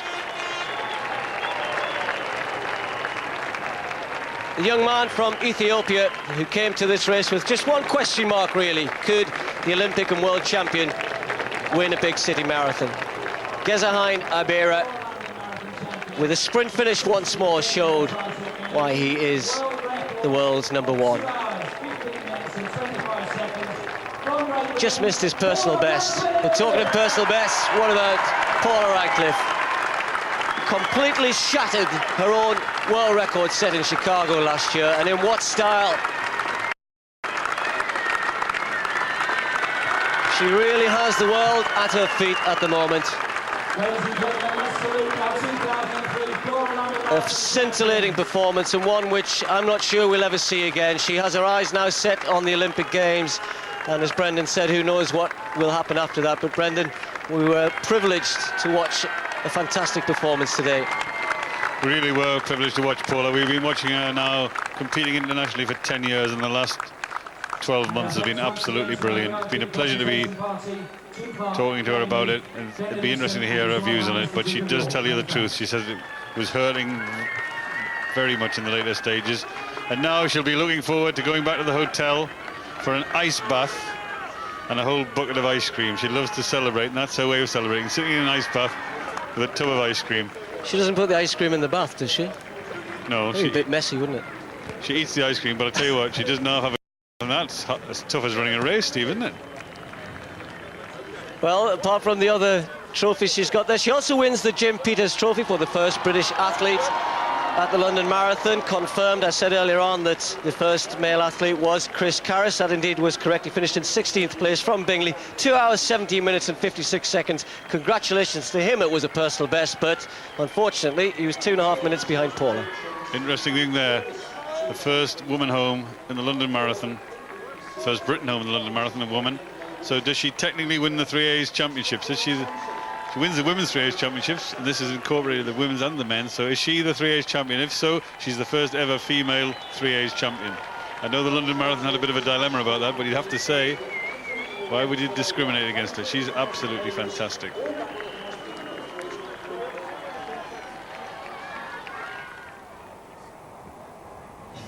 Standard question, your name and initially? Rick Downs, Pooling Wharfdale. And you're running for? Running for visually impaired children taking action. Raised over £3,500. And actually, I'm having live updates on the internet. Very clever. On the Motley Fool website. So you can read how I'm doing. And not too well at the moment because I've cramped up, I'm afraid. I'm going to finish though, one way or another. And you've gone for the nice pink look for the hair. I'm the Punk Panther. Oh, I see. Okay. That's my nickname on the internet. Punk Panther. All right. So people are logging on all over the country now trying to find out more about the Punk Panther. That's it on the Motley Fool. We'll get to the finish. Hope you do it. Will do. Thanks a lot. Thank you very much. Cheers. Oliver. Oh my gosh, you're doing well under here. Have we got someone in here? You're sweating a lot as well. What's your name? Myself. What's your name? Dave Clark. And who are you raising money for? Jesuit missions. Is it a bit... Food and water for Africa. Ghana. Whole projects all around the world. Excellent. And you must be mad. Why are you running in this though? You must be so hard. I haven't worked it out yet. I might never work it out. Well, get to Wimbledon Common with that. See you later. Brian, I can't believe that you're running around this 26.2 mile course in that suit. No, I can't either. I don't know why the hell I volunteered to do this. I really don't. You volunteered? Completely stupid. And you're running to save the rhino, we can see. Yeah. T-shirt there. Absolutely. Plus the rhino suit. Yeah, I was born in Kenya, and when I was a young lad, you could go into a game park, not only see rhino, but you'd likely get charged by one. Now I'm really sad to say, it's just not the case. So I feel it's a good cause. It really is. And I'd say we're concentrating on the Sumatran rhino now, because actually in Africa we've done quite a good job. A lot of, regeneration programs and what have you, and rhinos are on the. But in Asia, in particular in Sumatra, the poor things are nearly extinct. So, that's what we're struggling around here for. Are you going to make it? Yeah, I'll make it. Not in a very good time. I think, Paula's got nothing to fear, that's for sure. Well, all the best. We'll let you get on the way. Thanks. Thanks for stopping. Cheers.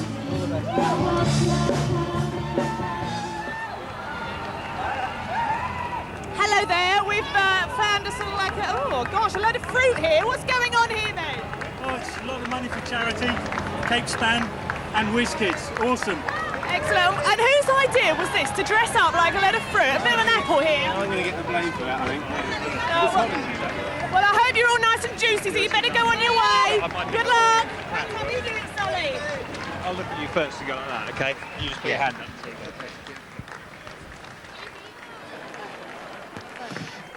Well, you'd like to be a fly in the wall there, wouldn't you? She's just giving him a few. He's thinking about taking up the marathon. I doubt it. Well, he's offering his congratulations, the Duke of York and Paula Radcliffe. 2 hours, 15 minutes, 25 seconds. A new world record, and it will be quite a while, I think, before you'll see that one broken.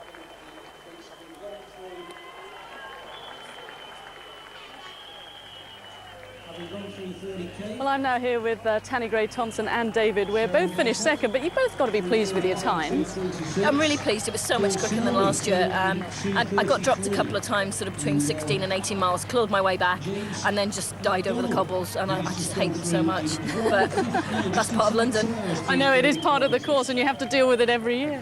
Yeah, and it never gets any easier. They just seem to get longer and longer every year. But I started, pulling it back in, but there just wasn't enough time in the last couple of miles. miles, but it was a good race, really. Yeah, but Francesca, I mean, you knew she was going to be a real danger and a favourite here.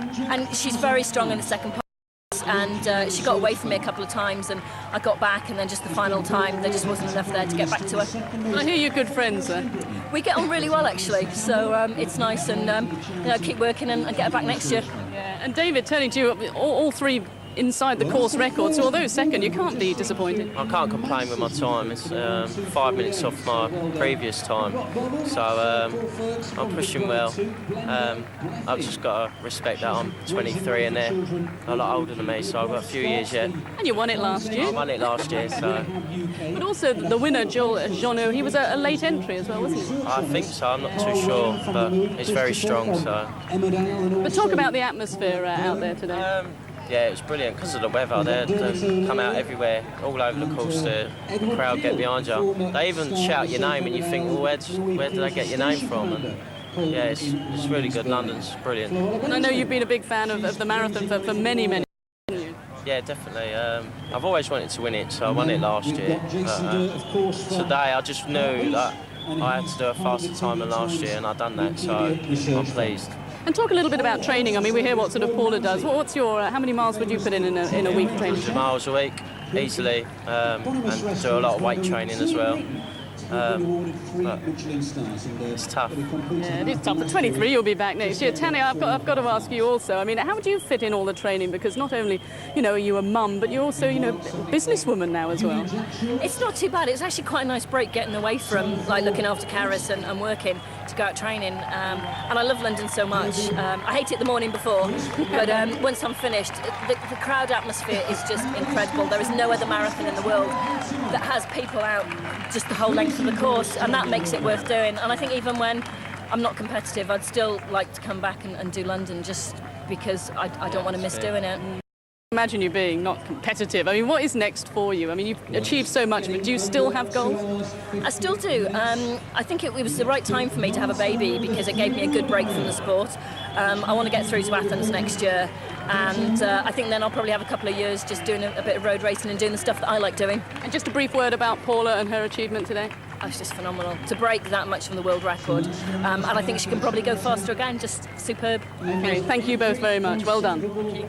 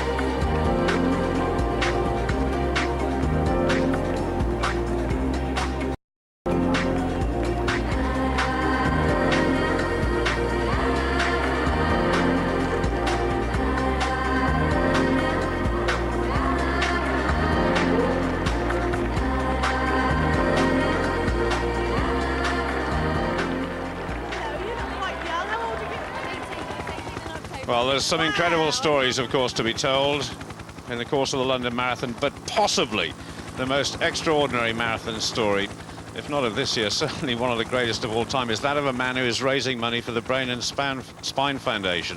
He's going to take 6 days to complete the course. He is boxing legend Michael Watson. Gary Richardson met up with him earlier on this week. Question: Is there a braver competitor than Michael Watson in this year's London Marathon? 12 years ago, Michael almost died after a world title fight with Chris Eubank. He was in a coma for 40 days. 6 brain operations followed. He was confined to a wheelchair, unable to speak. But now an incredible desire and determination means that however long it takes, he's confident he'll complete the London Marathon. Tell us why you decided you wanted to do the London Marathon, Michael. I think me doing the London Marathon would be a great inspiration for many people. My life has been preserved for a purpose. You were in a coma for 40 days. 40 days and 40 nights, to be precise. 40 days and 40 nights. Have you surprised even yourself what you've achieved? No, I haven't. This is the power of faith in my God and Jesus Christ. Faith can move mountains. Michael's been preparing in Cornwall, a 12-day training camp. At times, it was just like the old days. Your best ever performance when you boxed Nigel Benn. How much of an inspiration has that fight been for you? That fight, I still watch that up until today. That part never in my mind. I read that Chris Eubank will be there at the end to do the last part of the marathon. That's great. He's a good guy. He's done a lot to rebuild my life. I love him. When you see Chris these days, what sort of things do you chat about, Michael? Have the family, have the horse riding. And we just have a laugh. He's very charismatic. How much more do you think that you will go on to achieve in your life? What are your goals here on in? There are no limitations. My life is like a jigsaw. Each step I make, I'm just putting the pieces together. Full break, Gary. Full brand new. I'm looking forward to hit that road on Sunday. And I can't wait. It could take Michael up to 6 days to complete the marathon. He'll do a session in the morning and then rest in a converted bus before resuming in the afternoon, completing between 4 and 5 miles a day. There were a few of your fights where the so-called experts said, you know, Michael Watson isn't going to do this. And there's a few people that I suspect will say, well, Michael Watson won't do the marathon. Well, I love to go up against the odds, Gary. Yeah. This is nothing new. I love to prove that I was going up against something wrong, like always. Yeah. Can you imagine going across the finishing line? What's the feeling going to be like for you? What do you think the feeling will be? I reckon it's going to be good. I think it'll be superb. Much I'm doing the London Marathon. Once upon a time, you couldn't see me walking or talking. Look what I'm doing now.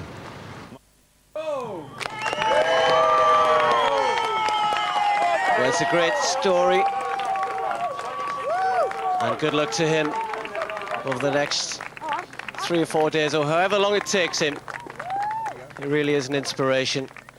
And that's what the London Marathon is all about. That's what we come to expect from this great occasion. And now let's just have a look at some of the other people who are taking part, whose names you may well recognise, and that's how they were progressing. Zola Budd, you may not be surprised to know, was heading them up. But look at Gordon Ramsay. He does not put the miles in these days. He loves the marathon. He's up at the Great North Run. He's actually run the Comrades Marathon as well, which Zola Budd will know all about, out in South Africa, a 55-mile event. And then Alistair Campbell going well. Prime Minister's assistant, if you like, at 22 kilometres, was in 3rd place. Dermot O'Leary, Wayne Hemingway, Mark Hughes, we spoke to him earlier on. Jason Fleming, Donald McIntyre as well, and Lucy Benjamin progressing well, 20 kilometres. She was in 10th place. We have a lot of celebrities competing here today, all of them raising money for all sorts of good causes. Well, hi, I'm in the very privileged position of being in amongst the mini-marathon winners here from this morning. And I'm here with Megan Foley, who won the 13 to 15 girls, is that right? Yeah, that's right. And it was your second win, is that right? Yeah, I won when I was 13.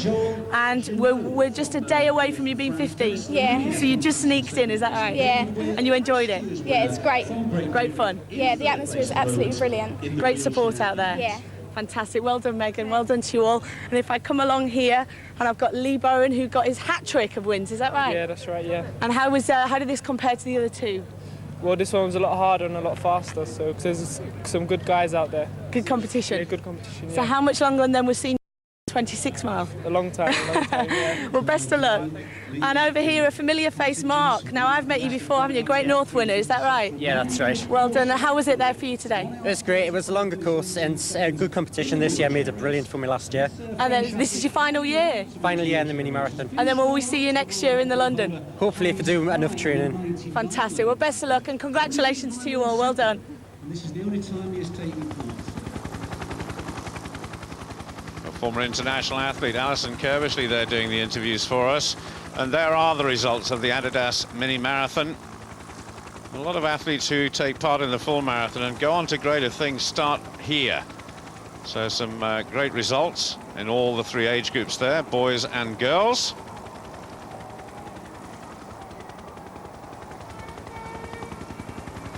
There we have the counties winners. It used to be just the 33 London boroughs, but it's been extended now. We've got athletes from every corner of the United Kingdom. Mark Buckingham from West Yorkshire, he's the Northern Counties steeplechase champion, and he's ran the fastest time we saw today. As far as the wheelchair results are concerned, well, you just had a chat with, we heard what Mark Rostron had to say from Gosseth, just outside Newcastle upon Tyne. It's been quite a fortnight for him. He beat Tanny Gray Thompson in the Wakefield 10-kilometre race last week, and he set the fastest time here today. Well done to all of them. Hello, you're a very big fella there. 6'4", 18 stone. And what's your name and who are you running for? Stephen, running for the Children's Trust. See that? How obvious? Brilliant charity, look after children with profound disabilities near where I work.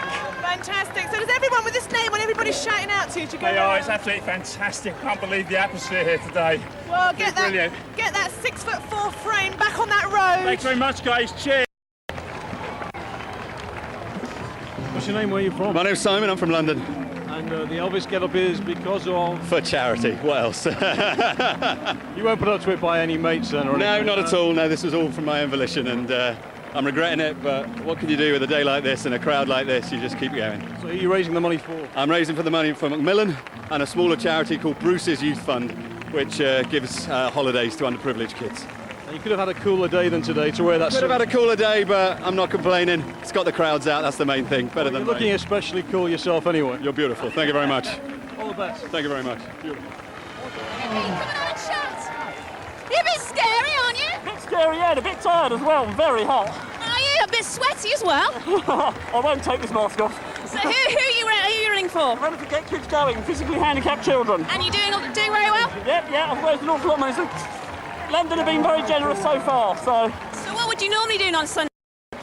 Hopefully lay in bed, but unfortunately not today. And what will you be recovering? How will you be recovering? I'm going back to work on Monday. Are you tomorrow? Yeah. Well, you won't be if you don't carry on. Yeah, I know. But hopefully we'll be all right. So work have said they'll double my sponsorship if I get there, so it'll be all right. So. Well, don't stop on my part. Come on, you've got a few more miles to go.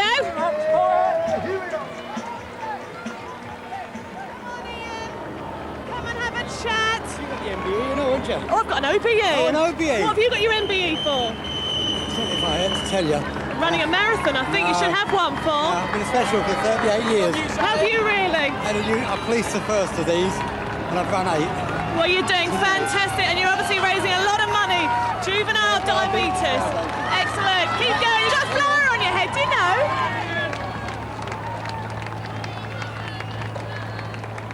No training. Well, London Marathon well underway now. The story's evolving. We're getting information from the course. And the good news is all the operation is in full flow now. You watch it at the finish. The start's cleared up. And the London Marathon organisers must be delighted. Number 40157, Alistair Sace, running for Action Research. 146 at halfway, and he'll be happy with that.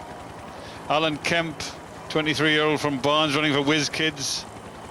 Dave Newton, number 36332, running for Cancer Research. 2 3/4 hours at halfway, so he's well on schedule for his 5.5-hour run. Helen Young, number 36331, Hearing dogs for deaf people. She's doing well too now. Number 24377, Rob Borthwick from UK Athletics, running well. And Alistair Campbell, the Prime Minister's assistant, halfway in 1 hour 51, so he's on schedule for under the 4 hours. That's good news. Well done, Alistair. Absolutely. We've all got some good stories. We've got the usual letter. Well, very welcome letter it is as well from Jean Pickering, wife of our former colleague Ron Pickering. And a special mention goes to Alec Nibbs, number 50,041, the 7th time he's represented the fund. And he went to Carnegie with Ron back in 1952, and this looks as though it could be his last marathon in a long and distinguished career. And he won't be troubling the neighbours in Kings Lynn anymore after this year, but raising valuable funds for the Ron Pickering Memorial Fund. Well, thank you very much for all of your text messages. They've been coming in all morning, over 3,000 of them. We won't have time to show them all, I'm afraid, but just one or two mentions I'd like to make. Noel Penrose running for the National Autistic Society. He was going well, should just about have crossed the finish line now. And Tom Isaacs, who's with a team of people. And Tom, well, like those guys who ran the 1,000 challenge, he ran the coastline of Great Britain before embarking on his run today. And so far, he's progressing well. Went through halfway in just under 3 hours, which is on schedule for him. He's running for Parkinson's disease, suffering from that himself, and doing very well indeed with his team. So they're still out there in their thousands. Some haven't even reached halfway yet.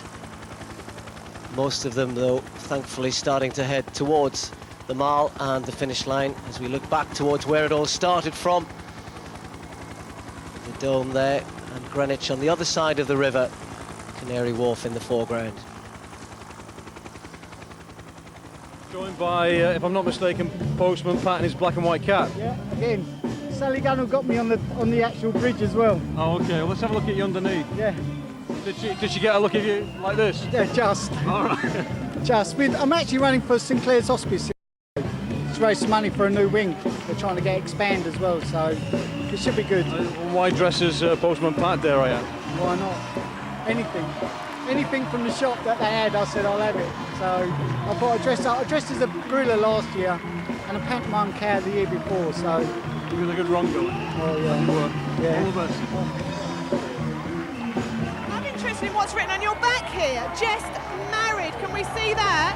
What are you doing here? You should be on your honeymoon.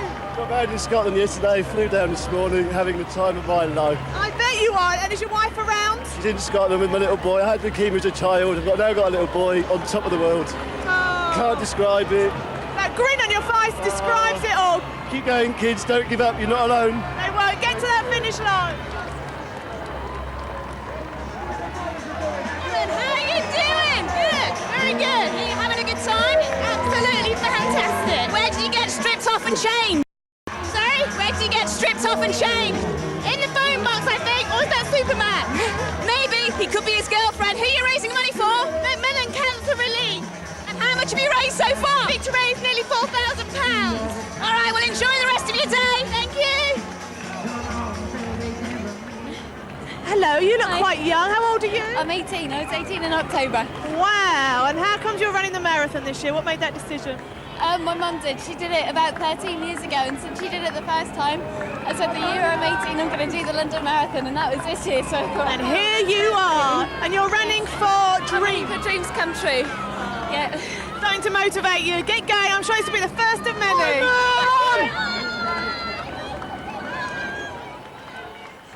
Well, I can see John and Jan, you've got your names there. You can tell us perhaps where you're from. Yeah, we're from Ashford in Middlesex, near Heathrow. And you're the heart transplant team, and you say you've got one, and... My wife. Yeah, this is my wife. I had a heart transplant 2.5 years ago in Harefield. Thanks to the donor, Stephen Tibby. Saved my life. This is a staggering achievement then for you. Oh, unbelievable. 2 years ago, I couldn't walk up a flight of stairs. And here I am running the London Marathon. When did you decide to do it? I kind of was building up to it. I've done a bike ride and then built up to this. So after transplant, it's kind of something I wanted to do to raise awareness to transplants. Try to get people to carry a donor card. Well, you're certainly doing that. Well done. Keep up the good work. Hope you make it to the finish in one place. Oh, sure we will. Yeah, sure we will. Good. Thanks very much. All the best. Bye-bye. Well, I'm sure they will get to the finish. Looking pretty good at that point. Now let's go back to the mile, because this is a significant finish. Not the fact that Dave Bedford has got his shorts on and showing his legs off once more, but this is the first of the finishes in the 1,000-mile challenge. And the performance they all put in over the last, 6 weeks or so, Paul. And this is Shona Crombie-Hicks, who's going to finish in first place. She was leading earlier on. I'm not sure what she was just handed there, but 1,000 miles, 1 mile every hour for 1,000 hours, culminating in running the marathon itself. I'm not sure they'll ever want to do it again. Seemed like a good idea at the time. Well, they said just before this marathon started they would all do it again. That's the incredible thing about it. And Shona has shown a clean pair of heels to everybody.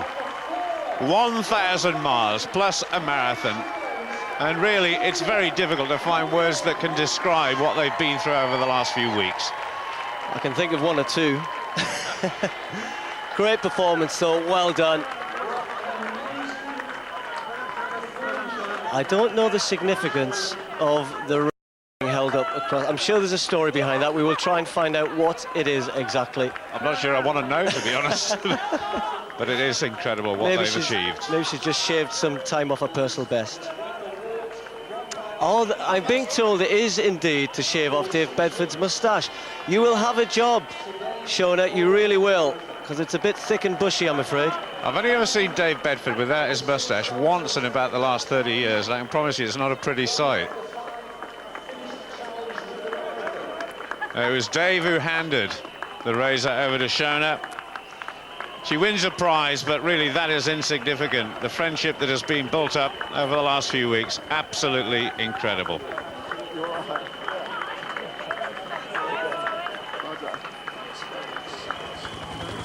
Well, the organisation in full flow now.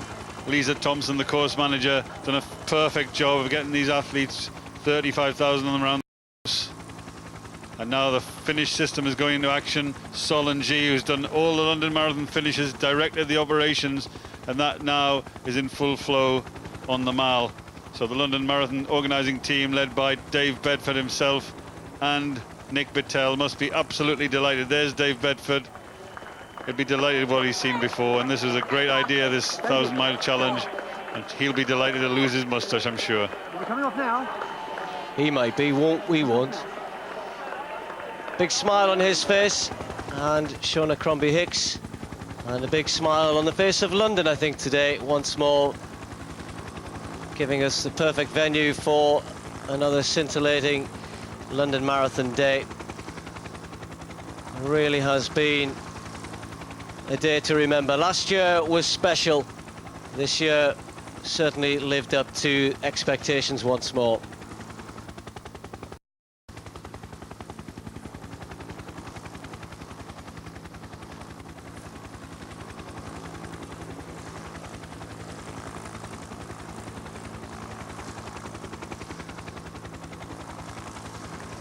And this is what it's all about. 32,000 people claimed their medal last year. There are loads of them here, as you can see, all waiting to be claimed, because the majority of them are still making their way along this course. It's a massive test of mind, body and spirit, and that there is a very small memento of a massive achievement. We'll be hearing many of their stories in a short while. I'll be here. Well done, sir. You've just got your medal. Very brief word. What does that feel like? It feels really good. Excellent. Enjoyed it. I'm going to do another lap to cool down. And that's the kind of spirit you got here at the London Marathon too. Yeah, well, so many wonderful stories at the Flora London Marathon, and we'll continue to bring them to you over on BBC Two in just a moment. But today, Paula Radcliffe has given us so much to smile about. She's the big headline maker here today. She shattered her own world record by 1 minute and 53 seconds. A month ago, she was involved in a freak accident, and there was some doubt that she'd be fit enough to run, but we should never doubt Paula. She has no barriers. She is an inspiration to all. There was a dramatic sprint finish in the men's race, and it went to Gezahain Abera from Ethiopia, who won by the narrowest of margins. the young Italian Francesca Pozzellato of Italy. She won the women's wheelchair race, finishing ahead of Tanni Gray-Thompson. And a course record in the men's wheelchair race. It went to the favourite there, Joel Jeannot, who finished ahead of Great Britain's David Weir, last year's winner. So those are the main stories from today, but as you've seen, there are thousands and thousands still out on the course, and we will bring you their stories over the next hour. But that's going to continue over on BBC Two. Here on BBC One, you'll have the news coming up next, and that'll be followed by Match of the Day Live. That is Arsenal against Sheffield United coming up shortly. But over on BBC Two, we will enjoy the Flora London Marathon, the brave stories, the pain and the achievement, all to come. But I've got to say that today it really does belong to Paula Radcliffe. It has been such a privilege to be here, to see her yet again take marathon running to a new level. Our admiration and respect for Paula holds no bounds, and who would bet on her not being BBC Sports Personality of the Year at the end of the year. Congratulations to Paula, but to everyone competing, join us for more of the marathon over on BBC Two.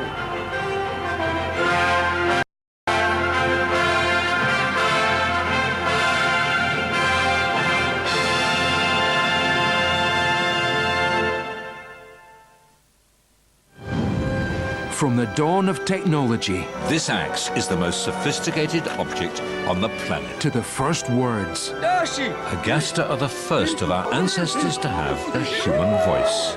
Witness the birth of modern man. Their insight into their surroundings is nothing short of revolutionary. As our human journey continues. Come Walking with Cavemen, Thursday at 8 on BBC One. There's been laughter. Hey, Dad, look, the Ummy returns. There was an elephant in there. There's been tears. I'm in love. But don't you want to know? There's been passion. Huge jump! And he's done it again! And now, there's the award ceremony. Join me, Anne Robinson, and a host of stars to celebrate the best of British television in the British Academy Television Awards. Tonight from 8 on BBC One.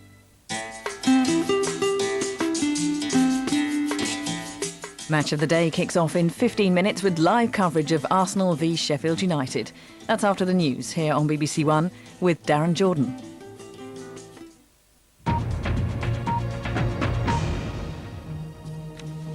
Good afternoon. American military commanders say a large force of US Marines are advancing rapidly on Saddam Hussein's hometown of Tikrit in northern Iraq.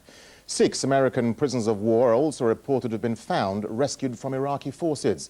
It's believed they're being held about 60 miles north of Baghdad and are on their way back to the capital for treatment.